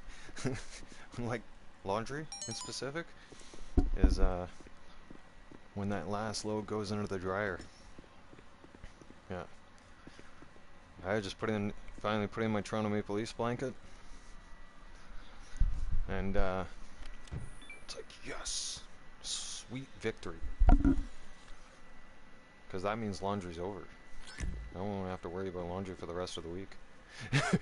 Yeah, it is. Come on. I mean, I've done 1, 2, 3, 4 loads today. Because I do the bedding, both blankets, and then my weekly everything. So it's like very, very happy. Maybe that's just me, but I strongly believe that when any one of us puts in that last load of laundry into the dryer, it's almost like a sweet mind of victory. You're just like, yes, it's over. When you dry, you're dried. That's it. Done. Like maybe I might have to do a load during the middle of the week sometimes. Right? But even then, it's kind of rare. I try to avoid laundry at all costs. I think that's one of the most dreaded chores any one of us looks at doing. It's like, ah, laundry. Damn it. I have laundry to do this Sunday. Or this weekend. Right? Because a lot of us put it off to the weekends. I've always been one of those people. It's like... I never would do it on a Saturday either. Not usually. Mostly Sundays. Because I'll tell you something. I like having a routine during the week. I don't want to have to.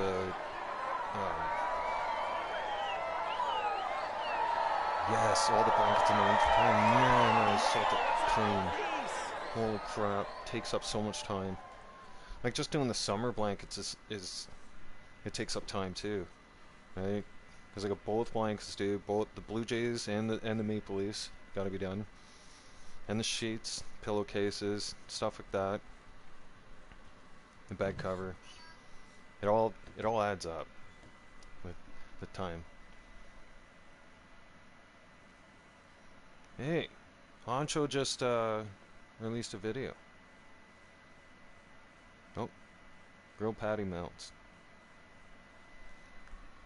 Honcho's live, everybody. Hang on, I'm gonna drop a link right now. Go drop in and say hi. Smash a like. Honcho, bam, smashing the like, bro.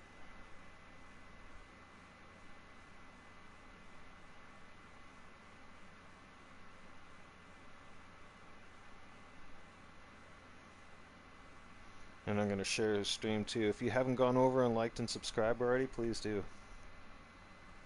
Alright? He's real just like myself and Shug. He's from the streets. He's from the hood.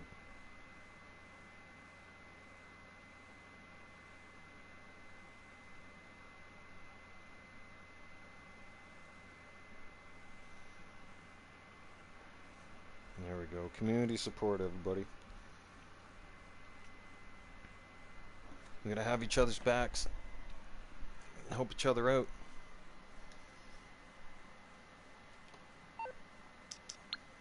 Okay, Shug, I am available for hire if you have a sale.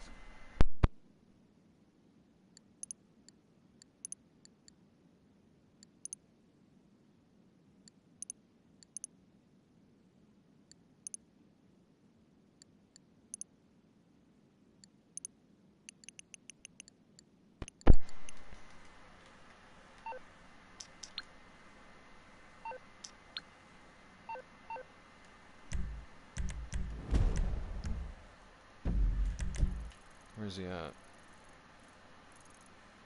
Okay.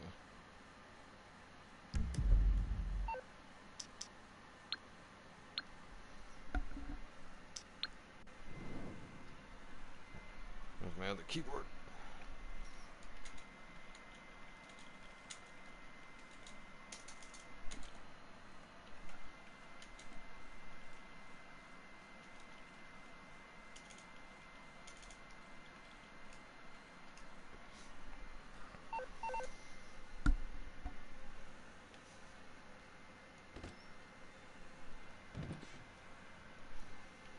Oh, wait.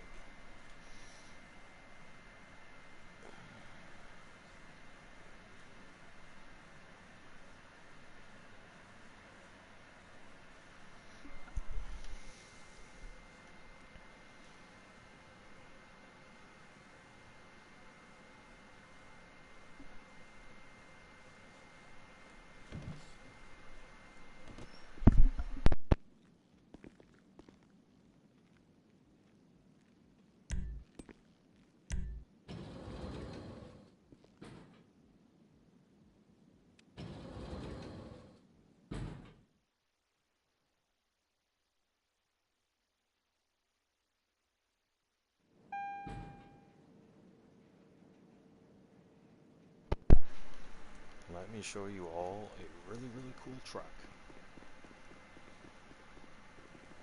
This is our SWAT truck. Each of our clan members has one. Right. And these trucks are fully equipped, fully loaded.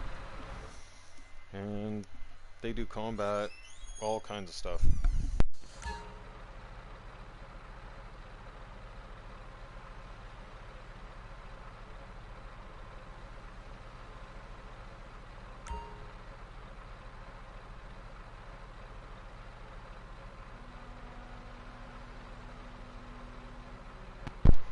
Now I love this truck. This truck is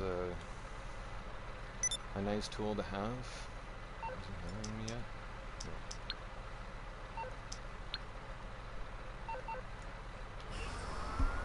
No. Hey Joseph, what's going on, dude?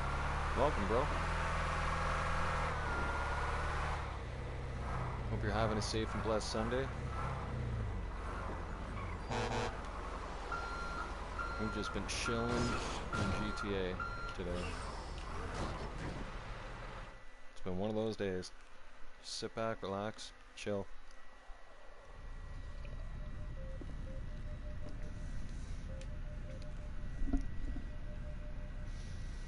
So if you guys have noticed, we got the turret station, got the drone station, got the oppressor, and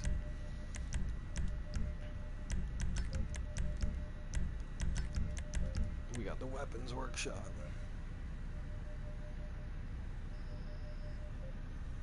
Yeah, fun times, eh? Yeah, that time of year again. You own a pool, it's like it's like the mosquitoes come out of nowhere at nighttime sometimes. Yeah, I remember long time ago when I was growing up. Yeah, we had the pool. That was one of my chores. All I had to do is go around, drag the pool, and clean it out. And it was like, especially at nighttime, like you could clean the pool, and then like if it's a bad mosquito night or a really hot, muggy night, that's like mosquito central next day is all throughout the pool. Like, wow. Shuck, what's going on? Where are you at? No? That's your warehouse, dude. What are you doing there?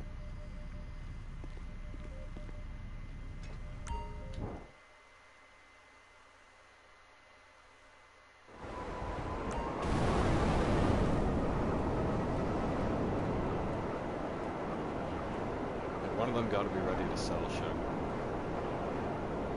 No?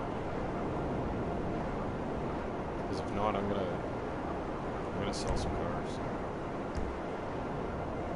So, or we can get the Cluck and Bell shit fired up. I'm down for that.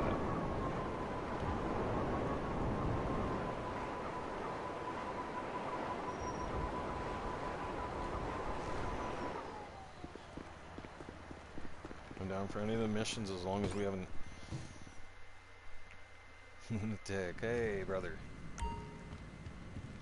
Happy Sunday, brother. I wish you a safe and blessed Sunday as well. Yeah. Welcome back to the channel. Later.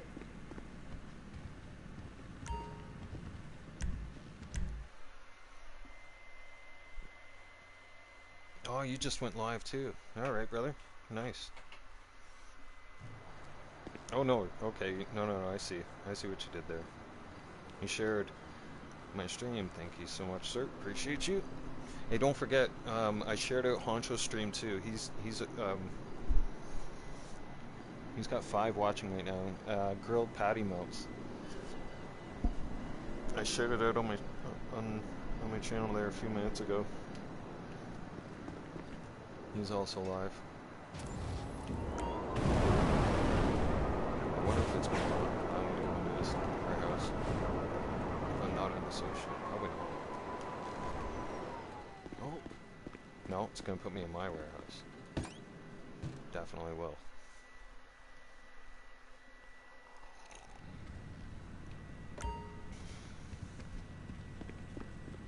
You're fine, right?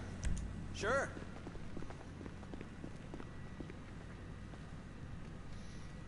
I hope you are too, Lunatic, because yeah, it's been a rough week for everybody, storm-wise, right? So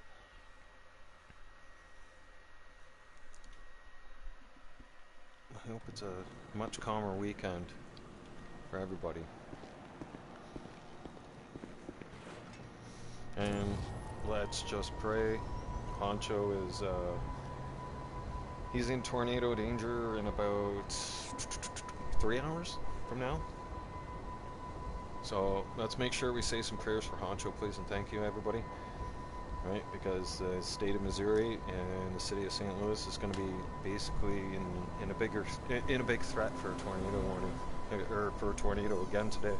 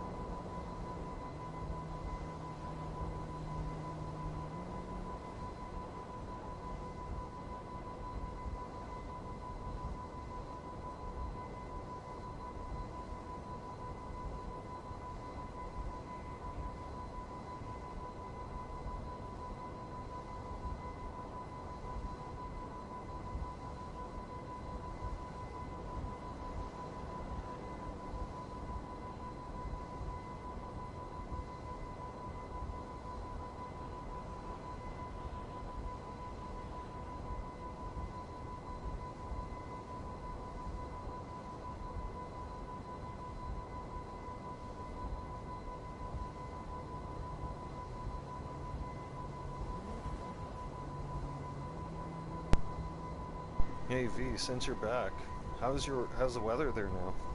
You getting any better yet?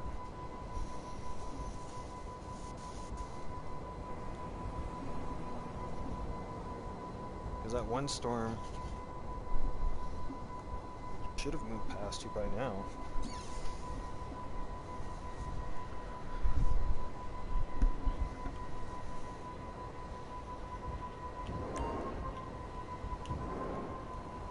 There we go, now the controller is better. Took a Lysol wipe to the controller and squeezed in some of the Lysol wipe right into the joysticks. That seemed to help.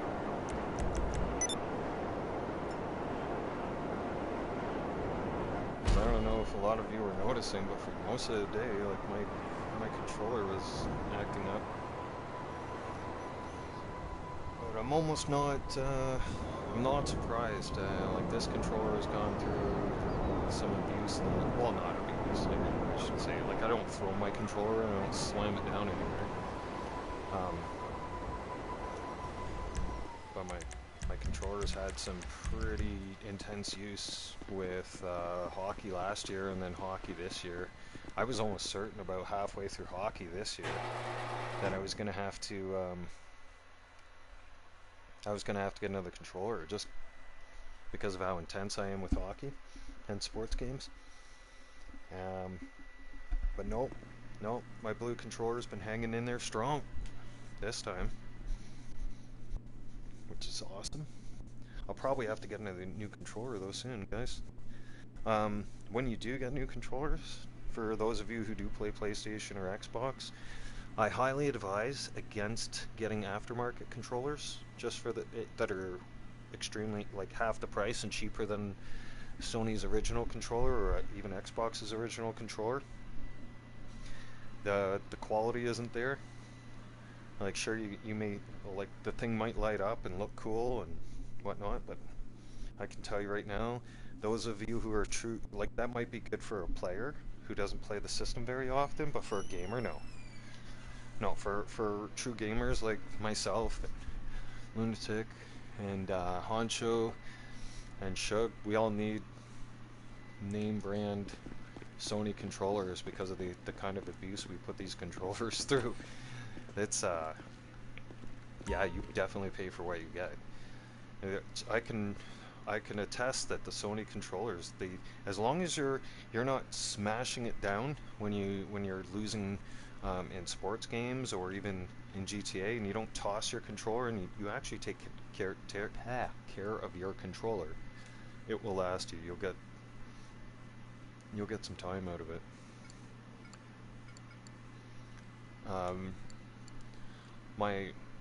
The black controller I have, I got that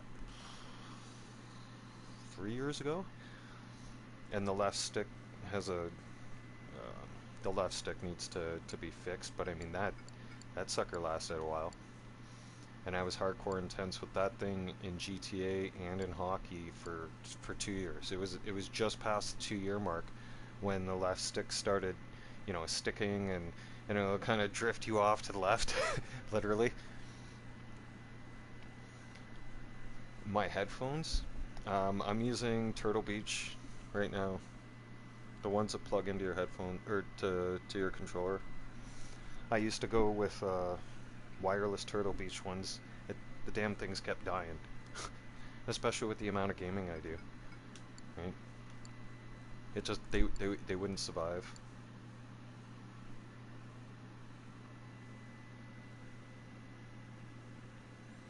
Yeah. I like the ones that cover. Sometimes I like the ones that go in your ear too. But after a while, it tends to.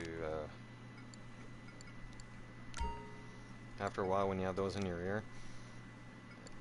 When I was playing like Formula 1 and NASCAR, after a while, it hurts. Like it just, I don't even know how to explain. You're just so annoyed you don't even want to put a set of headphones on over top of your ears. I don't know about some of you, but that's for me. I think personally these headphones, the headphones that go over your ear nicely, and yet you have that comfort over your ears. Yeah, that's probably most of us gamers' ultimate choice, I would say. Because of the comfort level. Sure, they might not be as loud. Some are, some not, but I am paid well below my skill level. I really don't like the ones that stick into your ear, especially iPhones, headphones. No. Can't do it. Love the ones that go over the ears for sure. I'd highly recommend too.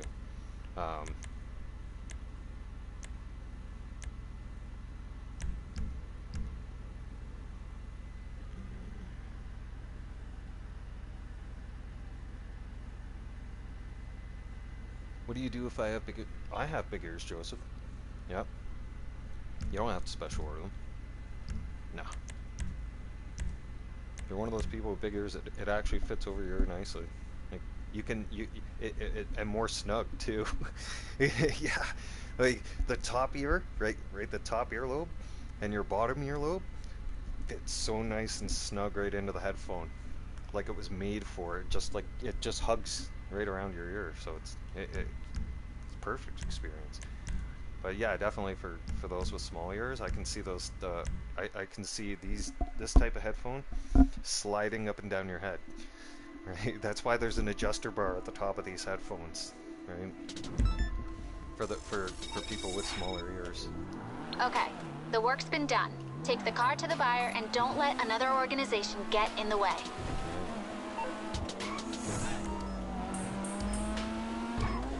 It's true. Here, hang on. I can actually tell you which. I still have the box in my closet here. What was it? Last year, or it might have been the year before. It has Turtle Beach Recon 500 gaming headset, wired. Multi-platform for Xbox, PlayStation 5, Nintendo Switch, and PlayStation 4. PC splitter cable included, and exclusive Eclipse dual drivers.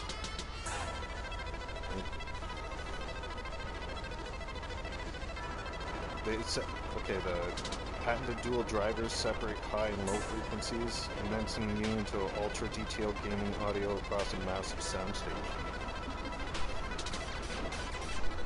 those wire. I had a pair of Turtle Beach Elite 800 series. Trying to part ways with those. Because like I said, you could that kind of headset is used for people who like Hall of Fame gear, like absolute footsteps. It has footstep mode. I had all these different types of modes, but if you activated a lot of the modes and then bass boost, oh man, your battery power will drain so fast. And quite honestly,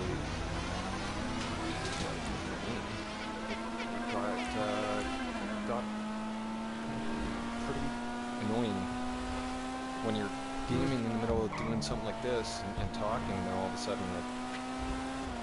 the headset dies, and then you're left with TV sound. I used to have a massive. I used to have my system hooked up to a massive 1000-watt Dolby Digital 5.1 surround sound DTS system. But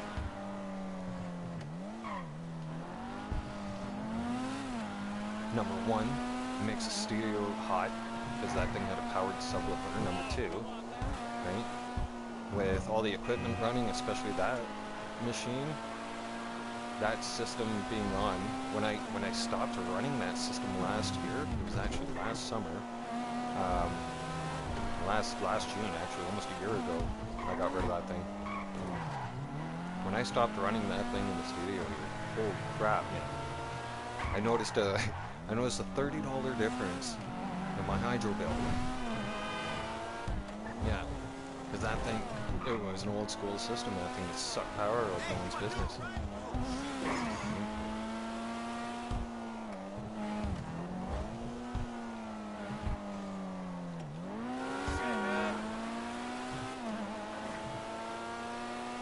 Downside to having a gaming headset on, right, as well, is one downside. If it's hot out, I found in the summer times too, you sweat around your ears real quick. Right? And then I have to, during summer, especially now, I have to with the Turtle Beach headphones, your ear covers, they slide off so you can wash them. Believe me, you sweat with your headset on and game for a week and sweat and then smell your headphones. Yeah, interesting smell, isn't it? It won't be a nice smell at all. Because my covers are like a foam. They're not one of those like a soft plastic kind of feel. It's an actual foamy, so that it fits snug around your ears nicely. But downside of having that is you need to make sure you wash it. What you need, boss? Some wheels? I can bring them around. It's kind of a pain to put these covers back on, but once you do it once or twice, you get it down pat, and it's pretty easy after that. Yeah, well, since I'm in the area of... Aight, I'll get back to work. I should go. This is huge. We got a sale. Yeah. He'll be back. He'll be on and off all day today.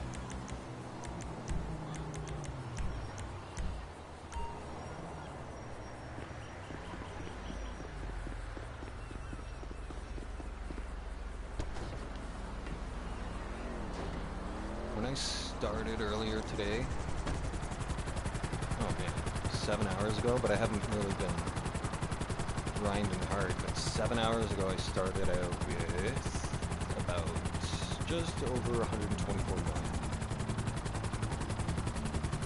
So I've made a decent $4.5 million off my businesses so far today. Decent, I like that. That's good numbers for me. Usually making anything above $2 million in GTA, and between 2 and 3 million at least when I'm gaming. I need to make that feel satisfied about my progress that day, and then plus my RP. I want my level up there, right? I'm working on. I know it's a little. I don't think it's gonna happen. I have a goal to try and reach by Christmas Day this year, the 4-year mark anniversary of this account. I want to hit level 1000. I'm trying to get to level 1000 by Christmas Day. That's still 145 levels to go. What have we got? June, July, August, September, October, November, December. That's still another 7 months.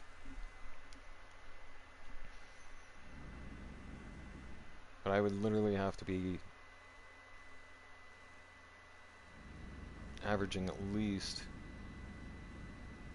making sure at least I get 1 or 2 levels a day from here on out in order to reach that goal.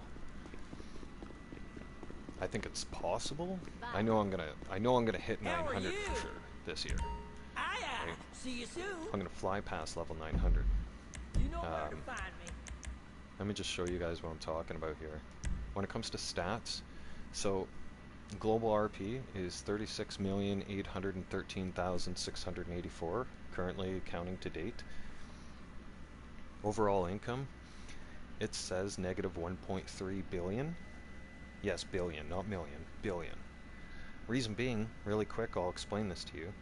When you start from zero and you're making money and you're keeping track of how much you make, once you reach the $2.2 billion threshold, Rockstar will do a very quick audit of your account, and because they want to know how you made $2.2 billion, okay? So if you haven't collected it from, let's say, somebody who cheats the game and glitches the game and this, that, and the other thing, and they find out your account's legit and you've done it properly, then they give it a negative symbol on that 2.2 billion, and they allow you to count back up from 2.2, or sorry, I would say down from negative 2.2 billion. Actually, that'd be going back up. From negative 2.2 billion, you'd be working your way back up to zero. So, since they have, since that, I have made exactly almost $1 billion again. Crazy, right?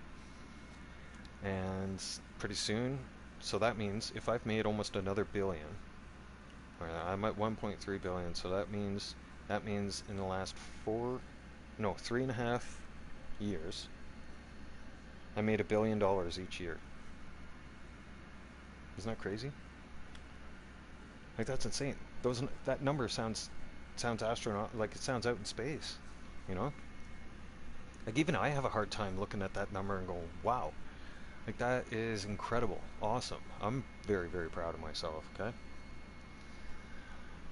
Total time spent in GTA. 344 days, 16 hours, and 8 minutes. Our skills stats through the roof. Okay, so time played as character. Character was created. There it is. Date stamped. Christmas Day of 2020. Last ranked up was today. Or, wait. Yep. Today. Big Boy, what's going on? Everybody, if you haven't checked out Big Boy's channel, you know, head on over there. Smash a like at some of his videos. Subscribe. Right? He'll have you covered with anything to do with wrestling and then some. Longest game time session, 1 day, 13 hours. That was the time I was trying to set the longest record for a live stream in GTA. And I'll tell you, was it 36 hours? Oh, I was a little loopy. Yeah. It wasn't as bad after the first 24 hours, but then it's like getting into hour 30, you're just like, you start to see things in the game. Things start to move different, and yeah. What else? Oh yeah, cash. Okay. So a lot of you are going to be shocked at this number as well. 1.3 billion, 1.391 billion dollars spent on weapons and armor. Yeah, that's nuts. Spent on vehicles and maintenance, 745 million, 745.5 million. Entertainment, 37 million. Spent on property and utility bills, 369.4 million. All right. Now, remember when you see that news feed up there and it says you have paid your staff X amount of dollars and you've paid your bills for the day? That's where that comes in. So, 369 million. I'm always curious when I look at this number. I'm in my 4th year, right? So, that 369, right? Divide that by 3 years, right?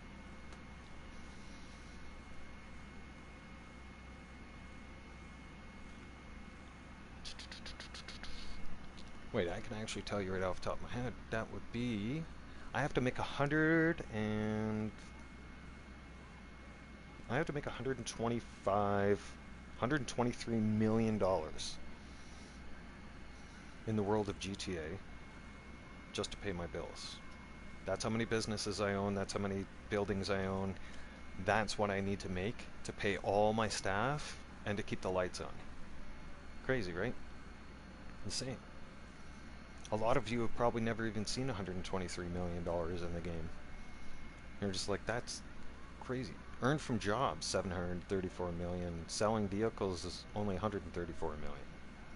I'd hate to see what it would be like if I started selling vehicles that I don't need and don't use. I have always been curious about that. 100%. Because I've got assets everywhere. Right? I pretty much own the map. Yeah, all my Paleto Bay stuff is up here. Like all my MC stuff. I own all the MC businesses and all that. That's up there.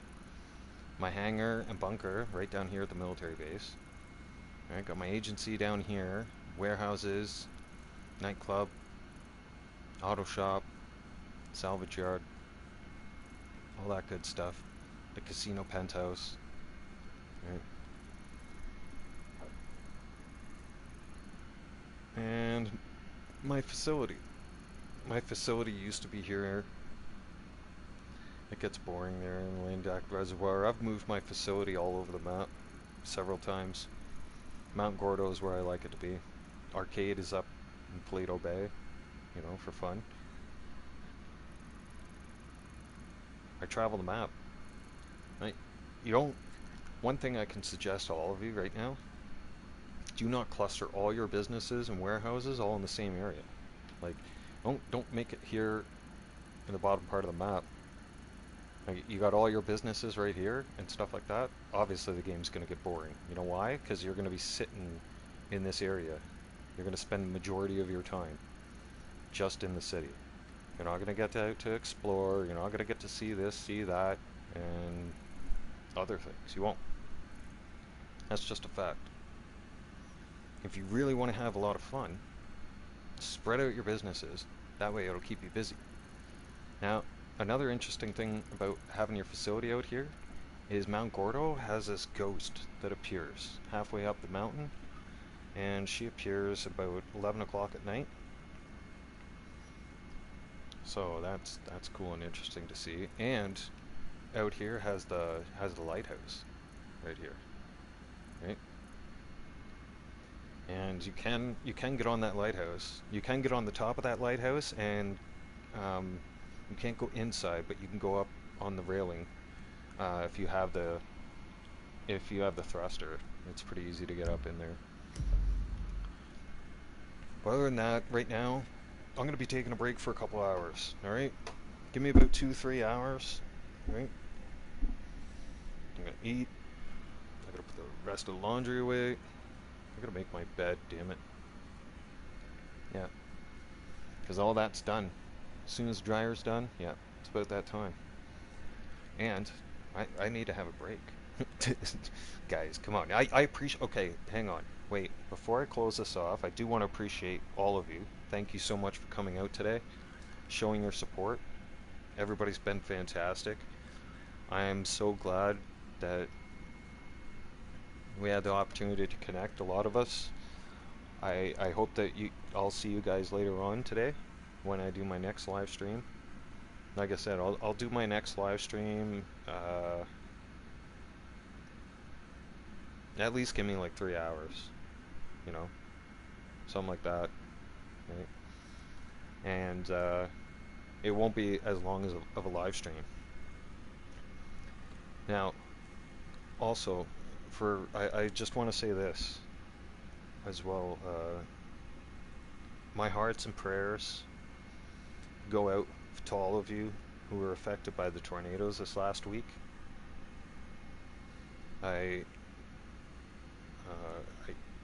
know it's going to be a strong, or it's going to be a very difficult rebuilding and trying to, you know,